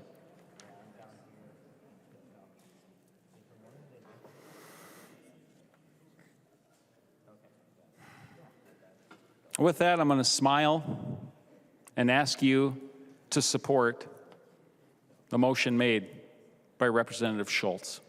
Thank you, Madam Speaker. The member from Meeker, Representative Erdahl.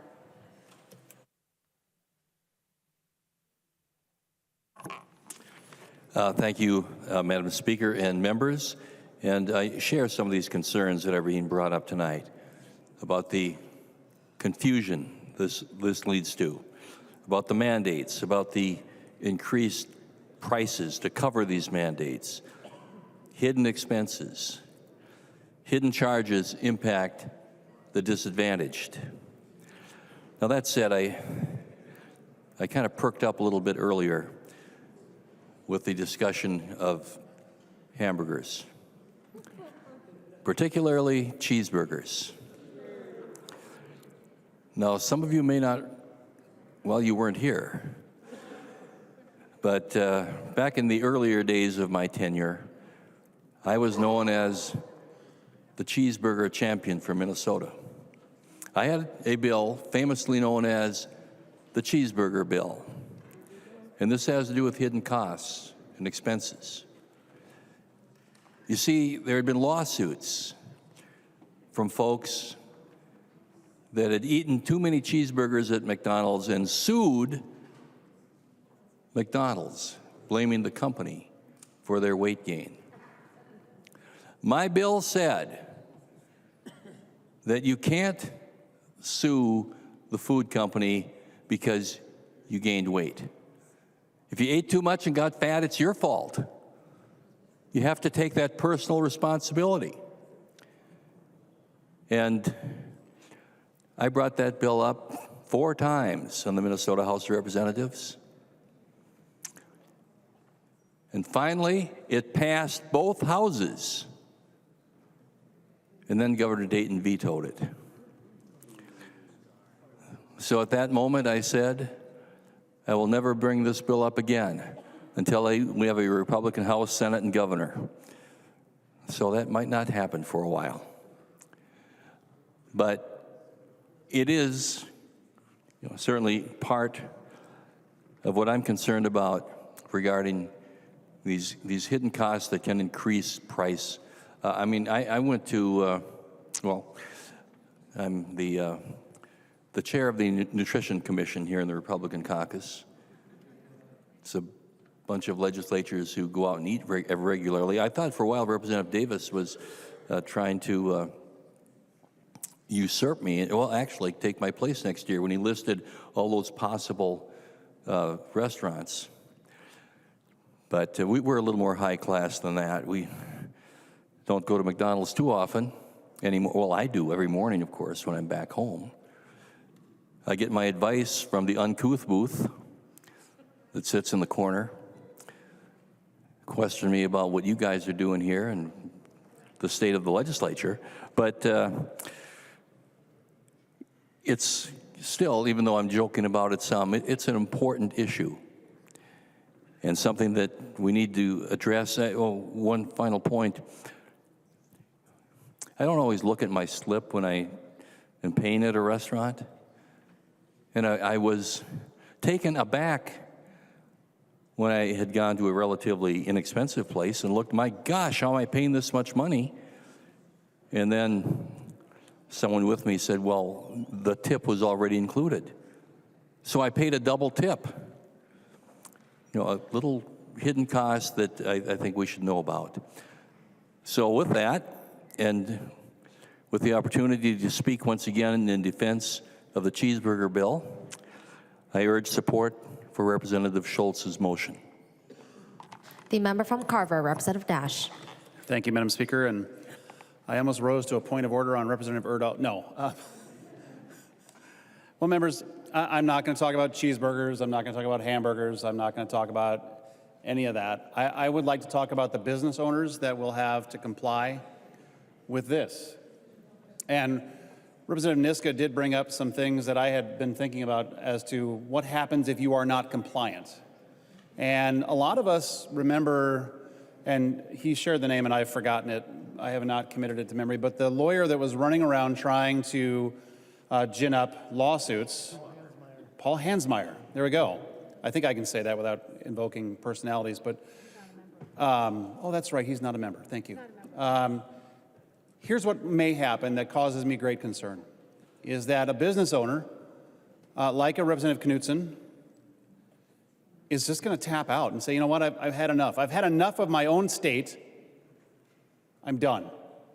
And in my town, Waconia, and a lot of the towns that I represent, there are people who their dream is to be a small business owner. And a lot of them have been saying lately, Jim, I'm starting to feel like a farmer because I feel like everything is stacked against me. That they wake up and it's just a daily drubbing that they get. And I wanted to run through some junk fees that we've seen here in the Minnesota House in the last number of years. Today we debated the paid family medical leave fix bill. That's going to be abusive to business owners. They're going to have a little bit of a problem with that. We've had the earn sick and safe time. We've had an increase in taxes here. We've had an increase in taxes there.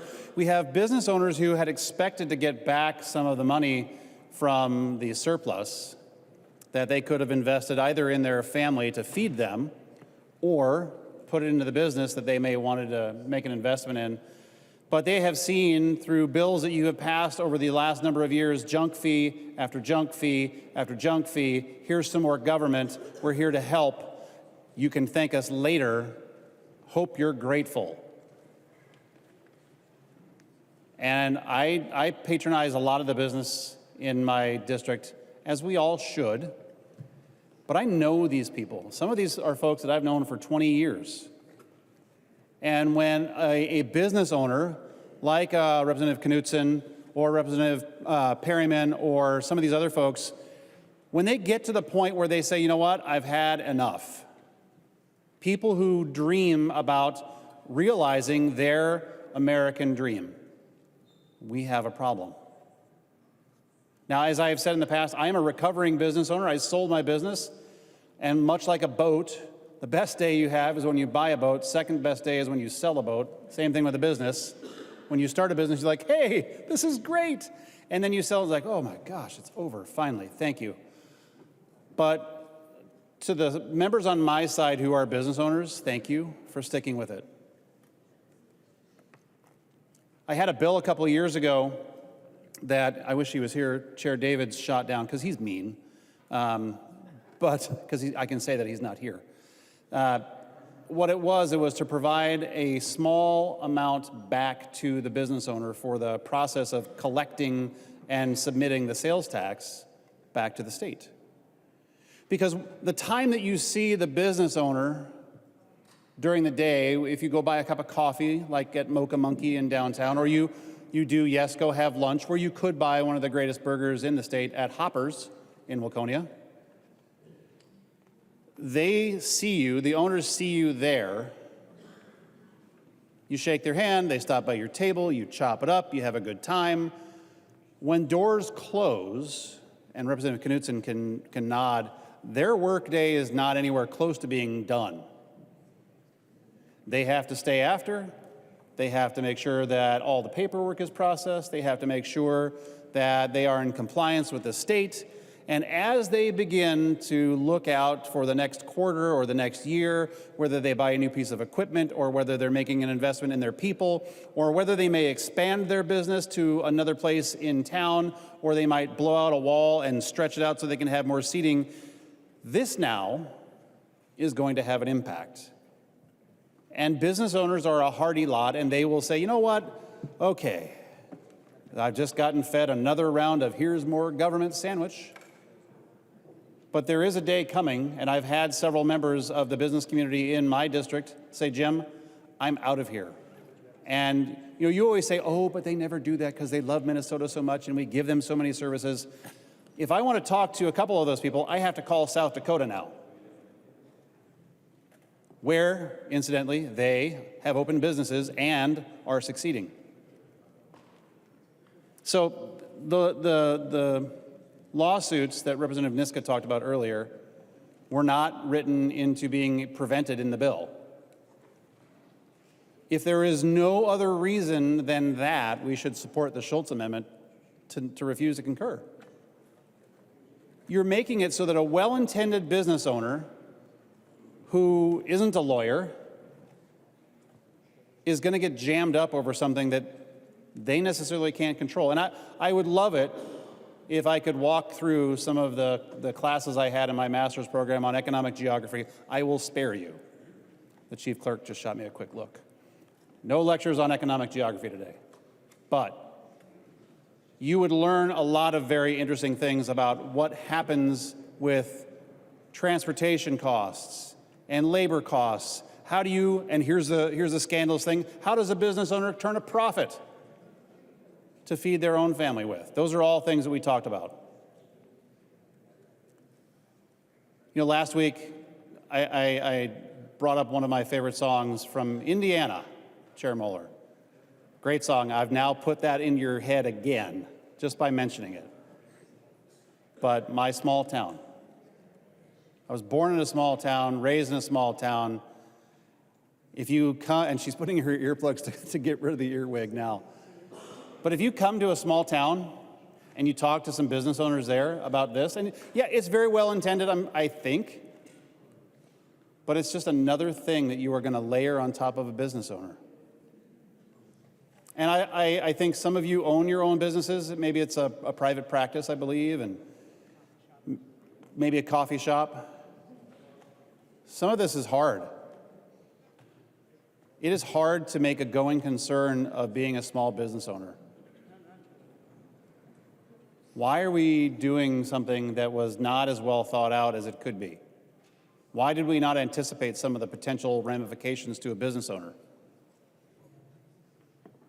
Why are we exempting the state and government and small government entities? I think our side over here uncovered, and we're talking about how this doesn't apply to governments. And, I get the feeling sometimes that we are not as sympathetic to the small business owner. Small towns, bookshops, coffee shops. Why are we not considering them? Because some of them will go out of business and disappear. When we make laws here that have wide sweeping implications, you need to sit down. I think a requirement should be, if you're going to do a bill like this, you should take a field trip.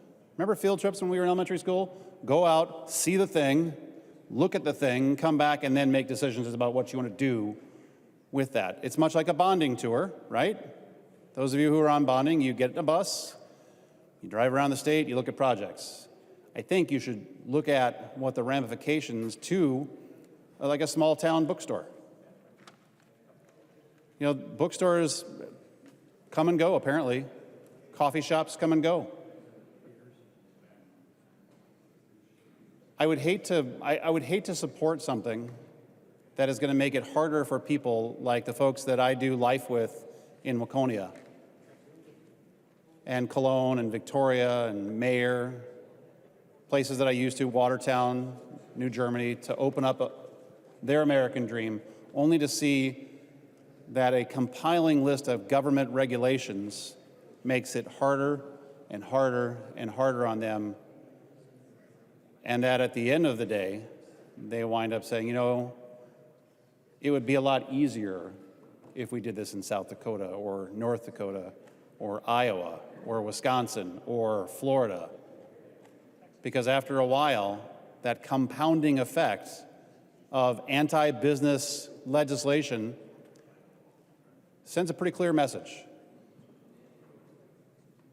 So yeah, we've talked a lot about burgers and other stuff, but I want my time, I want to leave you with the idea that you are hurting small businesses in the state by adding another layer of government. Nobody rushes to the Capitol and say, I would really appreciate it. You could do me a favor if you were to pass another thing that made me work more behind the scenes. So I'll pick on Representative Knudsen because she's looking. She would love to be home with her little ones. Instead, now she's going to have to, on a periodic basis, look through and see, oh, I don't believe I'm in compliance, so I have to change some things. You're sucking the life out of small business owners in the state of Minnesota with bills just like this. Vote to support the Schultz motion to not concur. The member from Stearns, Representative Perryman. Thank you, Madam Speaker. Representative, you just did a wonderful job keying up what I'm going to talk about. Well, thank you. Thank you, Nash. So most of you know I am a business owner, and I have been a business owner in the St. Cloud area since 1999. From owning a beer business to a battery, you name it, I tried it because that's the American dream that I had growing up. Not only to own a house, but own my own business. So I'm going to take it from a different stance, Rep. Greenman, and that is, yep, I'm going to ask you a question. Chair, will she yield for a question? She will yield, Representative Perryman. Thank you. So we've been talking a lot about food, and it's getting to be 6 o'clock, so I heard Rep. Murphy's stomach growled a minute ago, and it wasn't for a hamburger. So my question is I am a retail shop, and we have a lot of retail repair shops around Minnesota. I have the question that these companies are small enough, they usually advertise, and I'm included in that. Example would be for $2.99, we will repair your phone and screen. That's how we advertise it. Then they come in, and as a responsible owner of a company that is very intricate, we have the customer sign a form that says we are transparent about the repair. The cost, I'm telling you, is $2.99 and includes the whole list. However, there's a disclaimer, and the customer sees it and reads it, and the disclaimer is we don't know, once we get the phone open, what that might look like, so there may be additional costs on there, but we do not itemize them. How, in a small repair shop, something like that, and there's a lot of them, from vacuum cleaners to computers, how will that play out in this junk fee bill? Thank you. Representative Greenman. Thank you, Madam Chair, and thank you, Representative Perryman, and thank you for the few representatives before for giving me a chance to sit down and take a break. There's been some confusion. This bill does not require itemization. What it requires is that upfront you tell people the price, everything included in that price. What we're talking about when we talk about itemization is, in this case, if you can't do that and you're offering a service where the cost is determined by consumer selections and preferences, then there is an additional way that you can be compliant, which is telling people the factors that will include in the price and any mandatory fees associated with that transaction, and that the cost of services may vary. If you offer a price that includes everything, you can leave out the taxes, you can leave out the credit card fee if there's another way to pay, and you can choose to itemize everything in that, whether it's, in that case, the labor, the materials. In the case of a burger, you could tell people what the flour costs, you could tell people what the labor costs. You can choose to do that. This bill does not require that. What this bill requires is that you tell people when they're paying, if you're advertising a price, you tell them what it is going to cost to purchase that good or service. And if it is something that is determined by service, that is determined by consumer selection or preferences, the cost may vary relating to time or distance. In that case, maybe it'll take you longer to do it because it's more complicated. Then you need to follow this provision on 2.25, which is telling them the cost may vary, telling them any mandatory fees, and telling them what'll be to go into determining that price. Representative Perryman. Thank you, Chair, and thank you, Rep. So I'm getting a little concerned of getting into so many mandates that we're going to forget our customer service. Right now, if we apply all the mandates that keep coming, when do we remember the customer? When do we remember the consumer? I know transparency of the junk fee is very important to do that, but sometimes there's a value, and I will call out my own team, there's a value to customer service. When someone walks in and says, I don't care what I'll pay because I love you guys and we have a customer service that you'll do it. So I'm just getting a little concerned that mandate after mandate, we're forgetting about the actual real reason why good business owners are succeeding, and that's customer service, and not putting price above that or before that. So that's just one of my concerns. This sentence I just looked up, you can guess where it is. An official order or commission to do something. That is the definition of a mandate by Webster's terms. And I feel that's where we're going with a lot of these individual bills. COVID mandates started a great push to hurt businesses. That's how I believe.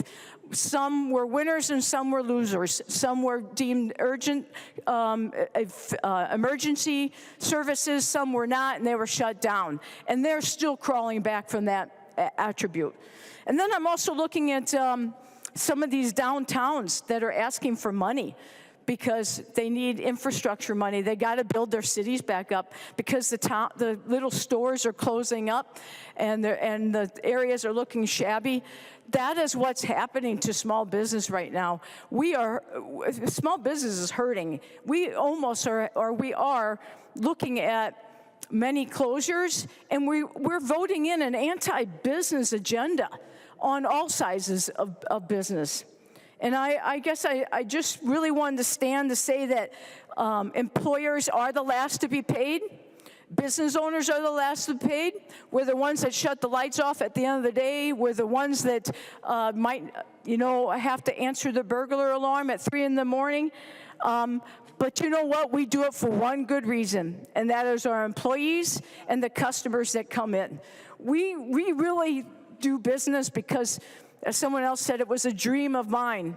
And I see businesses drying up and closing up. And sometimes I wake up and go, especially being here for 5 months, and I might be ruled out of whatever, I'm sorry, but I do this with passion. And I think a junk fee bill just takes away the air out of it and sucks it out of some of us businesses. And I believe we can do better. We can do better for our businesses, and most important, we can do better for our employers that want to keep working with us and want to keep just doing their jobs and not worrying about mandates and not worrying about putting out a price. They want to do it because they know they're making a difference to a lot of people.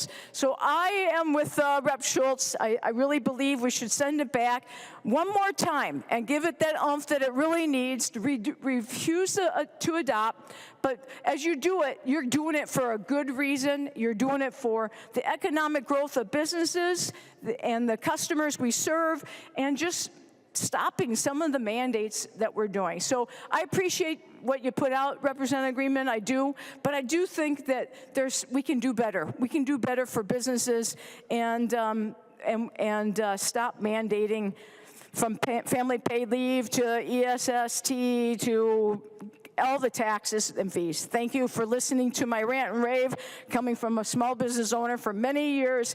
I say send it back, send it back, send it back. The member from Todd, Representative Wiener. How do you follow up Bernie Perryman? Great job, Bernie. To Rep. Greenman, I have no intention of asking you a question tonight, so you can stay seated. You're welcome. But my thoughts, my concerns here are really small businesses. I'm on economic development, and I love that committee.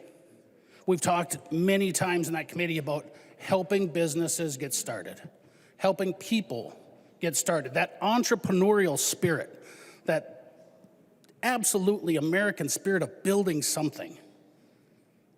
That's the quickest way into middle class and upper middle class is businesses, owning a business. And we've heard so many examples tonight of how this bill will negatively impact these businesses. So for small businesses, entrepreneurial businesses, 20% don't make it the first 2 years, 45 don't make it to 5 years, 65 don't make it to 10 years. Only about 25% make it to 15 years. How do we make sure in this state that we're creating an environment like we talked about in economic development, where we want to build multi-generational wealth, where we want to help BIPOC communities build something, and then at the same time, with another piece of legislation, we're going to crush that through many different forms of legislation, actually. Regulation is one of the top reasons that a lot of small businesses can't make it. There's other various reasons, of course, but regulation is one of the biggest things. Because when you're struggling just to pay the bills, to spend any extra time and effort to make sure that you're complying with each and every law that we pass on this floor is staggering. It's crushing. So when I've heard many different businesses here tonight talk about how this is going to affect their business, whether it's selling burgers, obviously that's been talked to death tonight. Delicious subject, but talked to death. But other businesses. So if you're a turkey producer, work in the dairy industry, own a business along the border, how this bill will negatively affect each and every one of them. And then I think, what if you're a small business out there right now and you're wondering, are you going to be able to comply with this law? They don't have the resources that we have right here, right now. They're not going to be able to ask Representative Greenman the questions that are coming up. Where are they going to go to figure out if they're complying? But it gets even worse. And Representative Robbins brought this up, and I think this is probably the most staggering or the worst thing about this and so many other bills is carve-outs. We pick winners and losers in this arena. So the carve-outs that are listed, motor vehicle sales. I'm sure every one of us has bought a vehicle at some point in time in the not too distant past where you look at the price tag and then it says tax, title, license, and fees. And we have no idea what those fees are until you're all said and done. But that industry gets a carve out. My daughter just bought a car recently. I have no idea what the fees were. She says, "What's the total cost of this going to be, Dad?" Couldn't tell you, because I don't know what the fees are. But that industry gets a carve out. This doesn't apply to you. The next one, businesses or affiliates regulated by the PUC. Who's looked at their energy bill and looked at all of the fees that are at the bottom of your energy bill? Don't worry about that, though. That industry gets an exemption.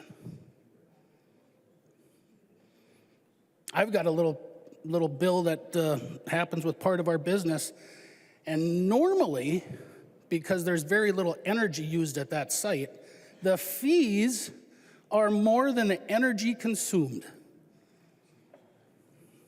But I don't know what those are until the end of the month. And the last one, real estate. Now, granted, I love all of these industries and I want them to succeed. But when we're saying that when it comes to real estate, you're exempt from these fees. Once again, when you've bought a house or a property, what's the end? Tax, title, license, fees, closing fees. And we don't know what those are until it's all said and done. So this legislation, once again, is carving out for distinct industries, distinct businesses, while the rest of Mr. John Q, public business owner out in Minnesota, small business owner, you don't get it. You're going to have to figure out a way to comply, because we in this palace will tell you what you'll do, and we'll make exemptions for the people that maybe pat our pockets, talk nicely to us, whatever it is. But we carve out things for businesses, for industries, and we crush others. No wonder we have businesses leaving this state. Like was talked about, go along the border, and you see this on a regular basis. North Dakota is growing. South Dakota is growing. Sioux Falls is doing phenomenal. You talk to people down there, and what do they say? Keep doing what you're doing up there, Mike. It's good for our business. You would think that we would figure this out. You would think that more regulation, we would understand, kills that entrepreneurial spirit. And we spend money that doesn't return anything for us. And then we're going to carve out those industries that we feel need it, when they probably don't. It was mentioned that heavy-handed government. It's right. That's right. It's one of the reasons I actually got into politics. Well, not quite to this level. I bought a piece of property. I bought 40 acres from the home farm from my folks to build on. And one of my brothers said, I would like to have 5 acres to build my home. I thought, this is great. At least I know who my neighbors are. So we go in to get the permits, and they say, well, we got to split this off, but there's going to be some regulations. Because you live out in the country, you're going to need to put up rows of trees. And I stopped, and I thought, you're going to tell me what I have to put on my property? You're going to tell me that I have to plant rows of trees and take them out of production? We're pasturing everything else. So at the zoning meeting, I told them I didn't appreciate their offer, their ideas that I had to do with my land what I thought was best. And my dad said, after the meeting, of course, after I calmed down, a couple days later when I calmed down actually, because I was pretty fired up, he said, you can't complain too much if you don't get involved. So I got on the zoning board. And then years later, when he passed away, those words still ring true in my head. And I was sick and tired of the heavy hand of government crushing businesses and people. And I said, maybe it's time to run for office. I didn't think I was going to win, but here I am. It saddens me that in this state, when I look at the future for my kids, and so many other kids across this state, and say, you're going to be regulated out of your house and home. You're going to be taxed out of your house and home because of the environment in this state.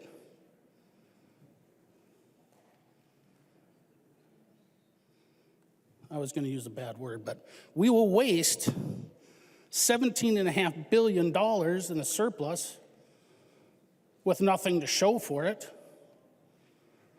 We'll put a tax burden of another $10 billion onto their backs,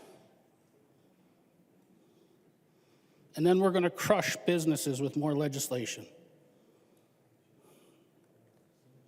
No wonder other states look so appealing. You would think we would learn from our lessons. Every great society has crashed from their own inability to learn. I don't want us to do that. I don't want our state to drive people out. I want the future right here. But every time we make another bad piece of legislation, I think, what am I leaving my kids? I understand the junk fees. But when we carve out for specific industries, we are picking winners and losers again. And we are crushing others. We are crushing that entrepreneurial spirit. Vote to refuse. Take up the Schultz refusal to adopt. Thank you. The member from Pope, Representative Anderson.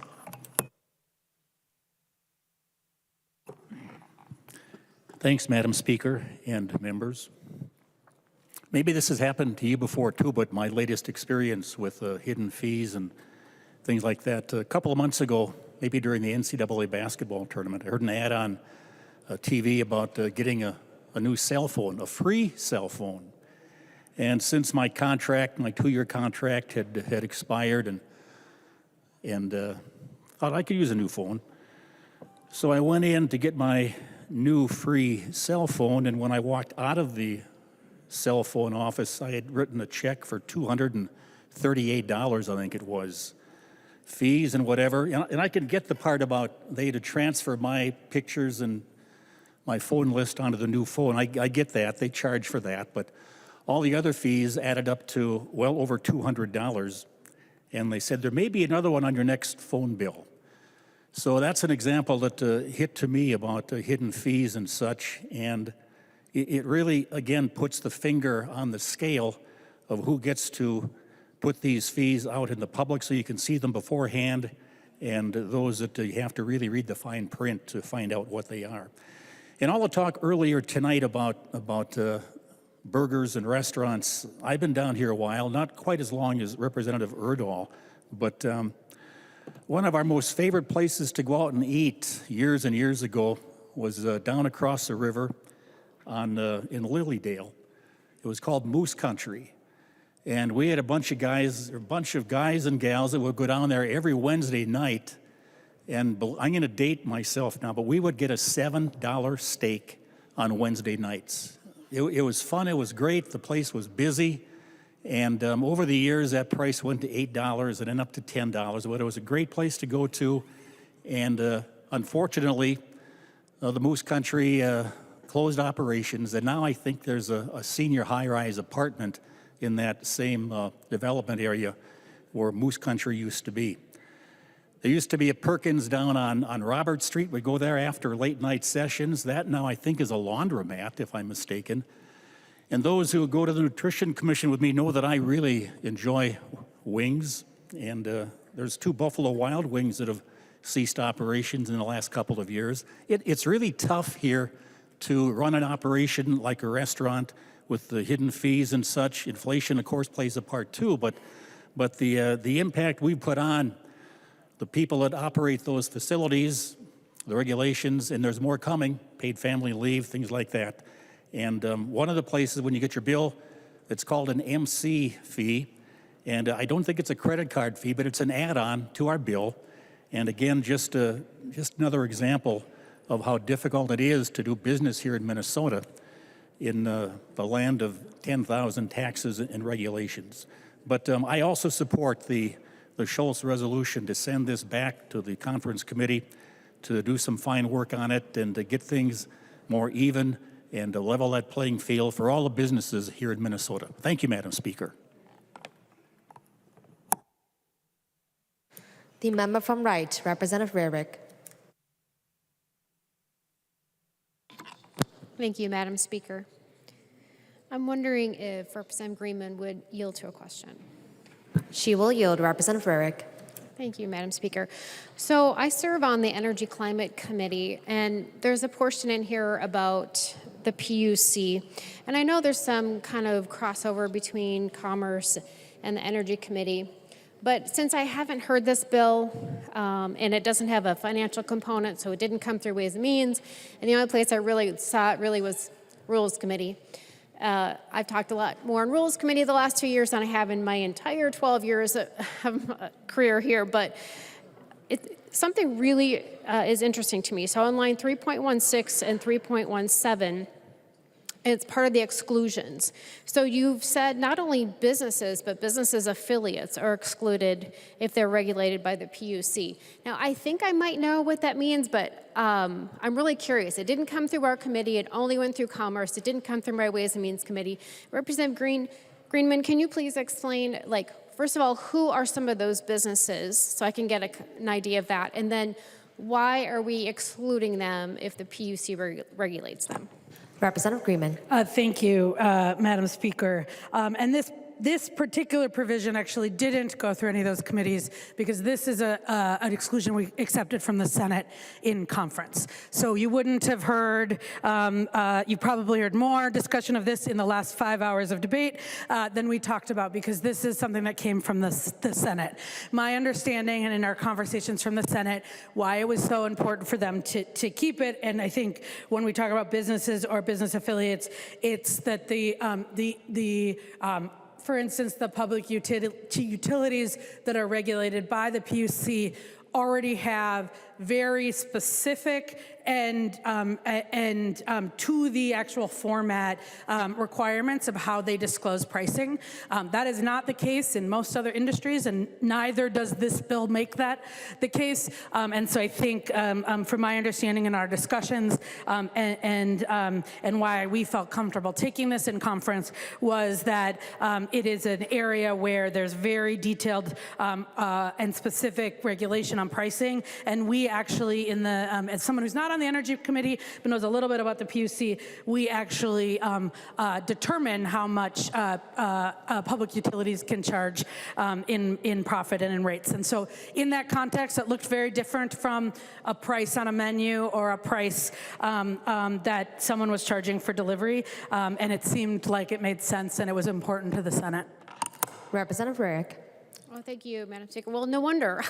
I was wondering, because I pay pretty close attention to stuff, and I was wondering about that language. And, you know, I know that there's some crossover between Commerce and our Energy Committee, and I understand that, but I was really curious. And so, Representative Greenman, if she would yield for one more question just to clarify something. She will yield. Representative Rarick. Thank you, Madam Speaker. So, Representative Greenman, what is the difference between a business and a business affiliate? I guess I'm not quite sure, like, who are we talking? Excel? I mean, that's an obvious one, but who are we talking about, Representative Greenman? Representative Greenman. Thank you, Madam Speaker and Representative Rarick. I think that the language was drafted this way to encompass the folks that are regulated by the PUC. And so as, and probably you and others who are actually on the Energy Committee could speak more to that. But again, I think that the business or business affiliates is meant to capture the set of folks who are regulated by the PUC. Representative Rarick. Thank you, Madam Speaker. Well, it's interesting, you know, and I see Representative Niska just came back, and he said something early on in this conversation, probably 4 hours ago now, that really caught my attention. And so the reason it did is I used to work at a CPA firm, and I was just a staff accountant, and I really enjoyed that. One of the things that I was able to do is to kind of defend my clients when they were going through a sales tax audit. So there was a period of time, and it's still kind of going on, where revenue got really aggressive with small businesses, and they did sales tax audits. And at one point I had heard that they wanted to basically audit every single small business every 3 years. Well, that's pretty heavy-handed. That is a lot, you know. And here's the thing that happened, and it kind of goes back to what Representative Niska said about 4 hours ago. So what would happen is that this small little business would get a bill, and it was always about $40,000.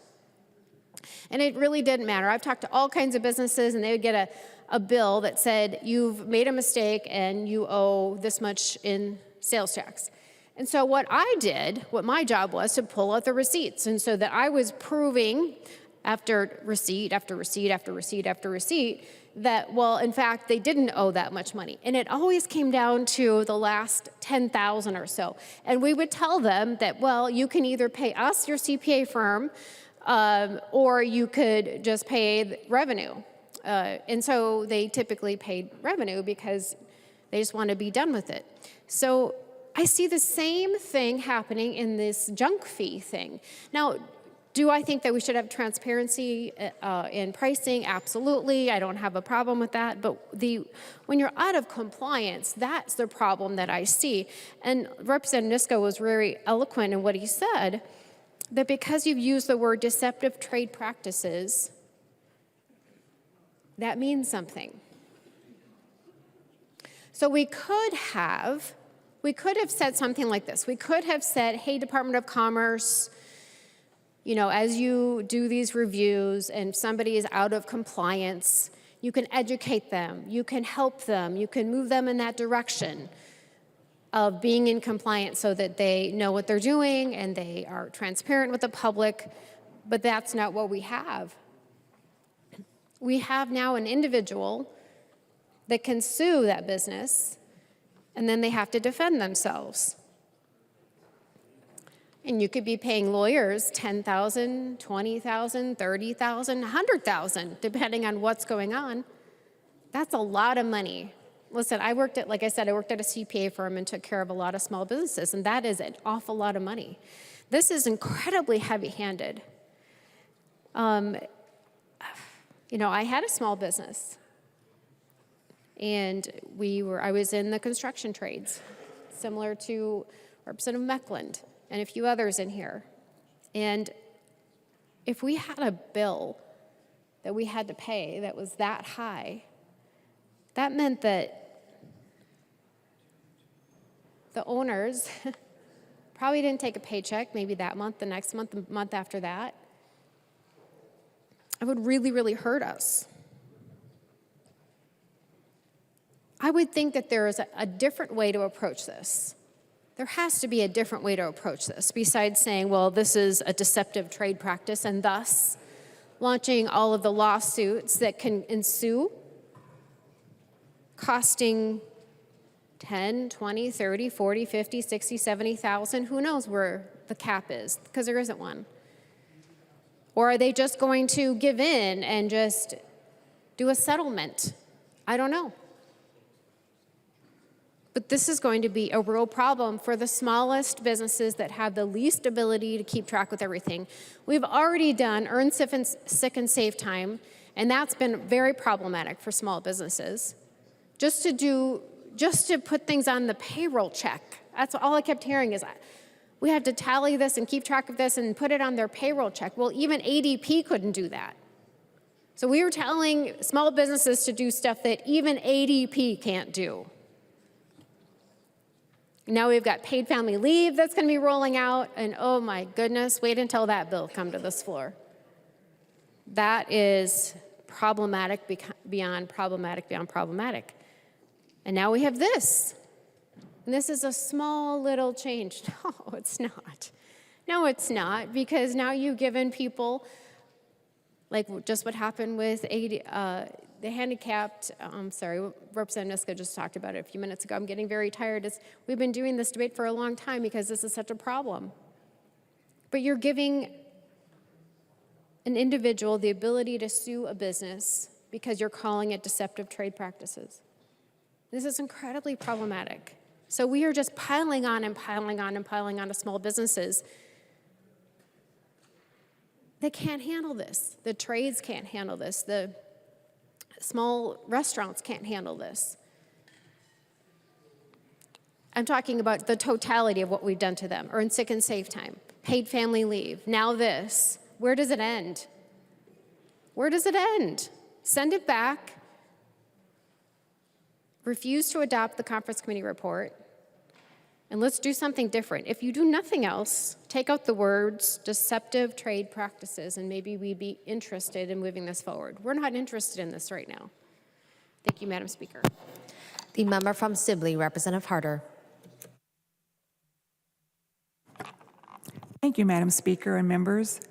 I too support Representative Schultz's amendment to send this bill back for further review. And I too am not a fan of fees, whether they're considered deceptive or not. Many fees in my mind are considered a tax, and in the state of Minnesota, we are taxed heavily. I'm going to tell you a little bit of story. I'm going to tell you a couple stories. Here's the first story. So years ago, as a youngster, my parents were farmers, and my mom was also a teacher. And one year we had hail, and it wiped out the entire crop. The only thing that I remember is that it was a sea of white, the hail, and it was late in the year. My parents did not have crop insurance, so we lost everything. And except for the land. My parents always said, you know, thank the good Lord we never lost the land. But my parents didn't have an income. So that led us on a different track. In another state, which frequently everybody here talks about how wonderful this state is. And don't get me wrong, it's a good state, but I never really considered myself to be a citizen of that state. I was always a Minnesotan. And year after year, it was usually during school time, I'd beg my parents, can we please move back home, which is Minnesota? And my parents would say, it's just temporary, you know, we'll move back. Well, eventually, at some point, when I asked the question, my dad one day shook the coins in his pocket. He said, Bobby, you can go back to Minnesota anytime that you want. But as far as your mother and I, we're not going back to Minnesota. And the reason why is that the government of the state that we were at allows us to keep us more of our money. So they refused to move back to their home state of Minnesota. Now with this bill, with your fees, and like I say, a fee is a tax. I don't care where it comes from, it's a tax. I was a county commissioner. I'm well aware of the fees that get passed on to people, small businesses. I'm a small business owner. I don't rant and rave about it, but my husband and I, we do have a small farm. We're considered small farmers. And I will say that last year, based upon what happened, you know, spending our surplus, adding taxes, it came to the hearters that we're like, does this state not want us to make any money based upon all the fees, wherever that they come from? This year, with some of the laws that are being passed, now we're asking ourselves, does the state really want us to be in business? We're considered small business. I mean, that's what we're faced with.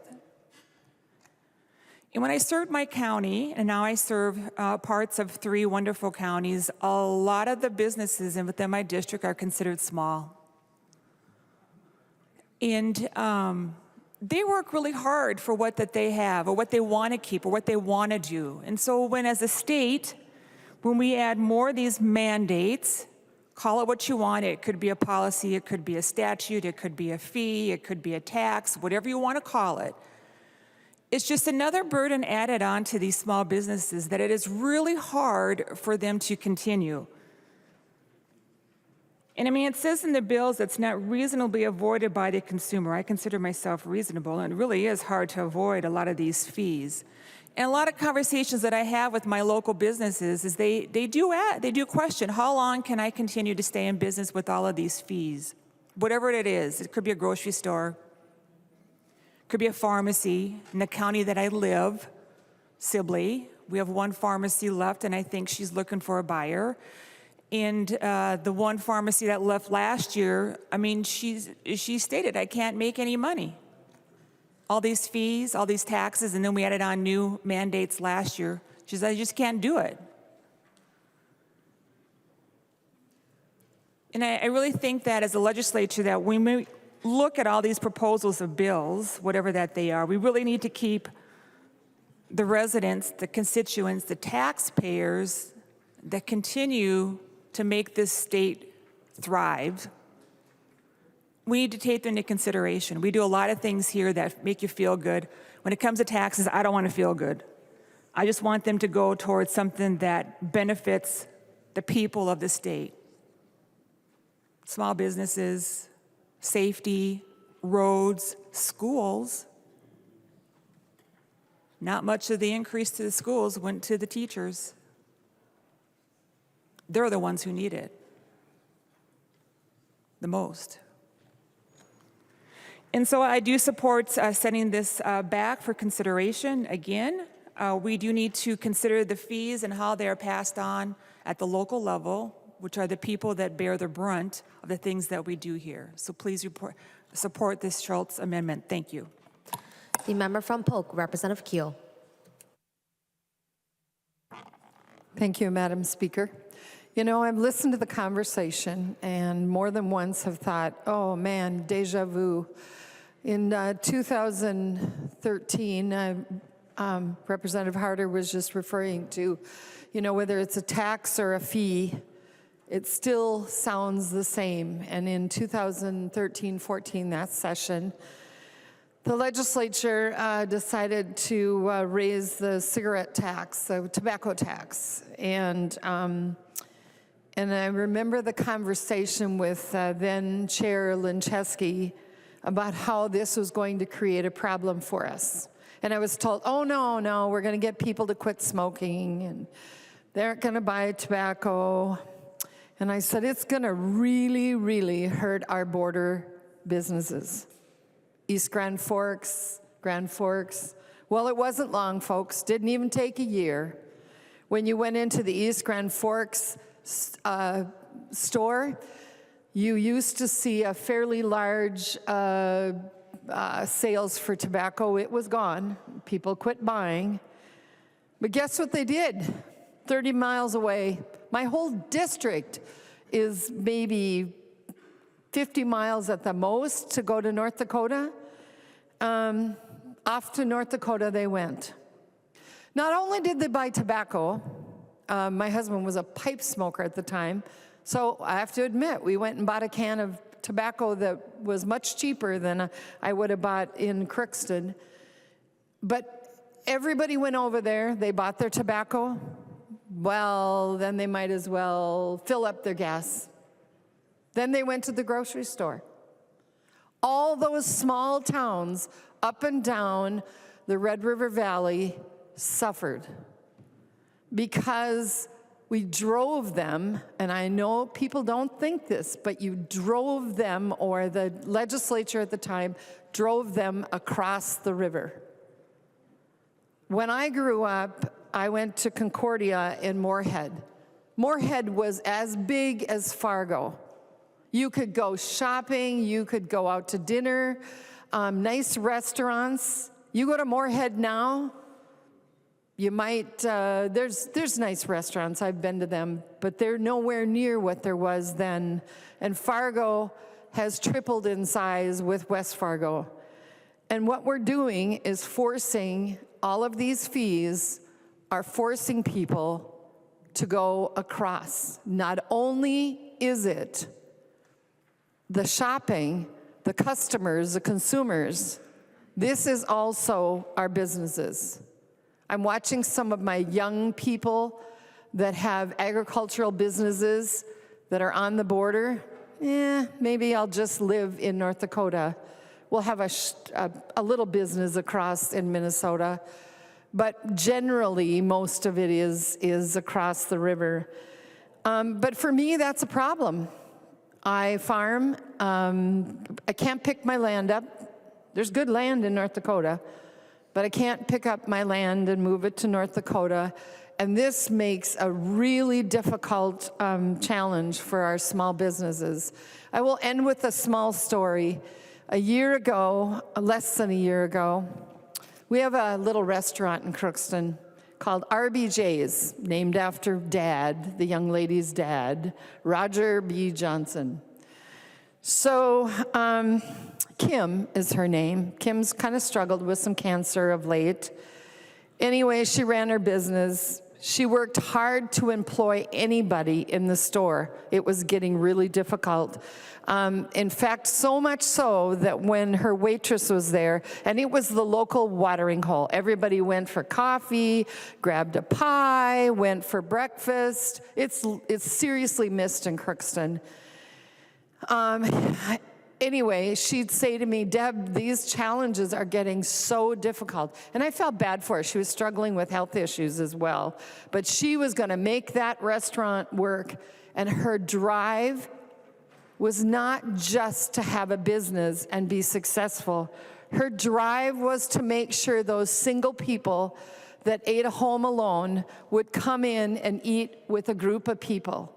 They would enjoy camaraderie. She was doing it for the community, not just to make money, but to take care of people. I know for a fact that often people couldn't afford to pay their food bill, and she would generously give them something or add food to it or send it home. A couple of times my husband was in the store and she said, "Hey, Lon, will you go run this to so-and-so over on this house?" And he'd drop it off because she thought they had been sick and wanted to make sure that they got hot food. And it was remarkable. But one day, Kim went home. She was in her, I believe, upper 50s. She fell, hit her head. Her husband found her an hour or two later, and 3 days later, she was gone. And that was the end of RBJ's. But my point is, when I was working with Kim, this was so difficult, all of these fees, all of these challenges, to try and make sure that she was making sure her staff was paid. She worked with a lot of young people. She gave them their start in jobs. And this is what we are doing by deceptive practices, going after businesses that really don't intend to do the wrong thing. They really intend to try and follow the law. But we are making it so difficult for them that it's not difficult for them anymore to walk across the river. And in my case, they can. But and North Dakota is willing to help them out. Come on over. We likely lost a soybean crushing plant that was larger. And why was that? Because of mandates and challenges. And the guy that was looking at running this, along with a lot of supporters, said, "You know what, we'll just go across the river." Even the investors, who are farmers in Minnesota, said, yep, let's start the business over in North Dakota. It hasn't started yet, but they've been working with government officials there. And of course, our governor said, "Come on over, we'll work with you." So we see this constantly, and I just want you to understand that this is a real problem for rural Minnesota. And my little towns need those small businesses because they provide the services and the importance for our citizens that live in those small towns. Thank you, Madam Speaker. The member from Washington, Representative Anderson. Thank you, Madam Speaker. I wasn't going to speak, but after listening to Representative Rarick, I had to make some comments. I want to start out with, like some of the other speakers earlier, I don't like fees on things at all, and it's annoying. Sometimes it's even offensive when you get a bill last minute and it's got things that you didn't know about on it. But I understand why it's being done, especially in the hospitality business. I think this started after COVID heavily, and I started seeing it, frankly, in Minneapolis when the Minneapolis minimum wage went up. You started seeing service fees, you started seeing fees to cover X, Y, and Z for the staff. And these were things that were direct expenses that were being foisted on businesses because their costs had gone up because of decisions made by local units of government or the state legislature. We had heavy inflation that was caused by the federal government. Printing money, all the money that was spent during COVID created inflation. And businesses, in order to stay in the green, or in the black, I should say, had to raise their prices. And they had to raise their prices, commensurate with their expenses. And that was their food expenses, that was their labor expenses. And when you combine inflation of regular goods and services with wage inflation in some of these service businesses where they're tipped and making plenty of money with their tips or gratuities. But when you combine those things, the only way for a business and a restaurant to survive in this world is to raise prices. And I think, honestly, I'm a business person. There was discussion amongst my own colleagues about fees, and in the end, we chose to raise prices. But I can understand why. There's a certain point, you get to a point where you just feel like, okay, I just had a price increase 3 months ago, or I just had a price increase 6 months ago. Maybe we'll add a service fee. I can understand why they do it, even though I personally don't like it and don't agree with it. But I understand why it occurred and why it's continuing to occur. And I think as inflation slows down, which it is finally, as more and more customers say, hey, that's not okay on their own, I think that this would probably, they'd probably slightly go away anyway. But it's not going to change, it's not a deceptive trade practice, and it's not going to change the cost of the good and service. It's either going to be built into the price or it's going to be built into a price plus a fee. It's very legitimate. Credit cards cost, 2.3%. That's the lowest rate you can get for credit card processing. And that's very, very legit. And people are not using cash anymore. And we're becoming more and more and more of a cashless society. So when you add that up, then you add the safe and sick time, which is about 3% of your wages, right? 1 per 30 hours for your part-time employees who didn't get safe and sick time in the past because they're part-time. They work 10 hours a week in some cases. You add those, that's another 3% on your wages. You add minimum wage, that's another significant dollar amount. Now you add paid family leave, which is going to be, I think it's going to be a disaster because how broad it is, but that's a whole nother issue. And on top of that, everything else, all the other inflationary pressures that are going on, and the dollars have to be in there somewhere. So the question is, do you raise prices overall, or do you raise certain fees on certain things, like when people are charged credit cards, or when there's delivery fees, or what it is? But the reality is it's tough. It's really tough for businesses, and somewhere those dollars have to come in. The part of this bill I'm most concerned about is just the wording. It's deceptive trade practices. We talk about being out of compliance. And I don't think businesses are trying to be deceptive. I think they're trying to charge costs for things like credit card fees that actually exist, if someone pays cash versus pay with a credit card. But Representative Rarick brought up the whole sales tax audit, and I just wanted to mention I actually was a victim of that. And there was a point in time, I can't remember, it was 5, 6 years ago, maybe 7 years ago, when the Department of Revenue was doing sales tax audits and on small businesses, and they were actually paying the staff commissions. They were getting paid commission to find unpaid sales taxes from businesses, which I just find incredible. I mean, that is absolutely predatory. And the way mine worked, they look at my business tax return, they found certain line items of supplies and so on, and they said, okay, you have to prove that you did pay sales taxes. Rather than them coming in and saying, they had the evidence, we had to prove that it was paid. And so, like Representative Rarick said, we had to pull every single invoice for every transaction, and a lot of this, frankly, was Amazon transactions. So we had to go into our Amazon accounts and pull every single Amazon bill. It was an incredible amount of work, and I was angry enough that I didn't hire an accountant, I did it myself. And it took a huge amount of time, Then we had to pull all our sales out of our point of sale system and prove that we were charging sales tax on a computer system on a point of sale system.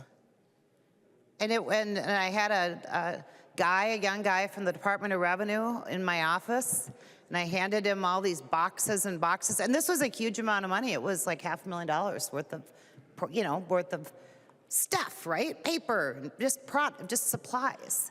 And that's not even what we do. It was just supplies. And prove that I actually had paid sales taxes. And I'll be honest, in the end, there was a very small amount of money.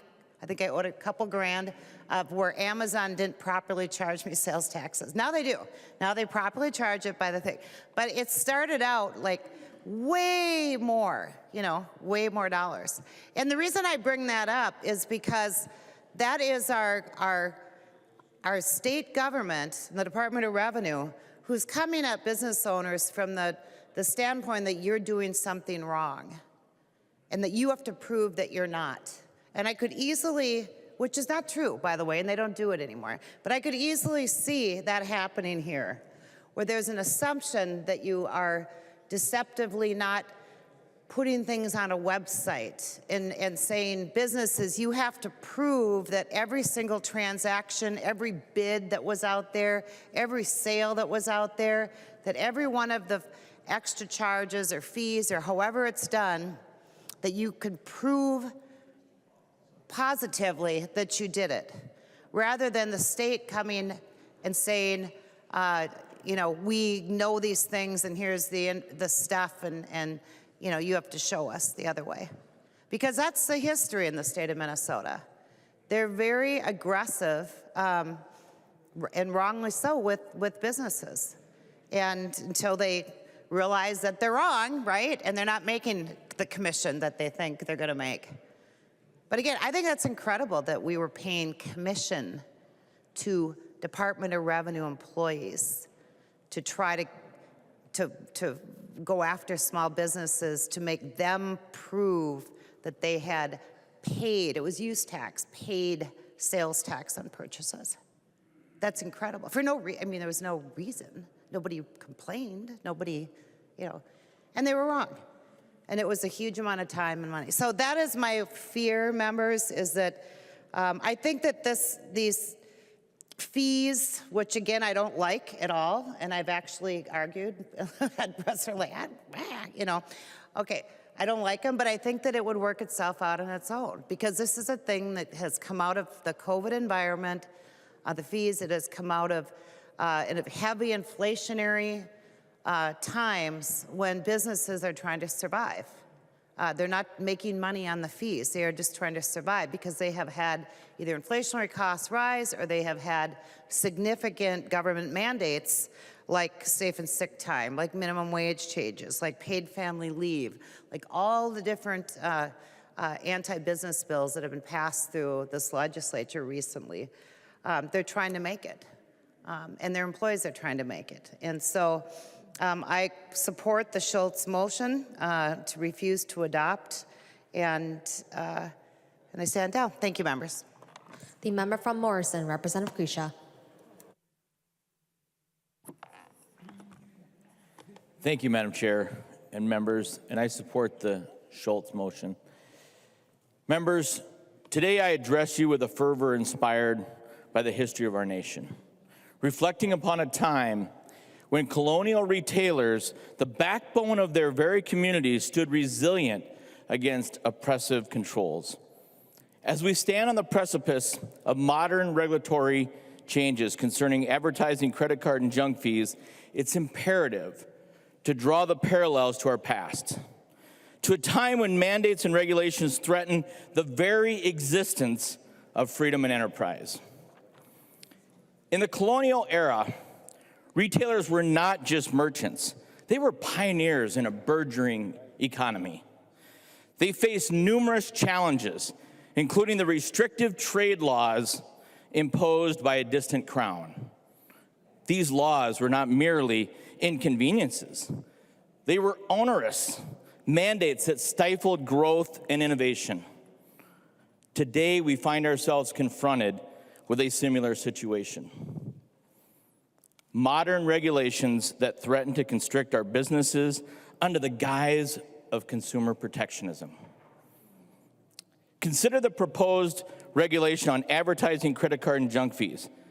These mandates require such detailed disclosures that they risk overwhelming the consumer with information, paradoxically making informed decisions more difficult than easier. This is not protection. This is paternalism. It mirrors the colonial mercantile laws that were ostensibly designed to protect the colonialists, but instead limited their economic freedom. Let us remember that our colonial forebears thrived because they understood the value of clear, simple transactions. They knew their customers, understood their needs, and engaged in trade based on mutual trust and straightforward terms. Today, as then, transparency and simplicity should be the keystone of our transactions, not the convoluted legalese that these new regulations would impose. Moreover, these proposed regulations threaten to impose significant costs on our businesses. Just as colonial retailers face burdensome taxes and tariffs, these costs are often passed down to consumers, the very individuals these regulations aim to protect, thereby creating counterproductive cycles that benefit no one. Members, we must stand united, as our forebears did. I'm not asking for a Boston Massacre. I'm not asking to go throw snowballs at British troops. I'm asking us to stand against the onerous mandates. We must advocate for regulations that truly serve the public interest without crippling the entrepreneurial spirit. We must call for policies that foster innovation, transparency, and fairness. Can I get an amen? Amen. For those that entangle us in bureaucratic red tape, hold us back. In conclusion, members, as we reflect on the colonial history, let us draw on the inspiration from those early retailers who fought against oppressive regulations. Let us channel their spirit and resilience and independence and stand against the modern mandates that threaten to once again bind the hands of today's entrepreneurs. Together, we can ensure that our business remains vibrant and free, continuing to serve our communities with integrity and ingenuity so that we too can steal the business of North Dakotans. Members, support the Schultz motion. The member from Beltrami, Representative Bliss. Thank you, Madam Speaker. I wasn't going to speak, but Representative Creasy just moved me. I had to stand up after that one. You know, Representative Anderson, you mentioned it earlier. This started with COVID, I think, the push to regulate these fees. And what happened was our businesses were being overwhelmed with fees and taxes and burdens and mandates, and their prices are going up and their customers are getting mad. And they were just kind of showing them this is what's being added to the bill. There's a percentage charge for this mandate, a percentage charge for this mandate. And it's funny that this came up after that, and one might assume that the reason this bill came forward is because their eyes were being opened and contacting the majority party and saying, why are you doing this to these small businesses? So they came up with a solution, and they're going to make them hide these bills. Now, members of the public that are watching, you have to understand these fees are not going away. Not at all. If you listen to the author of the bill, she states clearly that they're going to be baked into the price of the cake, I believe it was the words that she used. So they're not going away. So I just want to read you a few headlines. Just did a quick Google search on junk fees. DFL passes legislation to combat junk fees. House passes bill that would eliminate junk fees. They're talking about eliminating, removing all these junk fees. And again, they're not going anywhere. They're just being hidden. Our businesses were being honest and showing the consumers where the price increases were coming from. So when I was reading a little bit of this bill, it says a person engages in deceptive trade practices, and it goes on. And this bill is a deceptive trade practice. It sells it as eliminating these fees. You know, and it's gonna, does anybody like paying these fees? No, not at all. But you're not eliminating them. You're forcing the businesses to hide them, to bake them in the cake, your words. So again, members of the public, this is all a show. This is smoke and mirrors. The fees aren't going anywhere. You're still gonna be paying them. And let's send this back. Let's accept the motion to re-refer. I don't know what could do to fix this, but maybe they can do something else if we refer it back. Thank you.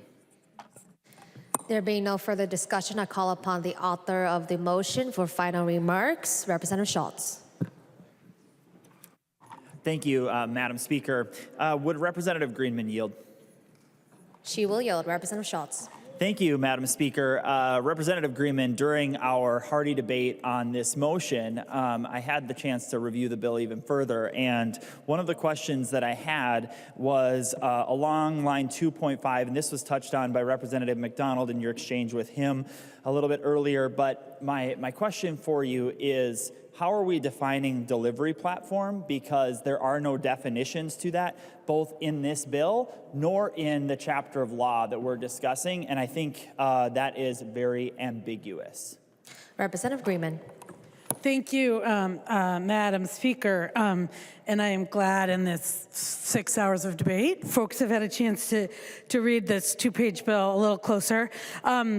I think it is intended to be both reflective of the fact that what we need and what we are trying to accomplish here is a platform where you are offering third-party pricing and a delivery charge. This particular provision was, we spent weeks with specific delivery, online delivery platforms, but we did not want to limit it to that. And so I think that I think it's pretty clear, and I think that when you look at what it requires, it just requires at the point when a consumer views and selects either a vendor or an item for purchase, the platform has to display the price clearly and conspicuously. Representative Schultz. Thank you, Madam Speaker. Well, Representative Greenman, I am going to kindly disagree. I don't find this to be clear. And the reason that I don't, one, there's obviously been a ton of comments and questions asked by my colleagues.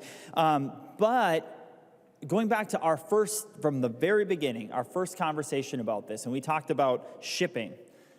My question is, how is a Minnesotan, how is a business owner, how is an individual, how are they supposed to determine whether they are a delivery platform or whether they have a shipping service? Because we treat them differently in the eyes of this language. Would Representative Greenman yield? Representative Greenman.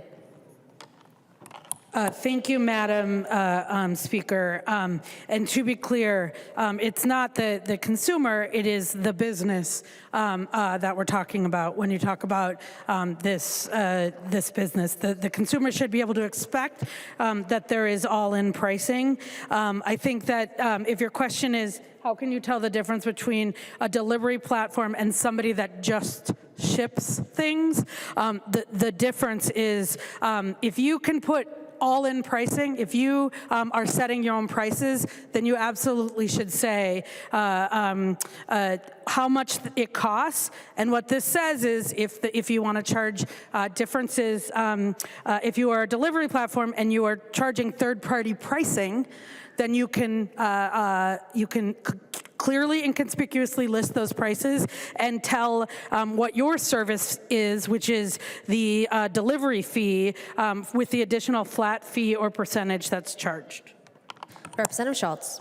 Thank you, Madam Speaker. I really don't think that this is clear for Minnesotans because whether it's a delivery platform or whether you're a business who literally ships the product after purchase, there is, in my eyes, confusion between lines 2.5 and 2.14. Those two lines, to me, are in conflict with one another because in one sense, you're dictating what a delivery platform must be in accordance with, in order to do this and to be in compliance with this law. And then further down, you are mandating that they must perform the fee or show the fee on the front side prior to purchase. That's the way that I understand those two lines. Representative Greenman, would you yield? She will yield. Representative Greenman, or Representative Schultz. Thank you, Madam Speaker. Representative Greenman, can you help me better understand, and for the intent of this law, how 2.5 and 2.14 work together? Representative Greenman. Thank you, Madam Speaker. And I will just say on 2.14, there is not a must, that is a may. So what this says is it is allowable that if you to charge the reasonable postage and shipping fee that's actually incurred by a customer. That is different than a delivery fee, and I think a reasonable person would understand that when you talk about a shipping fee or a postage fee, what you're talking about is the cost actually incurred. So if you go to UPS or if you go to the post office, that is the cost actually incurred. When we talk about a delivery platform, the service is delivery. The service that you are paying for is delivery. So when I am buying a box of shoes and the cost of those box of shoes costs $5.99 to ship, because that's what the post office charges you, that is where 2.14 kicks in. Now, you could include that cost of shipping in your price. And in fact, if you go online and they say free shipping, that's generally what they're doing. They're including the cost of shipping into the price. But this says it is allowable that if you are selling something, you can include the reasonable postage or shipping fee.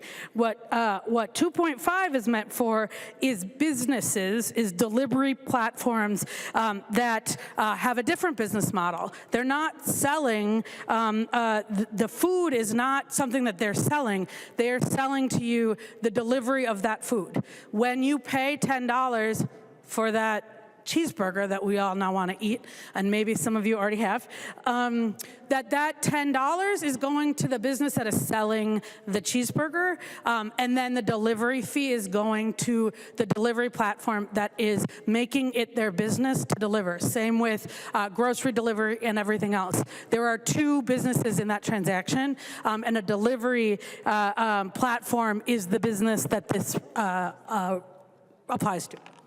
Representative Schultz. Thank you, Madam Speaker. I think we need the definitions. It's a part of the reason why I made the motion to refuse to adopt this conference committee report. It's because we do not define in state statute what a delivery platform is, especially within regards to this chapter.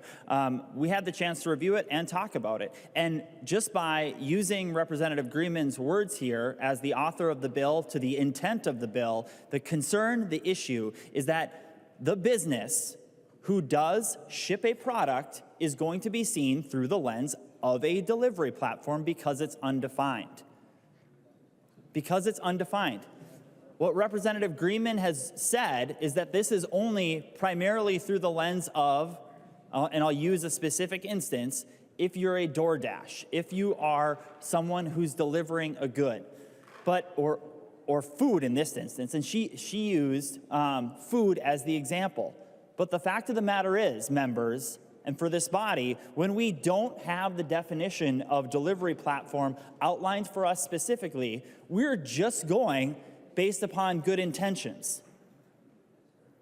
Good intentions and stated intentions from the author of the bill. That, to what Representative Niska brings up all the time, that's not going to hold up in law.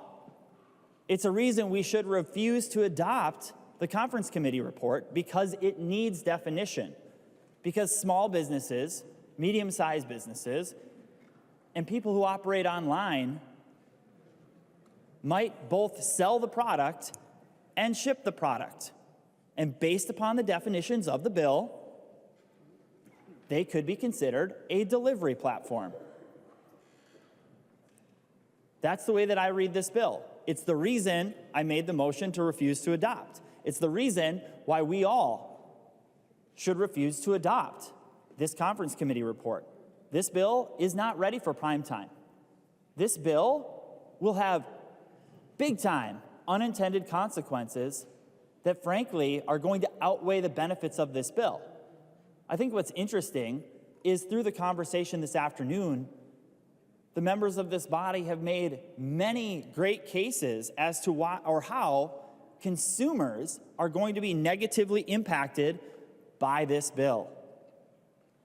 You can have a notion out there that you want to stop junk fees. That's great. That does not mean that the government is the solution to the problem. Consumers are smart. Consumers are wise. I, for one, I wouldn't want to do business with a business that hides additional fees. And certainly, if those businesses continue on that path, and if I as a consumer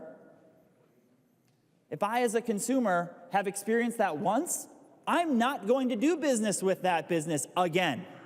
I am not going to purchase the product or the good or the service from that business because of the junk fee. And I'm going to go find someone else who does it and does it better and is transparent.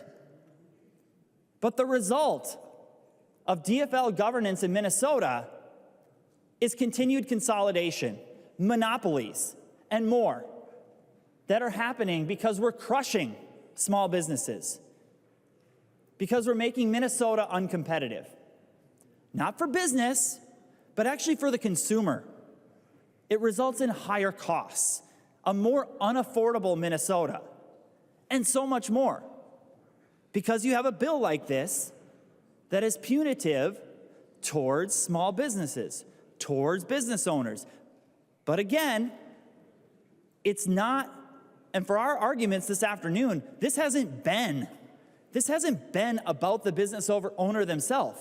It's been about the fact of not being able to sell as many products, goods, and services to the Minnesota consumer because it's going to cost them more money.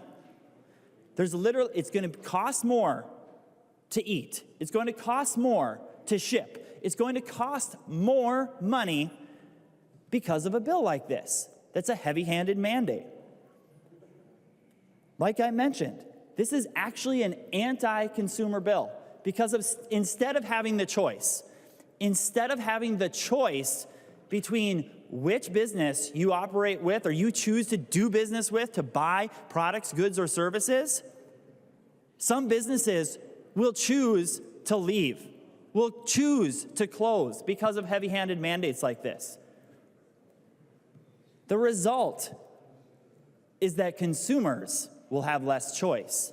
The result is that consumer choices will be removed in the face of higher prices for products, goods, and services, a more unaffordable Minnesota because of the policies that we're considering right now, because of a state government, an irresponsible state government controlled by one party that says that only government can solve the problems of transparency.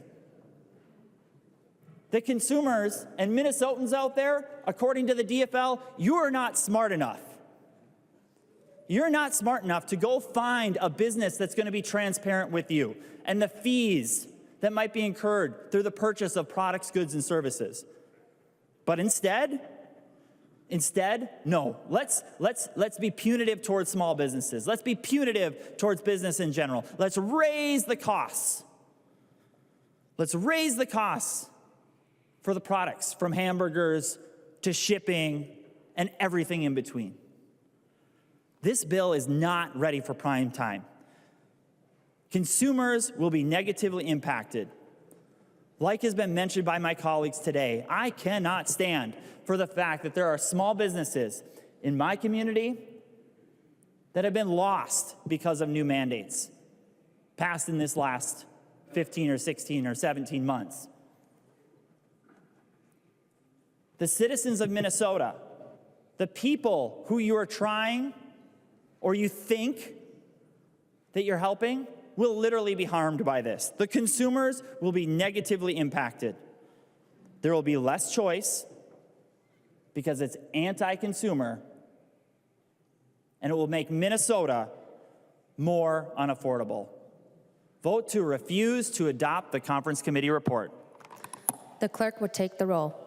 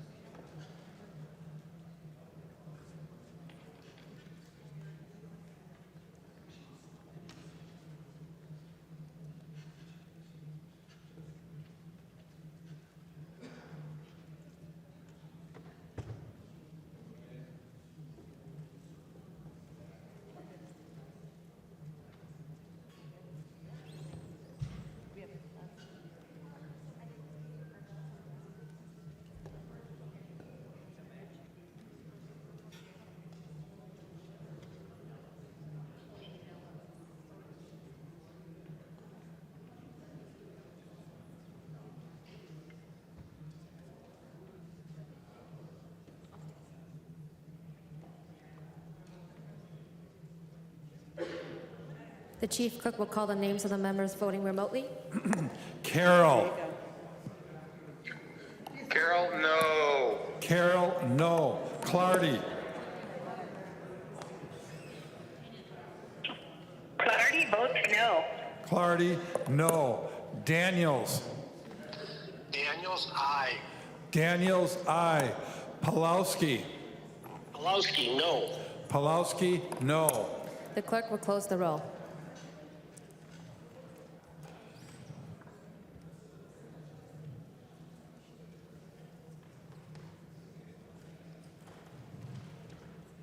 There being 63 ayes and 70 noes, the motion does not prevail. Members, we are back on the motion to adopt. I recognize the member from Anoka, Representative Scott. Thank you, Madam Speaker.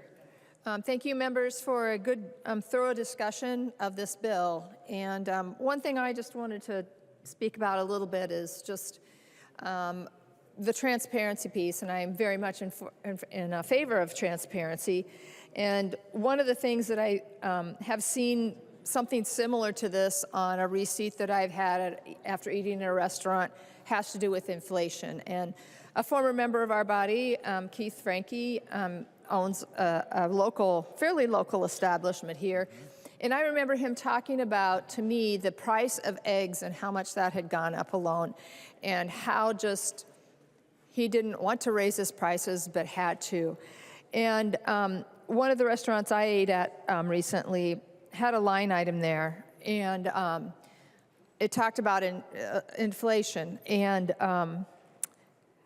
these restaurant owners don't want to raise prices. We've kind of talked about that a lot here on the floor today. But I'm thinking that, you know, because it's allowable under this bill, or it's not disallowed under this bill, that business owners can put a line item in there for inflation. We know that under Joe Biden, we've had almost 30% inflation in this country.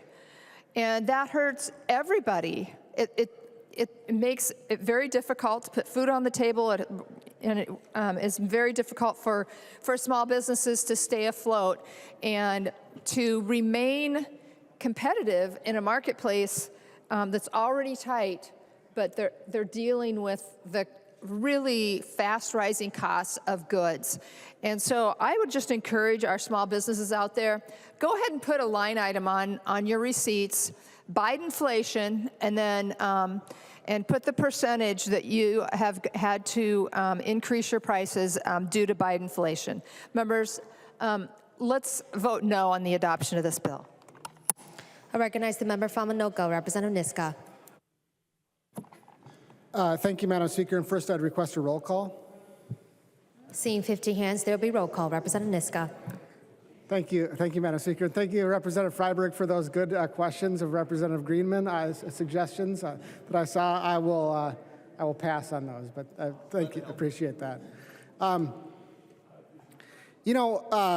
We've had a lot of good conversation about this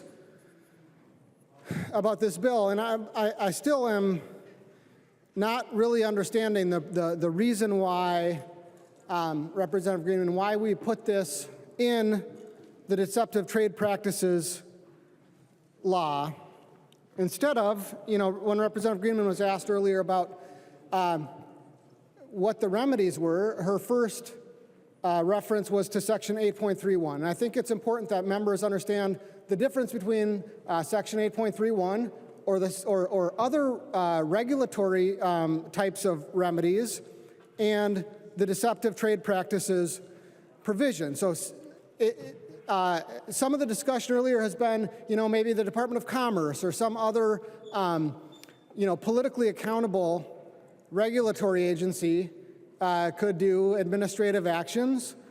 That would be, a reasonable, politically accountable way to deal with this problem. Section 8.31 is another similarly politically accountable or at least more limited potential remedy. Section 8.31 would be run through the Attorney General's office, and the only way to bring a private right of action would be for someone to be injured and then also to be able to establish a public benefit to their lawsuit. So there's a much higher threshold that has to be passed in order for things to be done under 8.31. Under the Deceptive Trade Practices Act, on the other hand, as we discussed earlier, a person just has to be likely to be damaged and doesn't have to actually suffer any actual monetary loss in order to bring a potential claim under the Deceptive Trade Practices Act. So I do have a question for Representative Greenman, if she will yield. She will yield. Representative Niska. Thank you, Madam Speaker. So my question, Representative Greenman, would be, can you help us to understand why is it that in crafting this bill this way, that we're using the deceptive trade practices remedies that allow any person, even someone who hasn't been injured, to bring a lawsuit seeking injunctive relief and potentially attorney's fees? Representative Greenman. Thank you, Madam Speaker. Thank you, Representative Niska. And I think the reason that it was advised that we put it here, when I look at the other things in the deceptive trade practices, they have to do with how you're presenting goods and services. Advertising goods and services with the intent not to sell them as advertised. Advertise goods and services with the intent not to supply reasonable, expectable public demand. Making false or misleading statements concerning the reasons in existence for the amount of the price or price reductions. I think if you read the rest of the deceptive trade practices and how it relates to advertising and how you're offering price, this actually fits right in there. And so it doesn't, to your point, we are not setting up an entire regulatory regime, which I don't think your side would want us to do. We are not requiring the Department of Commerce to hire more people to look at every price. What we are saying is, here is a rule. The rule is, if you're offering or advertising a price, you need to include everything in that is mandatory to getting that for your service. Won't cost you anymore. It's just now that folks will know how much it costs. Representative Niska. Thank you, Madam Speaker. And Representative Greenman, that sounds good, except for the problem that we talked about earlier, which is that we're not setting out a clear rule. We're setting out, in some areas, in the areas where, frankly, and not that I have anything against lobbyists, obviously, but it's only in the areas where we have had industries that have come down here and highlighted specific problems with your vague general overall standard that we do have some specificity. So the problem is we don't have clear rules. What we have, and we don't have, you're right, we're not hiring a bunch of government employees, what we're doing is we're deputizing a whole bunch of enterprising trial lawyers. And Representative Anderson mentioned the situation with the sales tax audits, where some of the revenue agents were given commissions. Well, here's the thing. Private plaintiffs' law firms, their entire business model is based on not just like, you know, a small commission if you're a government employee who finds someone and nicks them. The entire profitability of the law firms are based on what kind of recoveries can you get, what kind of attorney's fees can you get. And so what we're doing, instead of housing, you know, some kind of a politically accountable regulatory agency overseen by someone, you know, either hired by the governor or chosen by the governor, or someone who's elected by the people in the case of the Attorney General. Instead, we have let 1,000 flowers bloom out there in the plaintiff's bar. We're just, anybody who can go out and find someone who happens to have found or happens to potentially be injured by some violation or potential violation of this vague standard, they get to then file a shakedown lawsuit or send a demand letter, and then the company has to decide, is it worth it for me to settle this lawsuit for $10,000 or $20,000 or whatever the initial claim is, or do I have to hire a lawyer to go through the process of defending this lawsuit in order to even find out what this law means, because we're not going to know what the law means until we get case law, and that means that cases have to be litigated, and that means businesses have to pay attorneys to defend these lawsuits. And we've been down this road before as the state of Minnesota. I'll direct people to an article in the Pioneer Press on September 6th, 2017, headlined, "Mickey's, Red Savoy, Others, St. Paul Mainstays Face ADA Complaints." This is the first sentence of this article says, "Drive-by, shakedown, legalized extortion. The invective came fast and furious at a meeting at Mancini's Char House a couple of weeks ago. The place was packed with St. Paul small business owners, all of whom had received legal notices in the mail. I was expecting 10 people to show up. It was more like 40, said Brenda Lamb, owner of the downtown Candyland. The focus of everyone's ire, a new batch of lawsuits under the Americans with Disabilities Act had hit numerous businesses along St. Paul's West 7th Street, from Mancini's to Digidio's to McDonald's." Thank you, Representative Erdahl. I'm sure I said that wrong. But here's the point. We've been down this road before as a state. We've created incentives for this kind of drive-by litigation before, and as a legislature, we had to try to fix this over and over again. I think there were actually 2 different rounds of trying to fix this ADA shakedown litigation here at the state legislature.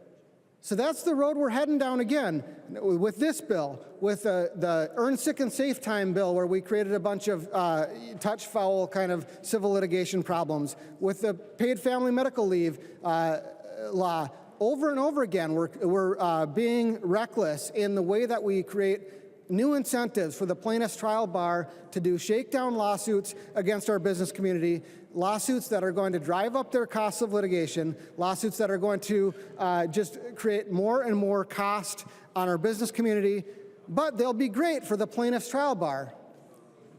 And maybe that's the point. So I urge members to vote against adoption of the conference committee report. I recognize the member from Lyon, Representative Swazinski.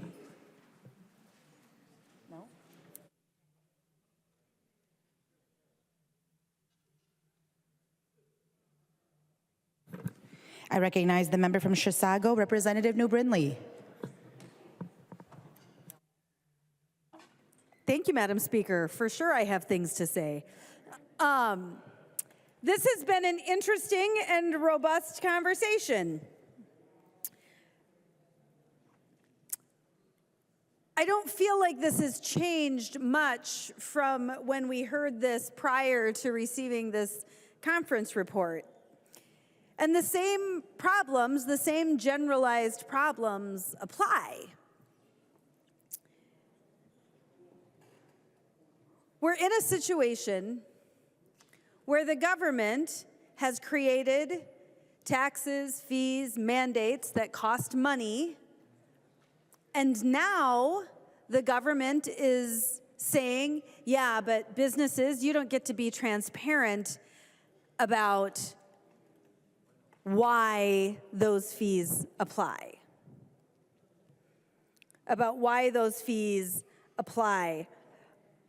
And there's a lot of confusion, clearly, a lot of unclear language in the bill, and it sounds like some of that purposefully, that we've chosen not to clearly define terms. But it creates an environment that, number one, is unfair to business owners, and number two is ripe for litigation. Neither of those are good scenarios. Neither of those are good scenarios. And I actually concede, I suspect most consumers will love this. They'll love it in the sense that they're not seeing that surcharge at the bottom of their receipt. They're going to hate it in the sense that prices are going to go up across the board. And interestingly, since the cost of printing menus, et cetera, also has a cost, business owners are going to have to plan ahead so they don't have to do that over and over and over every single time. These new fees, new mandates, every new taxes on our businesses, every time these come down the pike. There are costs to everything you are asking them to do. And this is another one. So you say, well, listen, business owners can just lay it all out right on that menu. Here's your $20 hamburger, and then they can break it down by each individual cost. Well, until next week when Democrats try to, not just try, succeed in taxing them again. When they put another mandate on our businesses that costs money. There is a cost to everything you ask them to do. And it has to be accounted for somewhere. It has to be accounted for somewhere. And that seems to be what we're unwilling to acknowledge in this body. I go back to this idea of the tipping point, right? What is the tipping point for our businesses? At what point is it untenable for them to continue doing business in the state of Minnesota? We already see it with our large companies. They don't expand business in Minnesota anymore. They do not grow their businesses here. Minnesota has lost out on billions of dollars in business and thousands of really good paying jobs. And it's because we continue to nickel and dime these businesses right out of the state.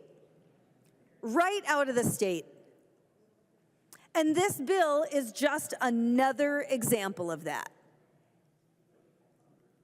Only in this scenario, it's not just nickel and diming our businesses, it's also telling our businesses, you just have to eat it.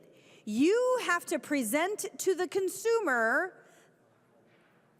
that this is your cost, not the cost the government has imposed on you, but that you have to present it as though it is your cost, as though you are choosing to raise your prices, as though you are choosing to charge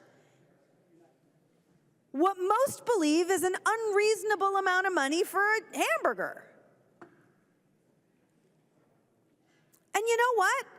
The junk fees that you have imposed on these businesses does create a situation where there is an unreasonable cost for a hamburger. You continue to price business out of Minnesota. And again, we know that because we have already foregone billions of dollars of growth and thousands of good paying jobs. That's what's happened. And that's what we've done to our big corporations. We've encouraged them to grow elsewhere.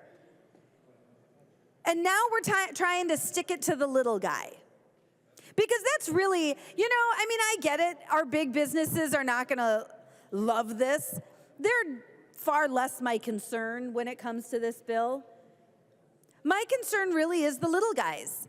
My concern are those small businesses, like I said, who are trying to raise enough money and who are trying to earn enough revenue in their business to pay for their kids to go to dance class or soccer club.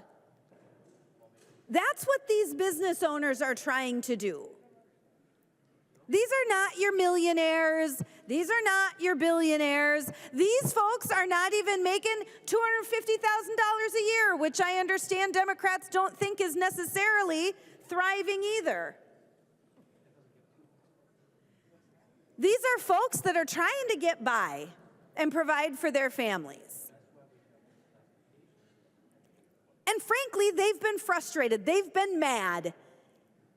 They are sick and tired of the taxes and fees and mandates that have been imposed on them that they do need to pass on to their consumers because they don't have margins. They don't have the wiggle room in their revenue, in their budget to just eat that. And they've been frustrated, and so they've started to pass that on to consumers in a way that is transparent to those consumers. And now you are telling them, yeah, you don't really get to call out the fact that it's the government doing this to you. We're going to make it look to the consumer like this is your choice, like you've just decided to raise your prices. That's what we're going to make it look like. And I sure hope our business owners are mad. They should be. They should be ticked off that you are forcing them to absorb these costs in a way that is not transparent to their customers, in a way that looks like these small business owners are trying to screw over their consumer, which is the last thing they want to do. In fact, it's the opposite. They have wanted to make it very clear to their customers that it's the government screwing them over. They would love to not charge these fees. They would love to not charge $20 for a hamburger when it only costs them $10. They would love that. But the government has imposed these fees and taxes upon them.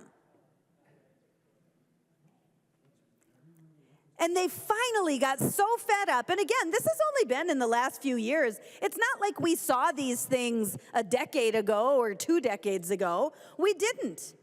But you finally hit the tipping point, Democrats. You finally hit the tipping point where our small businesses said, enough is enough. We cannot keep increasing our prices because you keep imposing these taxes and fees. Enough is enough. We are going to tell our customers exactly why this hamburger costs as much as it does. You hit that tipping point with our small business owners, and they said enough is enough. But of course, that doesn't make the government look very good, does it? You hate to draw attention to the fact that Democrats continue to tax and fee and mandate everything that moves.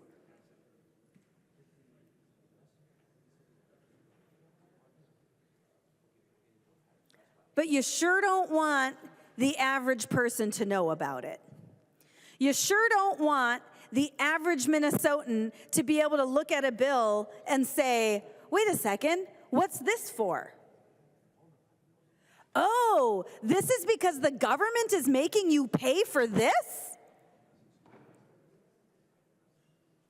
It's so dishonest. It's so dishonest that you are the ones imposing these costs on businesses, but you won't let the businesses show people exactly where the money is going.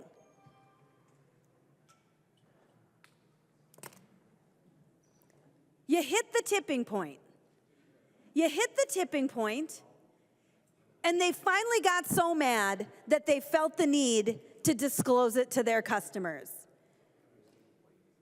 And now, ironically, you apparently are so ashamed of what you have done that, well, we better hide that.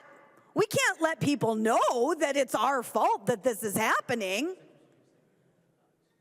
We better write a law to say, no way, you can't do it.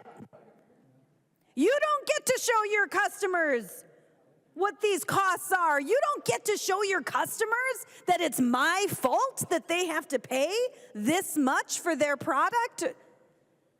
You don't get to.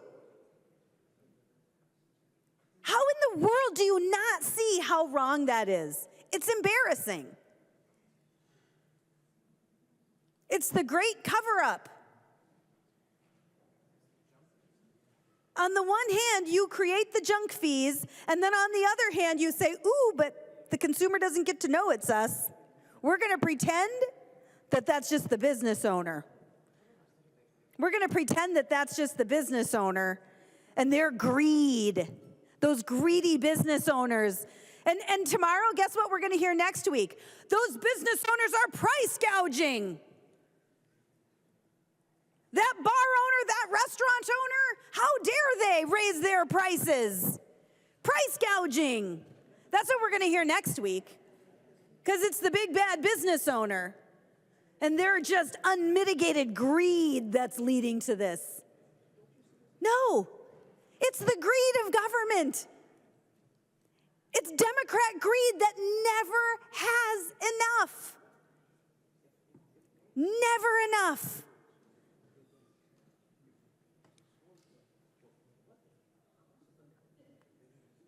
It is the Democrats' greed when it comes to our money that has put us in this situation. And now you're going to tell business owners that they have to raise their prices to account for these junk fees that Democrats have created.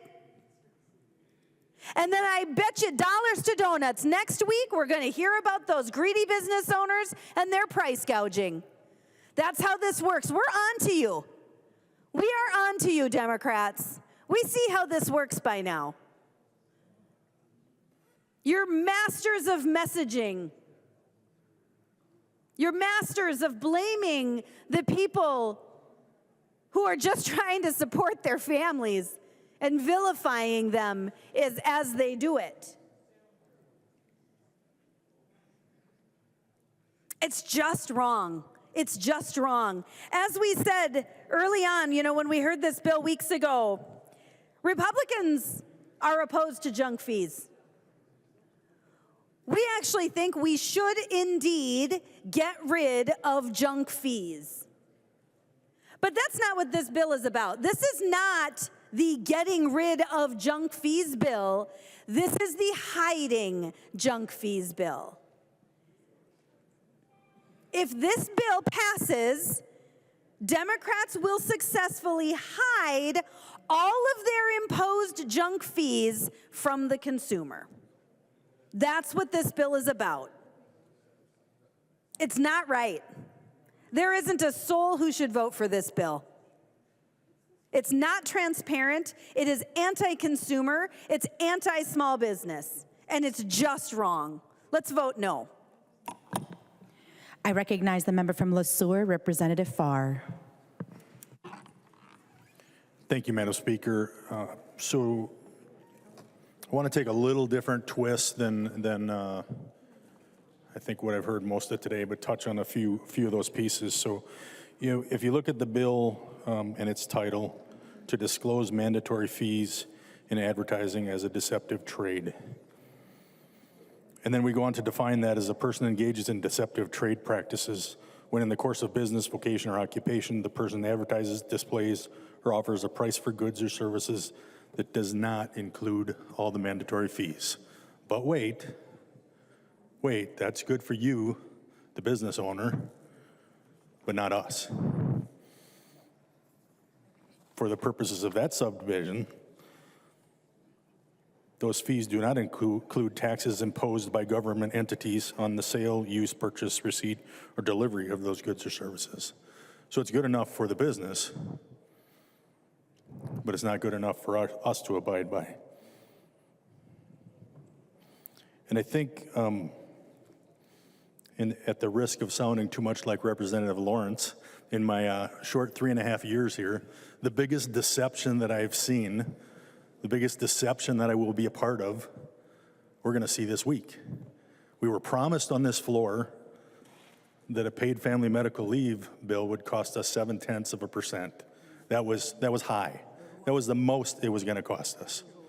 And if you're in Ways and Means today, you heard that it's going to cost probably 88 100ths, about 30% more than what we said, what we promised last year on the floor, or people promised, would be the height, the cap, no more. And we don't have to report any of that. We're asking our business owners to report all their deceptive practices or fees so that they're not being deceptive, but we don't have to report that.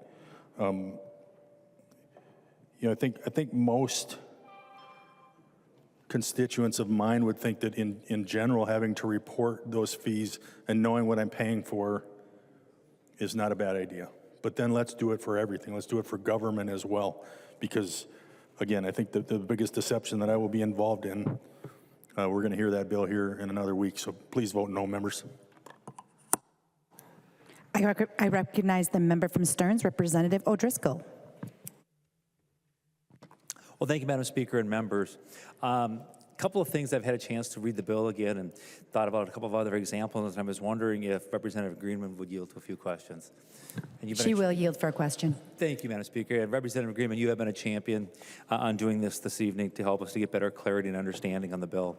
A couple of things that I wanted to visit with you on. We know that the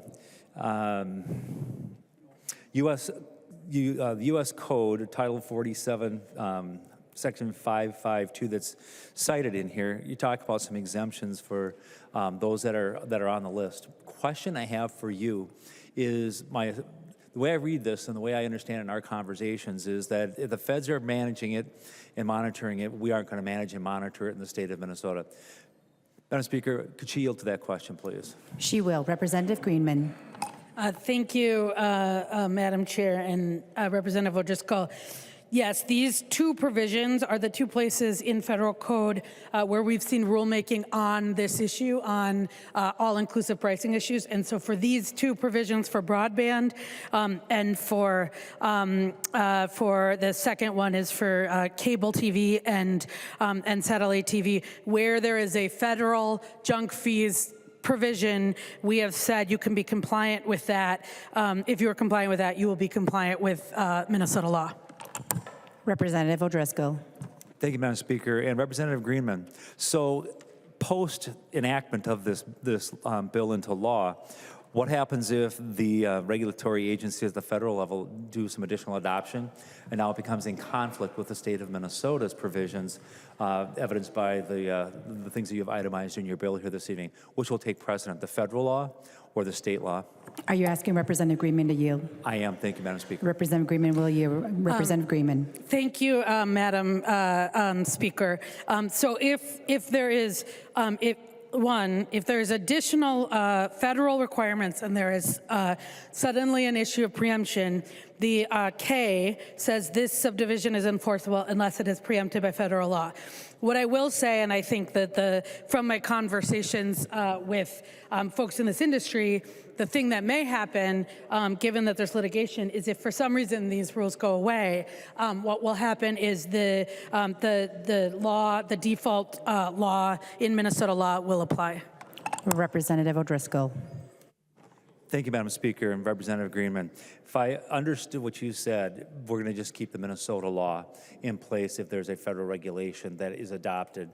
And we're just talking about whichever may be more specific or more restrictive would be the one that we're having. I'm not sure if it's the federal or if it's which one is more restrictive, because I've heard you use kind of both indications in your statement on that. Could she yield to a question to clarify that, please? She will.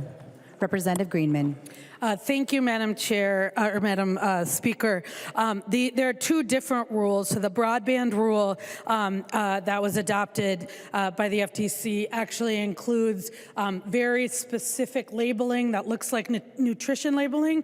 This bill does not require any specific labeling other than when you advertise and offer a price, you have to include everything in it. And so what we have said is if you are compliant with that rule as it exists, you will be compliant under this law. The second provision, which is in a different place, is more of an all-inclusive rule that looks a lot like our bill. And so again, what we have said for the purposes of those industries, our goal here is to make sure that the principle, which is a person should be able to tell how much it costs and everything in that, that you can comply with federal law or with these federal regs. If they go away, if there's a new administration, if there's litigation, and there is no Code 47, Section 552 to comply with, then Minnesota law applies. This is not, what this says is if you comply with those rules, you will be in compliance with Minnesota law. Representative O'Driscoll. Thank you, Madam Speaker. Thank you, Representative Greenman. A couple of other questions that I want to pursue with you. And I know we've talked about if you're advertising and promoting, and I'm very clear in understanding how that works and what you're talking about there. So what happens if I come in to sit down and talk to you face to face, and someone could raise the issue? There were junk fees that I didn't know about that were in an estimate, or junk fees that were added, or fees that I wasn't aware of, or there's additional fees. I'll give you an example of this, and we haven't talked about it in the context of this bill, but in the funeral business. So if you go in, you have some choices to make. First of all, well, what kind of services do you want? And when you're purchasing, perhaps a casket and a vault or an urn, you're going to choose cremation, you're going to choose embalming. Well, what are you going to choose? What kind of service are you going to have? There could also be fees that are on here that may not have been discussed with an individual.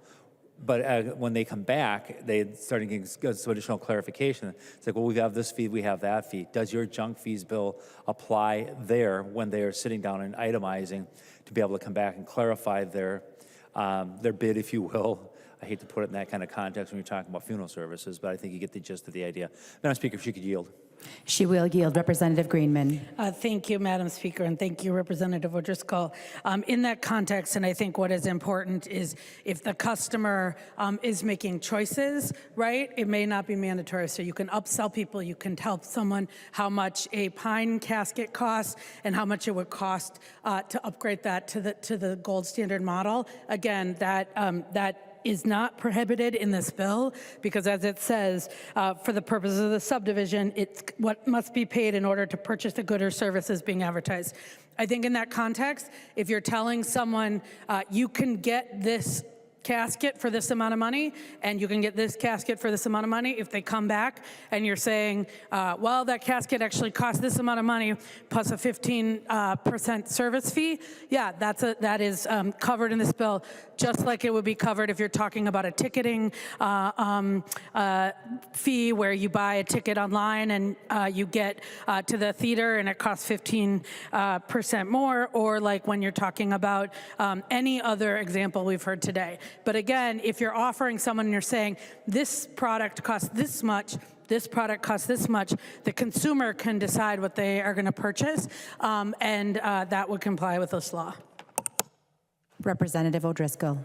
Thank you, Madam Speaker, and thank you, Representative Greenman. Again, we're going to have problems with this bill. I think getting it up and off the ground, and getting people to actually understand what's covered and what's not covered on here. And I think about retailers when you talk about some of the interstate commerce that goes on, and where the websites might be set up, and the different kinds of fees that may be processed, and postage rates change, and different kinds of things happen over time. That we're going to catch some people flat-footed, and they're going to be people who are trying to do their level best to comply with the law, trying to do their level best to be compliant and to be a good business, but the regulation is just going to suffocate them with all of the different requirements and getting things updated. They're going to now have to spend their time looking at their website to make sure that as fees have changed, that the fees get updated and the like. Otherwise, they could be brought forth and said, oh, you know what, these are junk fees, you didn't disclose those. And as I had asked earlier in the day about what are the penalties, we were not able to articulate specifically whether it was a misdemeanor or a gross misdemeanor, or it was just going to be civil litigation, or where we were going to be. But we do know that there are penalties that are in here, and the Attorney General's office would be involved in this. And I don't think that anybody who's running a business in the state of Minnesota wants to spend their time worrying about how to avoid these things. What they should have is to worry about how they're going to get customers in the door, how they're going to meet the needs of people, and be able to run their business. Madam Speaker and members, I encourage a no vote today on this bill, on the adoption of the conference committee report. Thank you, Madam Speaker. I recognize the member from Hennepin, Representative Robbins. Thank you, Madam Speaker and members. I rise in opposition to this conference report. We've had a lot of discussion today about the different aspects of this bill, and I think the main takeaway is that this bill is going to significantly raise prices across the board for Minnesota consumers, and it's very hypocritical. As we have talked about, we are excluding, and I just want to make sure I'm getting the language right, we are excluding from this subdivision mandatory fees and taxes imposed by a government entity on the sale, use, purchase, receipt, or delivery of goods or services. And we have an example of that today. So we, in our state, last year imposed the Paid Family Medical Leave Act, and we told everyone, oh, it will cover the cost if there's a 0.7% tax on payroll, which you could split between the employee and the employer. And at the time, we told everyone that's not going to be sufficient, and so we did get the actuarial study put in the bill, and the actuarial study came out and said, yeah, that's not going to cut it. So now we're looking at increasing that tax from 0.7% to 0.88%, but in the out years, members, 0.93%. And if that's not sufficient, we gave the deed commissioner the unilateral authority to raise the tax up to 1.2%. And when I was thinking about this, it was really interesting that the FTC is, as we've discussed, going through a rulemaking on these junk fees themselves. And I think if it was limited, we would all agree junk fees are terrible. We should find a way to crack down on them, for like concert tickets or in a limited scope area. But this is so broad, members. And one of the things when I was on the FTC website earlier, they were saying that they want to stop the bait and switch when companies promise one thing, but they know they're going to raise it later. That is exactly what happened with this family medical leave tax, members. And we are exempting ourselves from this bill. We are the original bait and switch. We say, oh, this is going to cost taxpayers X, knowing full well, and we all knew it last year, that it wasn't sufficient. And now, of course, the tax is going to go up. And you, the majority, punted on being responsible for raising that tax. And so you gave the deed commissioner— Point of order. State your point of order. Madam Speaker, Mason's Sections 101 requires that debate be confined to the question before the body. We are not debating paid family medical leave. We are talking about junk fees. Members, please confine your remarks to the topic at hand. Representative Robbins. Thank you, Madam Speaker. And I appreciate your point of order, but really this is germane because we are doing as a body exactly what we in this bill say the private sector allegedly does and shouldn't do anymore. And that hypocrisy of the bait and switch, which the FTC talks about, is what we have done, members. And it's and not only did we knowingly pass a tax that we knew wouldn't cover the bill, but then the majority gave the deed commissioner, an unelected person, tax-raising authority to raise the tax up to 1.2. But because we're exempt, that's not going to show up in people's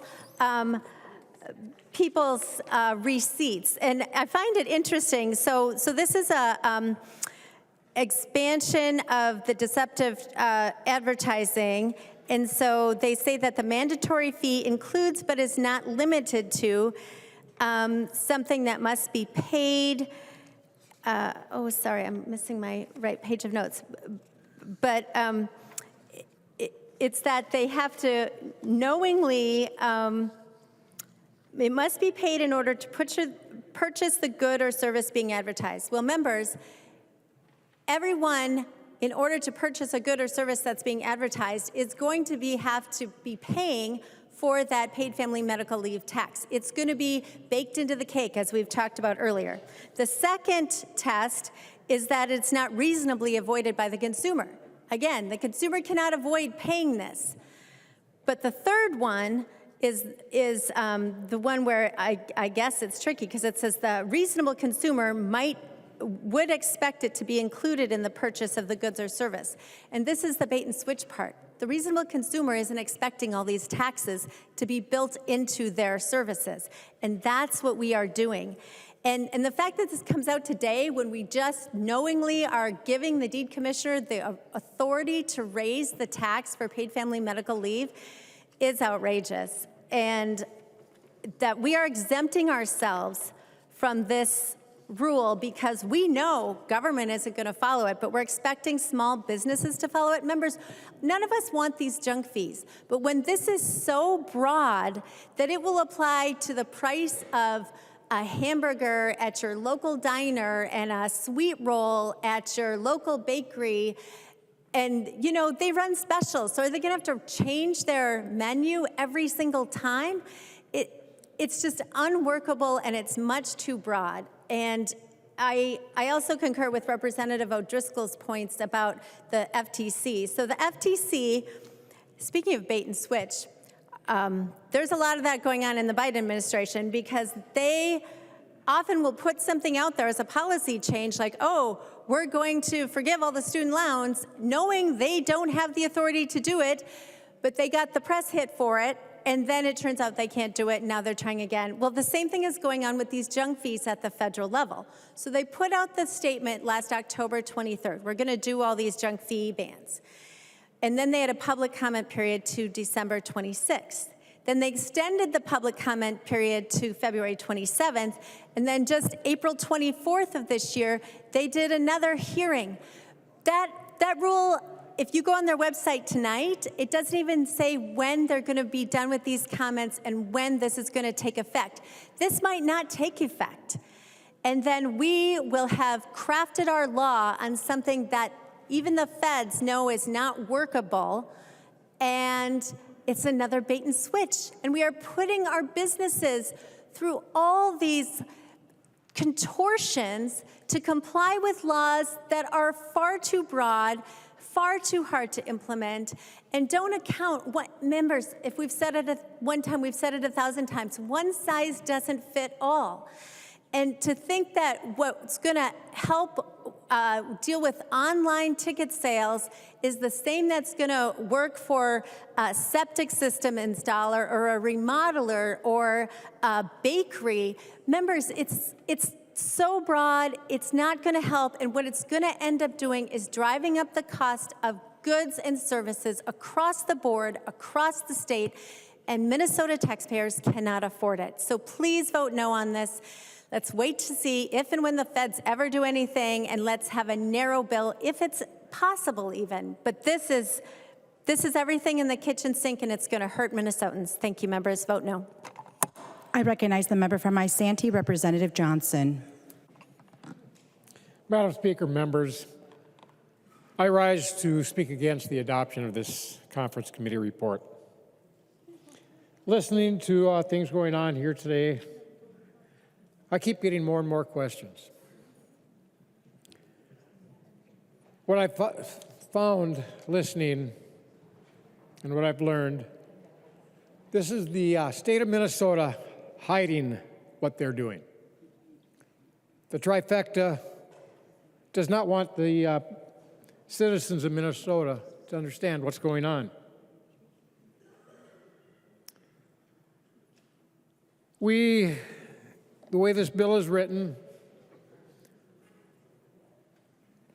they cannot, a business or a restaurant or the burger joint down the street, they can't put on their bill how much the new policies that your side of the aisle has put on businesses crushing them.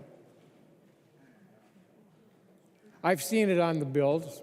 I laugh because I understand what it's doing, what it's causing. Letting the people know, giving them transparency as to why these costs are going up. And now to find out that we're at least 30% short on the Paid Family Leave Act, that's huge. That's going to hurt businesses. And how does it affect our mom and pop shops?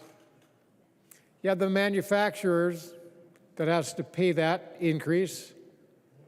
You have the distributors. You have the deliveries people. By the time it gets to the mom and pop shop, there's 4 other businesses that had to pay their employees that increase. Plus, they have to pay their employees that increase. So you're looking at 5-6 times the cost by the time it gets to that little hamburger joint down the street. But we got to hide it. We can't let the people of Minnesota know how much that is costing that hamburger, the increased cost of that hamburger caused by what the DFL trifecta has been doing to the state of Minnesota.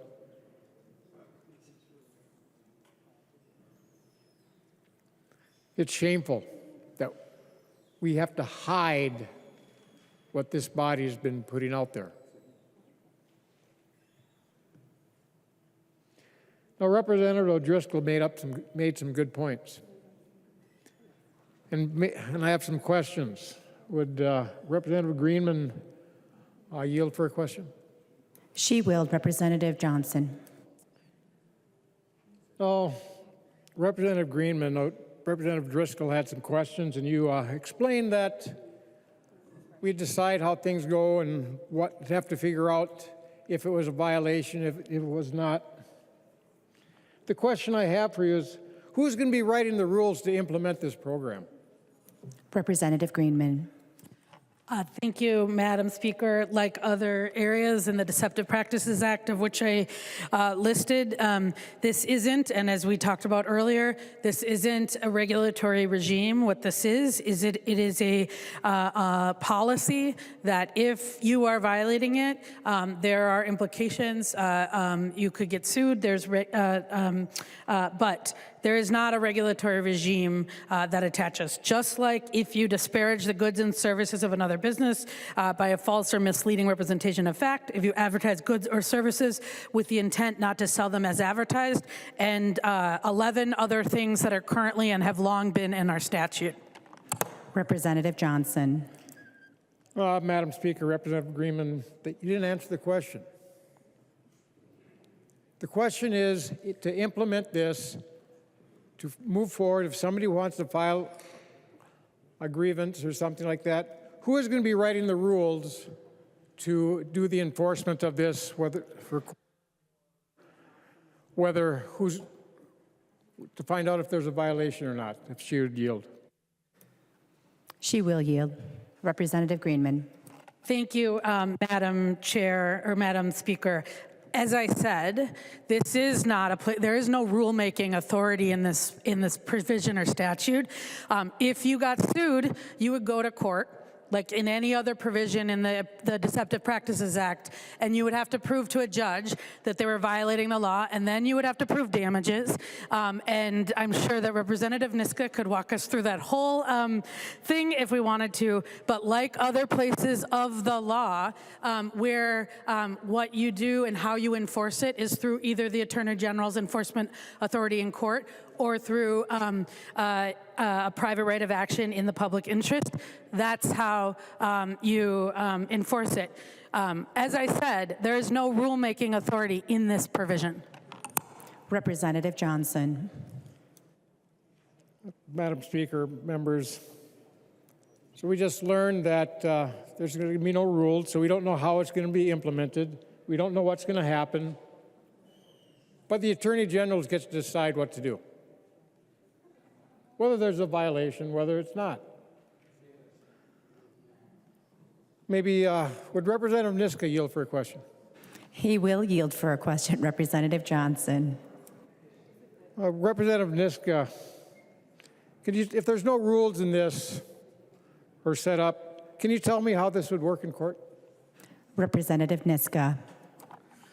Thank you, Madam Speaker, and thank you, Representative Johnson. Yeah, so there's not going to be any rulemaking process. The only way law will be made in this case is if a business hires a lawyer to defend against a lawsuit, and those lawsuits could come from the Attorney General's office, but could come also from any plaintiff's lawyer in the state, representing any plaintiff who, under the Deceptive Trade Practices Act, might potentially be injured. They don't actually have to suffer any monetary injury. They just have to potentially be injured and have to seek injunctive relief. And so some of those lawsuits might come from the Attorney General's office, but many more of them will just start with a demand letter by a plaintiff's lawyer looking for a payday, looking for some kind of shakedown, telling a business, hey, you can either pay me $10,000, $20,000, whatever, to settle this lawsuit, or you're going to have to hire a lawyer and go forward. And eventually, if one of those businesses does hire a lawyer and say, we're going to fight it, and does take it to court, and then we get a court ruling, then we might get some clarity about what this law means. But it's not like, unfortunately, it's not, you know, on this side of the aisle, we don't love a lot of overregulation, but at least the regulatory rulemaking process would set out some rules on the front end that businesses would know what they have to comply with, instead of setting out a vague standard that then might result in threatened lawsuits, which might result in real lawsuits, which might eventually result in court rulings, which would clarify the law. So I hope that's helpful in terms of understanding exactly why this is the wrong approach to dealing with this kind of an issue. Representative Johnson. Madam Speaker, Representative Niska, thank you for that information. So instead of having rules written up that might be the way we want them, might not be, we're going to have the courts decide how this is going to be operated. Members, that's not how we do bills. Vote no on the adoption. I recognize the member from Carleton, Representative Dotseth. Or I could recognize another member if that works better. Thank you, Madam Chair, members.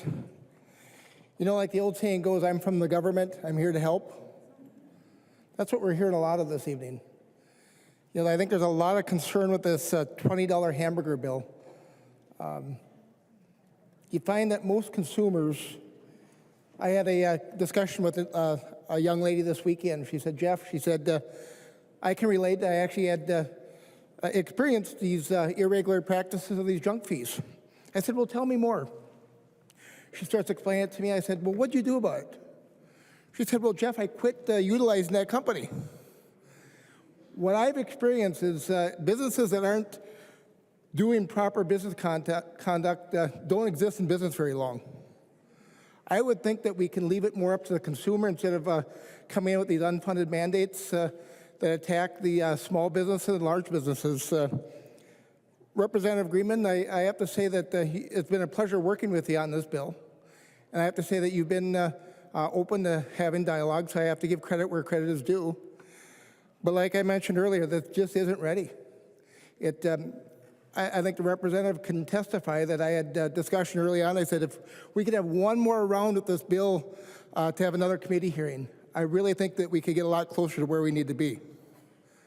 I think that's what we're hearing this evening, that it's just not ready yet.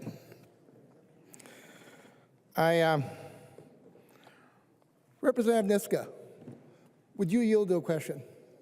He will yield. Representative Niska, you mentioned businesses that might be challenged with a case that comes out of this. They could do an early settlement of $10,000, $5,000, $20,000. If this were to actually be challenged through the court system and a business chooses to fight it and actually proceed forward with it, what would the average cost for a business be? Representative Niska. Thank you, Madam Speaker, and thank you, Representative Dotseth, for that question. Well, it depends on what kind of lawyer they hire. So, you know, if they are going on the Mary Moriarty plan, they might hire a lawyer charging $850 an hour from Washington, D.C., blended rate, and that can add up pretty fast. A lot of Minnesota lawyers don't charge quite that kind of an hourly rate, but, you know, if you're talking about you know, a demand for, say, a $20,000 settlement, that would be kind of an interesting business model for an enterprising shakedown kind of lawyer in this area. It's similar to kind of the things that Paul Hansmeier did in the ADA context, in the disabilities context.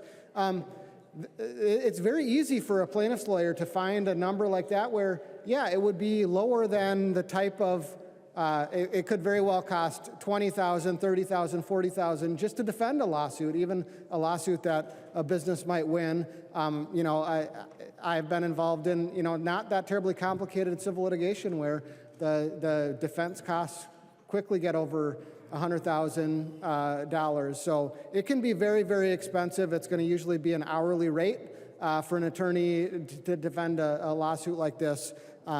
And can add up really fast. And the most concerning thing is if you do agree to a settlement against some person who maybe was hired or maybe was had a potential to be harmed, you're just settling with one potential plaintiff and maybe with one potential plaintiff's lawyer. There's a whole bunch of other plaintiffs and a whole bunch of other potential plaintiffs' lawyers out there who still could come back and shake you down again for another settlement after that. So this is a really concerning type of situation that we're putting businesses in. Representative Dotseth. Thank you, Representative Niska. What I'm hearing you say is it could cost in excess of $100,000 to defend yourself in a case like this. Well, what I find that, well, I think I've witnessed that. I've seen that. I've seen some eyebrows raised over there. In a time where businesses are just trying to keep their doors open, coming out of COVID, and you know, I think just in my community alone, I've seen 3 small local businesses that have closed door because they can't succeed. What we start doing is coming in with these requirements. I think the average business owner won't even know if they're compliant or not compliant as we move forward. I just ask that we reconsider this and bring this back around. It's not ready, as I mentioned before, and I would encourage everyone for a no vote. And I would just ask that, would Representative Greenman yield to a question? She will yield. Thank you. Representative Greenman, question I've got, and I should know this, but I actually don't. If there were an old advertisement that was out there, billboards, print advertisement, what would be the look-back time for those businesses where someone couldn't come up with a frivolous lawsuit and state that they're doing ill practices? Representative Greenman. Thank you, Madam Speaker. While there is no look-back here, I think that as we get to this and look at this bill and think about the reasonable person would expect to be included in the price, I think if you are looking at an ad like all of the other advertising provisions that that are included in this, that is old, that is from a year ago, that is not how I think our advertising provisions work, and then this would work the same way. I think that as we there's been a lot of effort to make this much more complicated than the bill is. If you are selling something to someone and you're going to advertise, in the circular next week, you got to tell them how much it costs and can't charge fees on the end. Representative Dawson. Thank you, Representative Greenman. It just concerns me. I just see that this being just another nail in the coffin for small businesses. I encourage a no vote. Thank you. I recognize the member from St. Louis, Representative Zalesnikar. Thank you, Madam Speaker and members. We've had a lot to say tonight, and I think what this all comes down to is we increased government spending last year by 40%. We increased taxes by $10 billion, which certainly affected businesses across the state of Minnesota. We've talked about mandates and mandates without money this entire session and last session. We talked about historic funding and how now we're seeing historic cuts, historic closures, historically understaffed. So what are we seeing here? We're seeing over-mandated, underfunded situations in the public sector.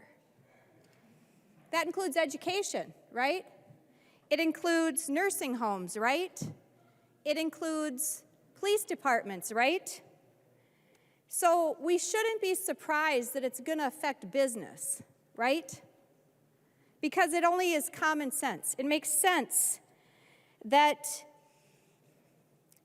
the people that are dependent on tax funding are going to come to this chamber when they have a gap, when the historic investment doesn't cover all the mandates that this body puts in place. They come back to us to ask for more money. And what is it that we expect businesses to do? They don't come to this chamber to necessarily ask for money. What they do is they increase what it is they're going to charge customers. And they're trying to explain to customers exactly why we're seeing such a profound change. The same reason people are asking, why are their property taxes going up 40%, 30%, whatever number you want to come up with. People are asking these questions because that's the reality that they're facing. So this bill we're talking about is deceptive trade practices to include fees. There's a lot of irony here because the reality is the decisions we make in this chamber have consequences. We're raising revenue as a chamber to fund the programs we want to fund. We are also simultaneously increasing costs for the people that buy goods in the state of Minnesota, but we don't talk about it in that way. So let's talk about some examples of what's happened for business. Just a couple things that come to mind. In the 2 years that I've been listening, we've got Earn Sick and Safe for business owners. That's a new expense that we made that decision here. We've got changes in property taxes going on across the entire state. It's in the paper where I live right now. Townships are asking, why are their property taxes this high? Delivery fees. We made that change here. Their increased utility expenses are going through the roof for people's homes and people's businesses. Food costs. The food costs that we see when we go shopping are no different for the business. Therefore, the burger costs more. Therefore, everything you want to buy costs more. The interest rates are higher for mortgages, so the expense is higher for the business. The supply costs, everything the business has to purchase, costs more because it costs more to have the semi haul it across the country so we have the supplies we need. Whether it's the paper bag to do the takeout food, whether it's the saran wrap, whatever it is they need. And let's not forget, we have the highest corporate tax rate in the country for businesses. In the country. And we did that too. We did that in this body. And we haven't even gotten started yet on the paid family leave. That isn't even happening yet. And we're already talking right now about deceptive trade. I think that's deceptive to the businesses of what's going to happen in the state of Minnesota. Because the 0.7% is likely not going to be 0.7%. That sounds a little deceptive to me. If I was going to try to start a business, run a business, or move to Minnesota to think about doing a business, it's pretty hard to plan if you don't know what you can't possibly know. And then you've got the 2040 clean energy. And the reality is propane right now is half the price of electricity. A lot of people use propane where I live. Natural gas, bingo, costs a lot less than electricity, and most of the commercial businesses that I know use natural gas. Those are things that are not part of this diversified energy plan.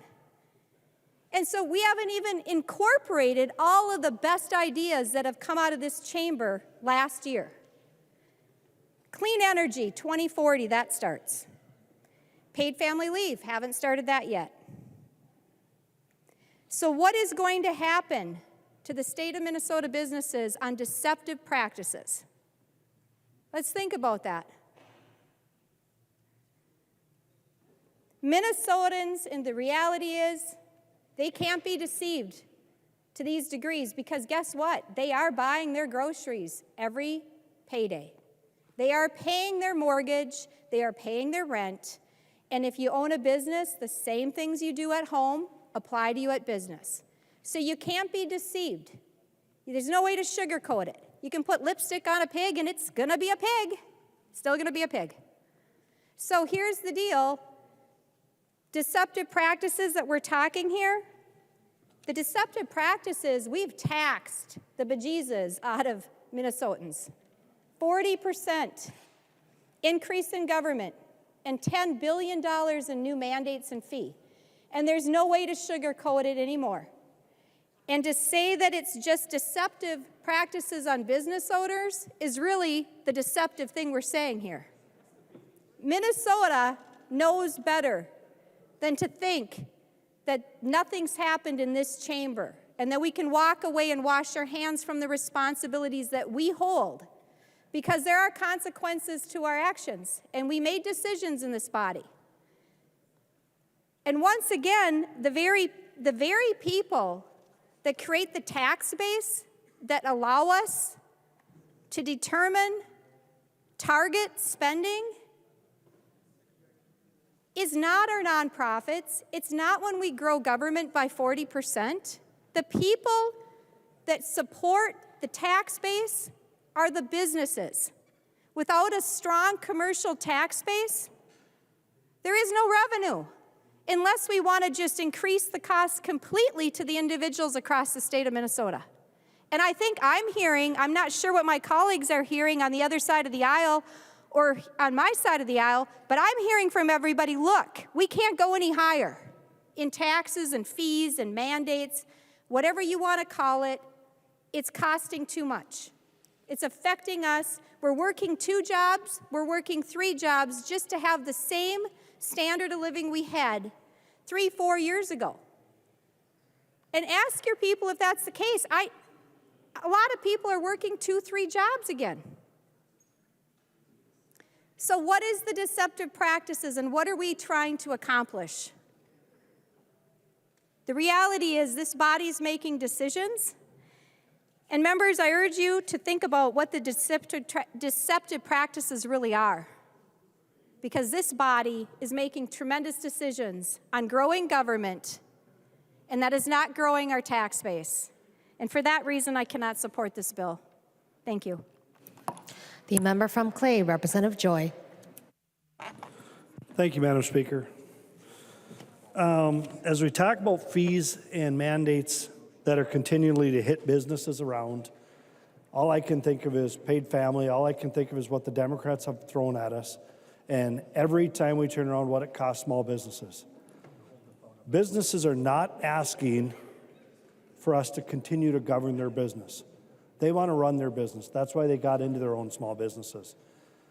It seems like for the last year and a half we've been down here, we've been putting more mandates on the small businesses and trying to drive them out of Minnesota. In my district, 20 minutes from Fargo, people are moving across the river. If they're thinking about building over here, we already know we have the highest corporate tax, so we're going to push them across the river. You know, when we continue to target large corporations or saying they're making all the money and we want transparency with fees, whatever we have, just a fun fact, in 2010, a Snickers bar weighed 2.2 ounces, and the retail was $1.29. And the profit margin on that was 54%, and the credit card fee on that was 3 cents. Today, in 2024, a Snickers bar is 1.86 ounces. It's $2.49 retail, and we make 45% on it, and it's a 7-cent credit card fee. So we're saying businesses are making more money and being more profitable. But from what I just showed there, we're not. Businesses might show more money, more gross revenue, and they might attack that, but they're not seeing the bottom line. As we continue to force paid family and all these great mandates that's going to bring people to Minnesota, it's going to push them across the river, literally in my area. We have to quit having the metro thinking and moving it all across Minnesota. If they want to have it down here in Metro, do it. But it's not a one-size-fits-all. We're attacking border areas. We continue to attack businesses. We think we're doing good policies by being transparent, creating fees, hugs and high fives. We're not. We're pushing businesses out.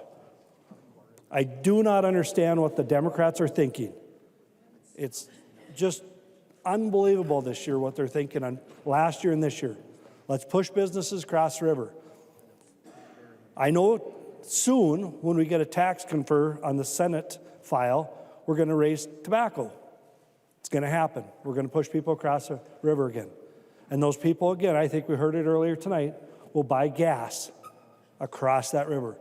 Wait a minute, we're going to want to do bonding because we need road tax. Oh, they're buying gas across the river, but they're still living over here. This is what we're doing in Minnesota right now. We're punishing business, telling them that the government runs it better, and they do not. They don't do better. They don't take care of their employees. The government does better. Every time it seems like there's no reduction in personal income tax here. There's none of that happening. It's all create a grant. We study another program. Let's do a study on that. Let's cost more money to taxpayers. Let's force more money on businesses. Wait a minute, we'll study that and tell you the results, and then we do nothing. We continue to create more mandates. We saw mandates in schools, which happened, and it cost them more money. Schools aren't looking at us saying, congratulations, we got more money. They're looking at us saying, we're going to be in trouble. This is what we continue to see here in Minnesota from the Democrat trifecta. It is irresponsible and unaffordable. Members, this isn't for prime time yet, this bill. Let's bring it back. We'll be okay. Work on it, not pass this, and show businesses we care about them. Or let's just move with more mandates, because I'm sure this week there'll be more of them on businesses. And then we'll come back next year thinking, well, we underfunded that program. We need a little more yet, because our study didn't work out. It's time we slow the roll. Just because things are costing more and gross profits and sales are more, and we're paying more state income tax, or the businesses are paying more tax because the revenues are up, doesn't mean they're making more money. It's coming back to the consumer, which I believe the Democrats have fought and said people are hurting today. We need to help them in their houses. But wait a minute, we're going to add some more fees so that it can hurt them in their houses, because those businesses should just absorb it. Members, vote no on this. Thank you. The member from Nobles, Representative Fogelman. Thank you, Madam Speaker. I am opposed to this conference committee report just because it is so vague and hurts small businesses. As a small business owner and somebody that has to deal with regulations and fees all the time, I can tell you that this is just another frustrating part of owning a small business. My husband and I started a small excavating company about 20 years ago, and he puts in septic systems. And when we started putting septic systems in, we had to do a 2-page thing to show how the septic, where it was on the yard and all this stuff. It is now a 32-page spreadsheet and double in cost from when we started putting it in 20 years ago. And we had to pass all those fees onto our customers, and I can tell you that our income did not double when those fees and regulations doubled. All I've heard since starting being a legislator is, please help our small businesses. The paid family leave is going to kill our business. I see businesses for sale everywhere because people want to move. I live close enough to Iowa and South Dakota that people are asking what we can do so they can stay here, because otherwise they are moving to South Dakota or Iowa. And I want people to stay in Minnesota. And why isn't that our goal as legislators, to cut fees and taxes to get people to move here, not force them out of where they have been for years and years? We just had abruptly, our Taco John's just closed after 40-some years of being in business in my district and Rep. Swedinsky's district. Just shut the door, gone after 40-some years. We don't need more taxes, more regulations, more mandates on small businesses to pay for all of these things that are going on for all these, what's the word I want to say? All these programs that people are getting that aren't paying taxes are benefiting from. All these businesses that are working hard to stay open and pay the taxes. I just was recently at a constitutional training this weekend, and in 1776, Adam Smith wrote a book, and they passed, the world was practicing free market economics. This was so that businesses and the United States could be very prosperous. And these were the principles: the freedom to try, the freedom to buy, the freedom to sell, and the freedom to fail. We are so far away from that. We need to not pick winners and losers. We need to help our businesses, cut regulations, cut taxes, so that Minnesota can be prosperous once again. Please vote no. Members, we are on the motion to adopt, and seeing no further discussion, the clerk will take the roll.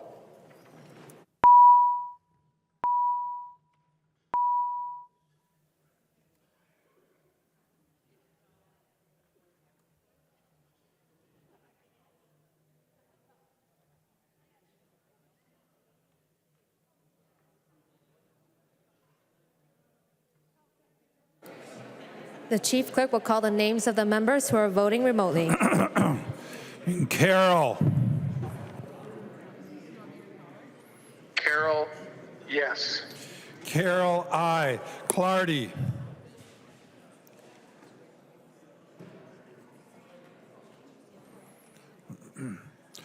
Daniels. Daniels, no. Daniels, no. Pulowski. Pulowski, aye. Pulowski, aye. Clardy. Clardy votes yes. Clardy, aye. The clerk will close the roll.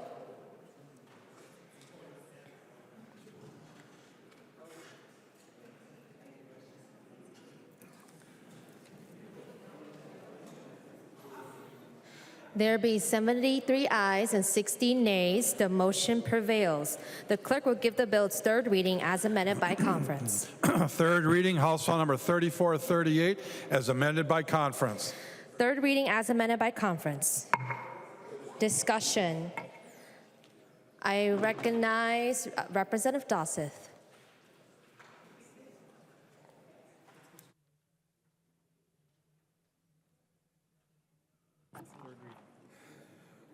Well, I think we've heard from, how many hours were you on this tonight?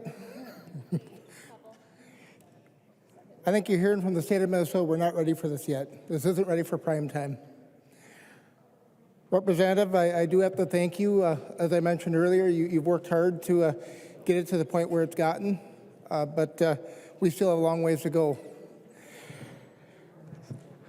This is the last thing that Minnesota needs right now as far as the business community is another unfunded mandate and a mandate as well.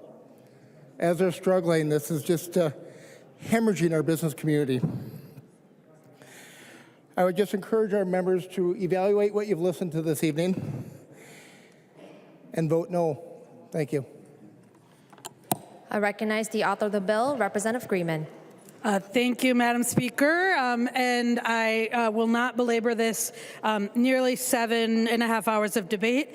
I'll say that if any, as I think we often say, if there's anybody out here there listening, which I'm sure at this point there is not, but they have seen the college try of my colleagues across the aisle try to make something very simple seem very complicated. Again, what this bill does is say, if you're gonna offer a price, if you're gonna advertise a price, you gotta tell folks everything in it that they have to pay to get that product. That's not complicated. We've heard a lot about delivery fees, about paid family medical leave, and even something that I wasn't super clear on about colonial businesses from Representative Krisha. But again, this is not complicated. This is what consumers in Minnesota families expect. This won't make anything cost anymore. It just means that now folks will actually know how much something costs. It will make our markets fairer. It will save money from consumers, and it is just the right thing to do. From my high school and college economics class, price transparency is the way you make markets fairer, and the way that our markets work. Now, I heard a lot of junk fees are terrible, but it would be more terrible if we did anything about it. I believe that we can do things to help the people of Minnesota. I believe that when people say it is terrible that in our cell phones that we have unintended fees, it's terrible that with our tickets or rent or whatever else, that we in this body can say we can do something about it. And we can pass a simple rule that says tell people how much something costs. It is costing Minnesota families more than $3,000 a year. It's distorting our market, and I believe in our democracy as the representatives of the people of Minnesota that we can stand up for Minnesota families and do something about it. Members, I would ask you to vote, I think that vote yes on this 2-page bill that we had 7.5 hours of discussion about, so you all know what it does. But again, I would say, read the bill. This is a simple concept. Tell people what it costs, and let them know, and folks can make their own decisions. With that, members, I will say I'm exhausted. Vote yes. There being no further discussion, the clerk will take the roll.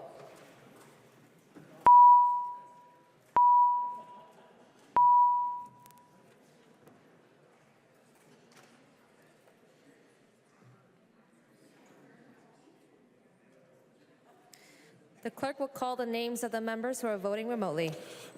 Carroll. Carroll, aye. Carroll, aye. Clardy. Clardy votes yes. Clardy, aye. Daniels. Daniels votes no. Daniels, no. Pulowski. Aye. Pulowski, aye. The clerk will close the roll.